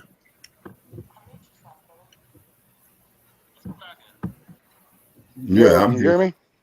Barely. Yeah, we can hear you now. Jesse, can you hear me? Yeah, what's cracking? Hey, yeah, what's popping? Hey, first of all, nigga, you ain't got to disrespect my mama and everybody because you don't like my point. Man, of fuck you, man. What's wrong with you? Nigga, sitting there online talking about maybe mamas and all that shit. So what, nigga? We talking about some online nigga. Stop disrespecting my mama, you bitch ass nigga. You's a bitch. You used to talk like that online. Like I said, nigga, you got the chance, you don't know who Cassius Clay is. Stop. Because you don't know who Cassius Clay is, nigga. Just go look him up online, you fucking asshole. You ain't got to go through all that, you bitch ass nigga. What's wrong with you? You online, nigga. What's wrong with you? You don't know me, nigga. This ain't the arena, nigga. You don't just come on here spitting your bullshit. What's wrong with you, you bitch ass nigga? What is fucking disrespecting people because you don't like the fucking place? I'm still waiting on your bitch ass to come out to Denver and tell me that shit to my face, nigga. You never do that, nigga. All you do is troll, nigga. You's a bitch ass troll. Nigga, find something better to do with your time, nigga. All you do is troll. You have nothing better to do because we troll, nigga. So Jesse, man, you got a problem now? I'm gonna make this troll, nigga. Jesse, we got a problem now? Stop trolling, nigga. I got a problem with your bitch ass trolling, nigga. Why you always get on my trolling, cuz? This ain't the arena. You dropped the link, you bitch ass nigga. Do you want to hear or do you want to? This ain't the arena, cuz. You's a bitch. You's a bitch. I give you a chance. Man, niggas for that fool, man. Call disrespecting niggas online, nigga. You niggas is bitches. Yeah, you is. You don't know who Cassius Clay is. Every time you get on the fucking channel, you disrespect, nigga. You get your ass on you can agree with all the other stuff. I say one thing you don't agree with. And you get on here and talk some shit, nigga. Stop trolling, nigga. Find something better to do with your time. This ain't it, nigga. You're not fools, nigga. You want to support that coonery and buffoonery, go somewhere else, cuz. Not the place, man. He's a bitch, man. We don't give a fuck about no white aborigines or aboriginals or abolitionists. We don't give a fuck about none of that shit. We're about black people, nigga. Use the bitch. Get off our program, nigga. Exactly. This ain't the arena, nigga. Y'all be getting this shit tangled and twisted, cuz we're black first over here. We're not fucking coons and buffoons over here, cuz. Exactly. Stop the bullshit. And come correct if you gonna come on our shit. I gave you a chance to come up here. I'm the one that said, come up here and spit your shit. I'm the one that wanted to know what you had to say. But you got to come up here and be disrespectful. What the fuck you think you is, cuz? I don't give a fuck what you talking about with Jesse. I'm telling you, I gave you a fucking chance. I dropped the link. You over there talking about some old weirdo white shit. We ain't feeling it. This is a black first platform. You don't like it. I give you fucks. Back it on up. You ain't gonna do shit about it. You know, I know you ain't gonna do shit about it because I'm a real one. I know I'll do some shit about it. But you could stay down there. You can apologize and you can come up here and politely explain yourself. And we can sit back and listen. Or you could just get fucked and move on to the next day. I can give two fucks what you say. But you ain't gonna come up here. He ain't gonna come up here being disrespectful. You don't do it over there, wherever you are. We are polite.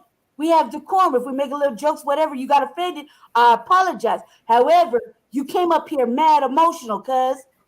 Mad fucking emotional. Well, he started the first offense. Would you like to explain yourself? Would you like to explain what you're talking about? Because we would like to hear you.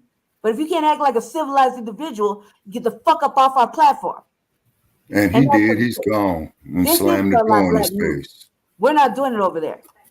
We will give you a chance. You better go talk to Pianki. Good. All right, then they'll take that as a hit. Bounce.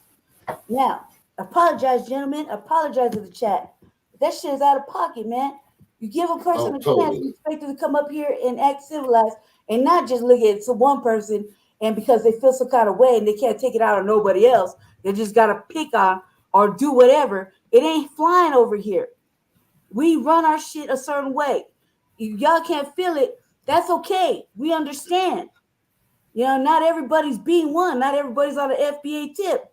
That's all right. Everybody's open to their motherfucking thoughts and opinions.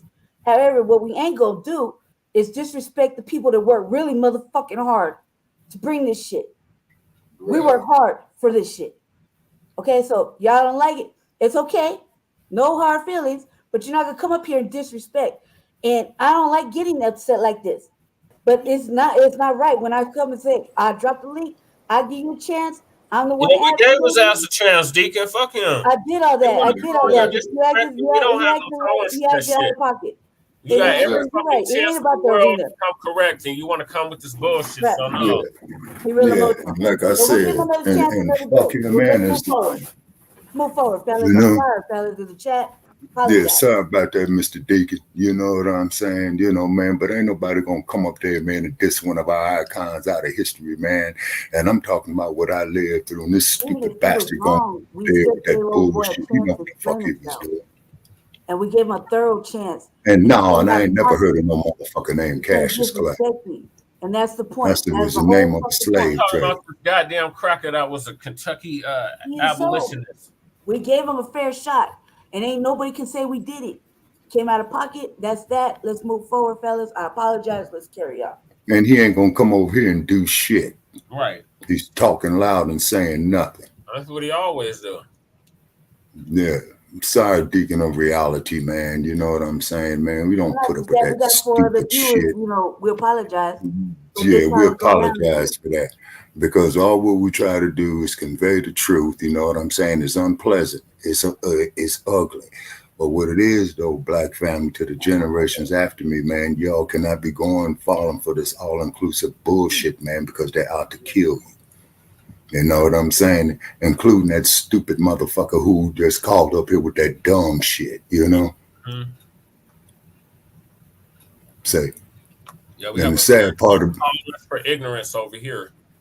Yeah, and this fool, okay, he got hit with a sexual assault case. You was telling me there, Brother Chad. Yeah, that's the next topic. Yeah, so Mr. Howard and Harald Hasselbach, you will be missed. Oh yeah, absolutely. I salute to you.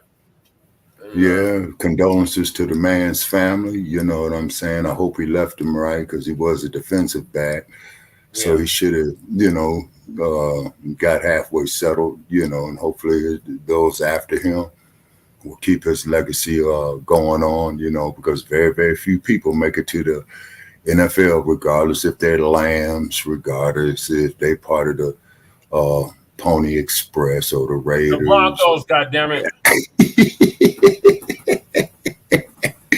But it takes a hell of a lot of talent to get off into any type of professional sports. And once again, this is why I would say to this stupid bastard out here, that's why I ain't never heard of no Cassius Clay. Why don't you ask Ernie Terrell Trick who Cassius Clay is? Yeah, go ask Ernie Terrell who Cassius Clay is. Man, he talking about this cracker that was an abolitionist in Kentucky. Man, there wasn't okay, I think that, there was a dude by the name of Clay, and his name wasn't Cassius Trick. Not you, Brother Chad, I'm calling him the Trick, okay? All right, I think it was Henry something Clay. No, I looked them up, Shabaka. Yeah, it don't matter. I mean, we feel we feel Shabaka. But either way, we gave him a chance to explain whatever he wanted to explain. Right. And he chose to fuck that off for tonight. Hey, it is what it is. Right. We'll try again next time. Or not. We'll see. You know what I mean? Yeah, idiots like that, man, we don't even waste our time with. I know, that's definitely resurrection of the mental dead. Exactly. That is precisely, Brother Jay, that is precisely my point, man. What I mean by resurrection of the mental dead right there that we just witnessed about 10 minutes ago. That is one mentally dead Negro. And I don't hate that brother. I feel sorry for him. Whatever he's smoking, he just stop. Yeah, he do. Man, it's late, motherfucking that 211 late night curve just got him tripping. Oh, Either that way, booze, huh? Yeah. either way. Let's talk about Eric Adams, man, and this 30-year fucking sexual assault case. Oh, he looking like he Oh, crying. TT, Eric Adams. look You at can't TT. believe it. I can't believe it. Oh, they got me. We're going and remember, resign, Trick. And I Eric was so Adams, go wasted. ahead, resign tomorrow, man. Go plea bargain, man. It was probably some raggedy ass looking broad, man, that looked like worse than them broads that falsely accused Bill Cosby. You know what I'm saying? And them was some ugly broads. Yeah. And I don't mean no disrespect, ladies, but them ugly broads that falsely accused Bill Cosby, I wouldn't let them suck my dog's dick. So yeah, we're gonna let TD Hip Hop get to it. TD Hip Hop gonna give us the rundown on Mayor Right. Eric Adams of New York City's sexual assault lawsuit signals the end of his reign. So like he's gonna be a one-term president, mayor. Yeah, man, hopefully they'll get him out of office quicker than that. Hopefully he'll resign and then he'd have to turn it over to the deputy mayor, I think. Yeah. But I don't know how the city charters of New York is set up. Yeah. Oh man, we froze again. Yeah, look at Okay, what's going on, everybody? We're Saturday. here. We're live. I want to thank you all. If you can hear me clearly, please drop a 1 in the live. Oh damn it! It froze again. Can y'all hear me? Yeah, I hear you. Yeah.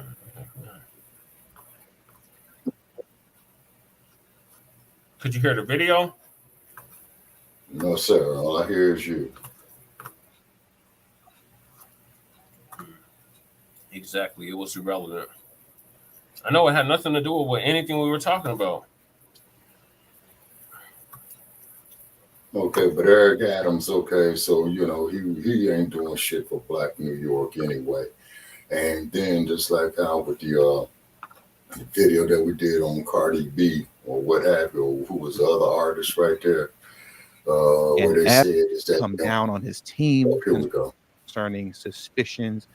We've seen everything come crashing down for Eric Adams now. Everything from a multitude of mainstream media hit piece articles. Can you hear it? We've seen multiple of his colleagues, DNC colleagues, come out against him, accusing him of dangerous xenophobic rhetoric. We've seen FBI raids and investigations come down on his team concerning suspicions around his campaign funding, possibly campaign fraud coming from overseas. And now this. SA lawsuit. An SA lawsuit that hit the press on Thanksgiving, no less.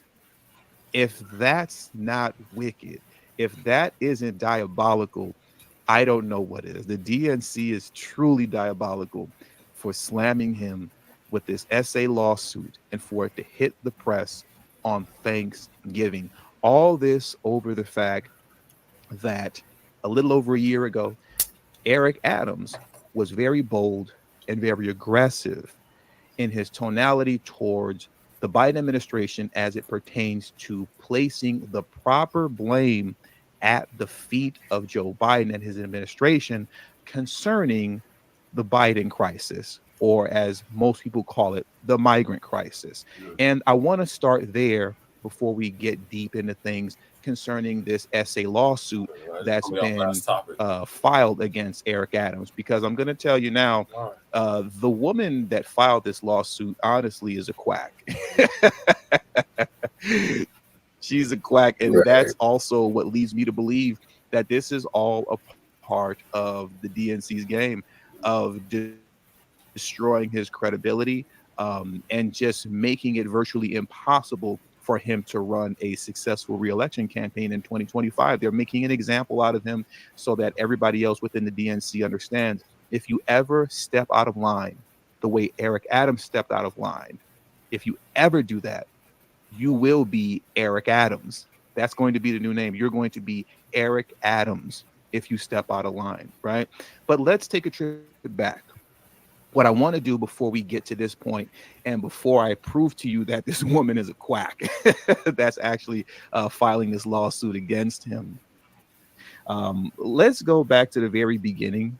And this is the video and the press conference that really set everything off for Eric Adams when he first got bold and started to blame at the feet of the Biden administration. Let's take a look at this real quickly. It's only about 2 minutes long, and then we'll get back into the discussion.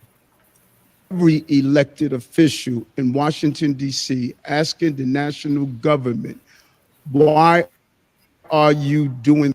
Let me rewind that back just a little bit. My apologies.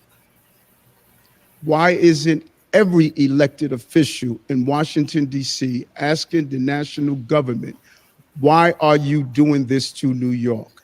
The national government has turned its back on New York City, and we have to ask that question. Okay. They just started asking that question.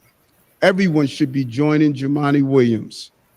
Instead of standing on the steps of City Hall, we should be standing on the steps of the White House and asking the national government, what are you doing to the city of New York? As it currently stands, our national government has abandoned this city, and the actions or inaction can undermine our entire city. Everything we fought for is in jeopardy if we don't get this right. Mayor, for just a quick follow-up, Mayor, for you by the White House or DHS about why they have not provided the federal relief you're seeking? Still don't know why. We've constantly heard your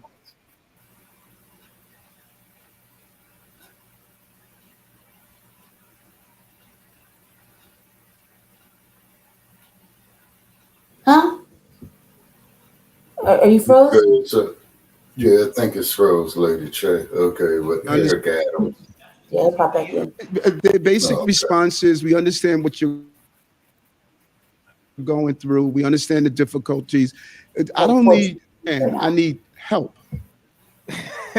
That part was always funny to me when he said, we understand your pain. We understand your pain. I don't need you to understand my pain. I need you to run me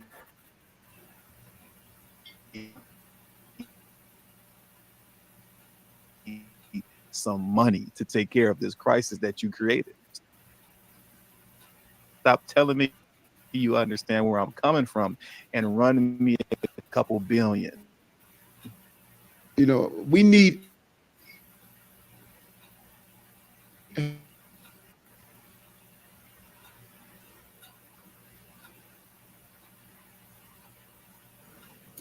right now it's 14 degrees and dropping. Down this old things from the federal. You guys, 28 degrees to 14. New York is to understand. Yeah, it's still 37 here. Imaginable how this can destabilize our city. All the work that we've done to recover our city, this could destabilize New York City. Now, from that point on, he carried on with the aggression, and he carried on laying the proper blame at the feet of Joe Biden and his administration. And he was very bold, thumping his chest, and arrogant in doing so too. What I'd like to play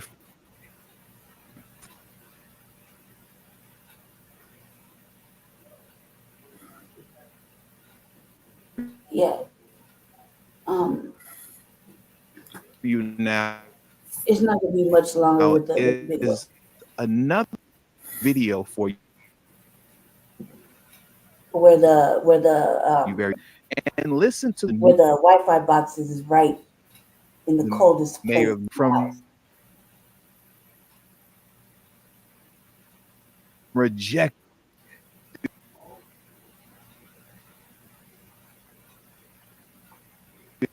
thumping his chest heavy before everything all came crashing down.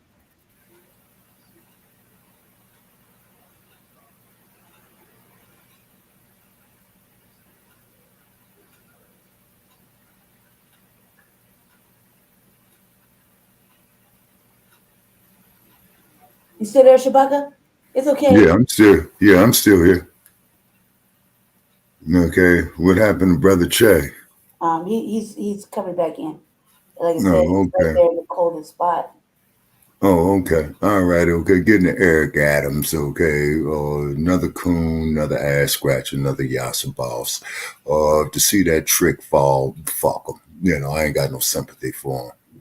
See, what has come now, Lady Che, I'm at the point right now that since we're getting ready to start season 9, okay, is that these assholes like Eric Adams, like the idiot that called in this evening, Pianki, them type of fools, we're just going to start turning our backs on them. You know what I'm saying? And it's going to be, hey, man, you know, use a fool, use an idiot. You want to believe that bullshit, that's up to you, you see. And then on top of it, I've been all across this internet. Everybody knows that there was no such dude by the name of Cassius Clay. You know, he dropped the slave name of the raping slave, of the raping slave trading pedophile that owned his family. You see, why can't these brain dead ass Negroes see that and appreciate that? You see, like Eric Adams, okay, like that Brandon clown in Chicago right there, like Uncle Tom Bradley in Los Angeles, like Karen Bass with her ancient mama ass. You know what I mean? Yeah. See, you know, and I'm gonna start calling these motherfuckers out for what they are, is because see, time is of the essence, and I don't want to see y'all's generation be more twisted, man, than what these brain dead niggas is right now. Man, it's sickening. Right. You know, it's kind of like Brother Paris is that cooning and ass scratching and yassa boss, and it's becoming a normalcy now. And then of course, like when they want to denounce their African heritage, you know what I'm saying? Oh, I's an American. No, nigga, you ain't no goddamn American, because if you was a fucking American, man, the damn police would not be murdering you the way they are. If you was a goddamn American, man, you know, they wouldn't be trying to feminize black men. If you was a goddamn American, Hollywood wouldn't be trying to make our damn women ghetto gaggers and bed wenches. If you was a goddamn American, man, you wouldn't be having these ragged ass bras like Candace Owens with her miseducated ass. You know what I'm saying? Yeah. Well, yeah. Well, if you were, if you were an American, you was brought here as property or viewed upon as property, you know what I'm saying? You know, when the European got here, who did not know how to wash his ass, he did not know how to bathe, the nasty motherfucker did not know how to cook. And what does he do? When the people welcome him here, hey man, you know, on Thanksgiving, sit down, let's eat. You know, and what these diabolical bastards do, let's give them smallpox. Let's give them fire water. Let's go violate their women. You know, see, these is diabolical bastards with that shit. You see? And then when you get idiots like Eric Adams, Brandon in Chicago, Uncle Tom Bradley of Los Angeles, Karen Bass, Kamala Harris, oh man, I could just go on and on and on and on and on, man, about all these coons that you had, you know, over the years. You see, and this is why we created the hashtag resurrection of the mental dead, because see, these are some mentally dead motherfuckers. The whole psychology, prognosis, or whatever that you want to call it, about these individuals. Yeah, thank you, brother. There we go. Yeah, the crackatosis disease. I mean, this is a deep disease, people. Yeah. I mean, this is really deep. And then the sad part about it is, Brother Paris, my generation was trying to come out of that. But then they reaffirmed it and they came back with a counterpunch on it, you know, with the massive influx of the drugs in the black community. Yep. You see what I'm saying? You know, they did that. And then with the hip hop, now don't get me wrong, I appreciate the art of rhythm and poetry. I think it's cool. Yeah. But gentlemen and ladies, please change the lyrics of that shit. You know what I'm saying? Who owns the industry and who allows that? Well, yeah, yes, sir. Yes, sir. Yeah.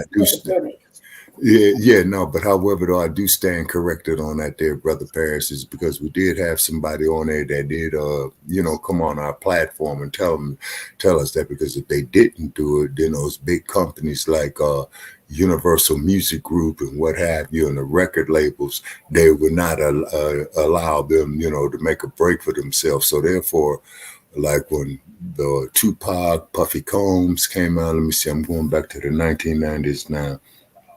Snoop Dogg and them, and Ice Cube. East Coast, West Coast war. Yeah, exactly. See what you right. And then I think there was a brother who did explain that came on there with Kevin Barnes a few weeks back. Yeah. You see what I'm saying? And so they really though could take that genre, man, and make it very, very positive. Now, you got Puff Daddy, who's getting ready to get caught up in a world of shit. Okay. Yeah.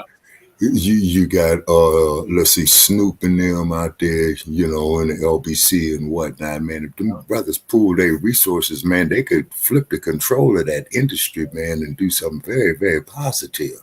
Yeah. But it would take them about 10 or 15 years to do it, man, because they would have to get their stakes in the ground, for their foundation to anchor it. You see what I mean? Because isn't that there with Michael Jackson was going back and forth, man, with the Beatles song books? Right. You see what I'm saying? See, so learn from Michael Jackson. You see what I'm saying? Because Michael Jackson, man, he was the most recognized face on the planet, man, besides Muhammad Ali. Yeah. See, when Muhammad Ali was in his heyday, man, he was the most recognized face on the planet worldwide. Yeah. You see? And if you got a recognition at that level, man, you could do some moving and shaking. Mm-hmm. And I might not get there with y'all, man, but we as a people can get there, to paraphrase Dr. King. But I might not see it, you see. I'll be gone in glory by then. But what I'm saying is, though, for the generations after mine, man, you all could definitely make this power move. And that means you could start acquiring some land, which means we could start acquiring, growing our own food and get rid of these goddamn GMOs and take a diabolical bastard like Bill Gates and put him where the fuck he belongs, in jail. Human rights violations. Right. You see what I'm saying? Same thing with Jeff Bezos. They're selling us bullshit and they want to fly to the moon. So Jeff Bezos, Bill Gates, you know what I'm saying? The next time you guys get on your damn space rocket and put Elon Musk up there too, please fly that motherfucker directly to the sun and do planet Earth a favor. You know what I'm saying? Because you motherfuckers are sick. You got too much goddamn money out here. Number one, people are starving, got all kind of diseases and whatnot. You sons of bitches is out here planning pandemics, synthetic food and whatnot, manufacturing food designed to kill us. Right. And we supposed to sit there and go for that shit? No, man. We all got a right to live. You know what I'm saying? We all got a right to live. Even raggedy ass motherfuckers like Joe Gibson and Bianchi. Oh, wow. Yeah. Yeah, I know. So Eric Adams, we got to get back to Eric Adams, and that's going to be our final topic. Right. Eric Adams, vote his ass out of office. Hopefully he gets convicted of the sexual assault. Everything all came crashing down. The mayor of the city of New York. I was in Qatar the other day, and he said, and the mayor stated that there's America and then there's New York City. And what people expected, they expected me to fit in, like being the mayor, being the borough president, being a state senator, being the captain of the police department. That's my glory. That's not my story. My story is being dyslexic and bullied as a child. My story is being arrested and beat by police officers. My story is being rejected. And so when I came here and became the mayor, it's not because I came from a family of prestigious people. I came from a mom that cleaned houses. And so when you could have someone that's arrested, rejected, dyslexic, and now I'm elected to be the mayor of the most powerful city in the country, you walked in. Yeah. You walk, you got this. He's Man, look feeling at all himself. these He was coon feeling ass himself. It was motherfuckers all right good there. just a week Karen ago, wasn't Bass, it, Lori Lightfoot, ass scratcher right there in the street. Yeah. That's good, man. That's good. How could you? There too, How could you not have a level of you sit in front?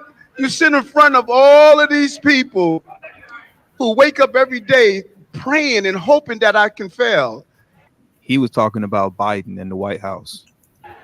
They I want to play that part back one more time. You sit in front of all of these people who wake up every day praying and hoping that I can fail. They watch me navigate the COVID crisis. They watch me navigate 52,000 people coming into our city without one penny from the federal government. They watch me decrease crime in my city, deal with homelessness in my city. The bond ratings, Fitch, raised our bond to a AA. I'm the CEO of the largest corporation in America, and my bald head, earring wearing swagger is running this city my way. My way. That's swag. Yes, sir.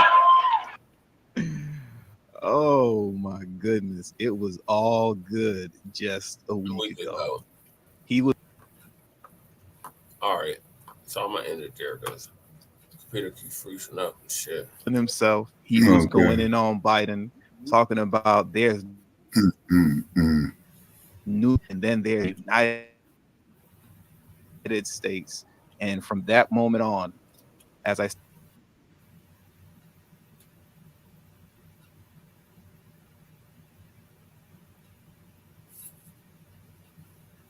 froze up on you, but brother. a multitude of own Democratic Party colleagues come out against him, saying that he's spreading xenophobic hate speech, or I should say xenophobic rhetoric. We've seen FBI raids and investigations come down on his.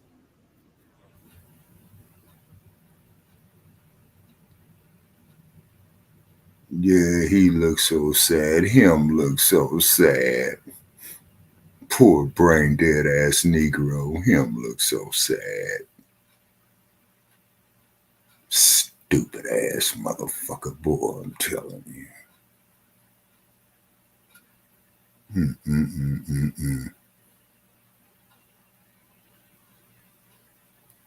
Yeah. And then the sad part about it is, Black family, is that fools like this, you know, we got to turn our backs on these cats. Him, Karen Bass, Mayor of Chicago, you know what I'm saying, London Bridge over in San Francisco, these sorry careers, sorry black ass politicians who are selling us down the toilet, you know what I mean? And these other groups look at this and they laugh at us, Black family. They literally laugh at us. They say, but on a collective basis, we got our own selves to blame. You see, we got to start holding these motherfuckers accountable. So when we get stupid motherfuckers like that who called in earlier this evening, they're going to get cussed out like that all the fucking time. This ain't no fucking game to us. All of us here is putting our minds into it, our money into it, our spirit into it. This ain't no damn comedy show. We trying to do something, you know, for our people right here. And see, and look at the 4.5 hours that we put off into this right here. And look at the other hours we're going to put into Okay, so is the video done? No. Looks like it's done. Is the video still on, Brother Chad? Playing in the background, but y'all can't All see right, cool. Let's close it out, Jesse. All right, yeah. We can start this up part 2 tomorrow. Yeah. Or later on today. Yeah, all right. we got a busy day. All right. So give your closing statements. Go ahead, Shabaka.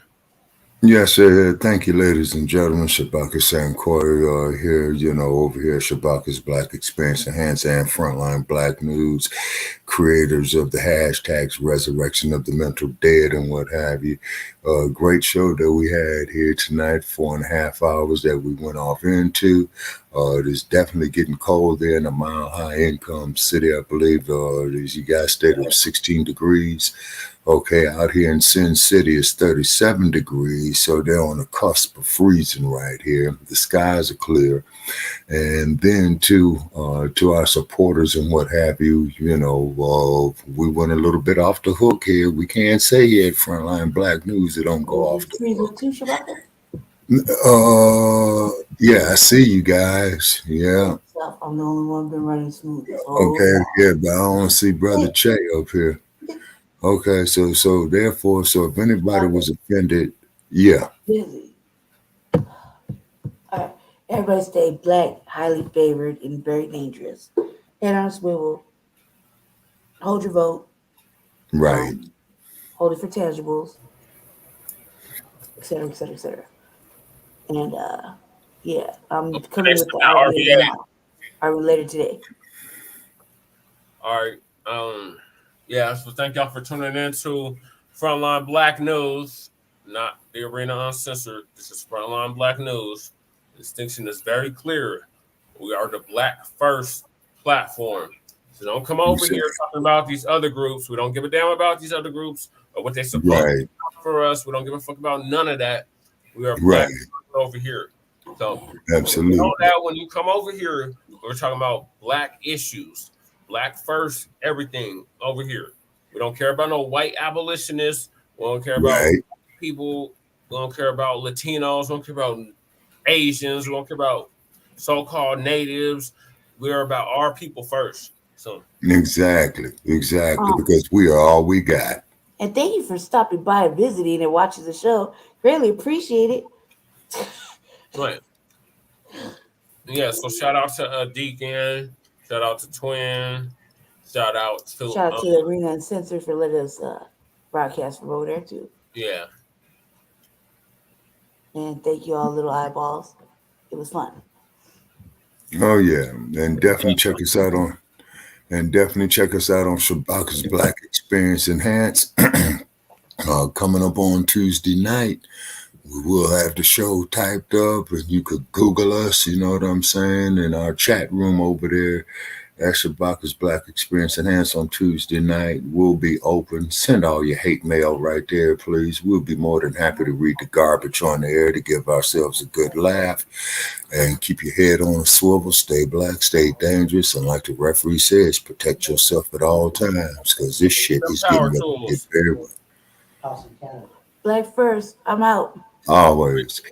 All right, so season 3, episode 34, or Tray 4, part 1 of the Frontline Black News. We'll be back later on today with part 2 of season 3, episode 34 of the Frontline Black News. So stay tuned for that. In the meantime, make sure you like and subscribe to all of our platforms. Frontline Black News on YouTube and Facebook. The Revolutionary Agenda on that comes out today Facebook. Too. And Shabaka's Black Experience Enhanced on Facebook and the Tweety Bird X. Oh, if you want to see the RVA, you got to go over there and subscribe, because I'm not on this streaming platform that everybody's on right now. Okay, so I had to go to YouTube. Agenda. It's live. Okay, so we had to go to YouTube, right? Yeah. Okay. All right. Okay. All right, folks. Okay. Farewell from the Mile High Income City. And Sin City here in Las Vegas, Nevada as well, too. All right. I'm out.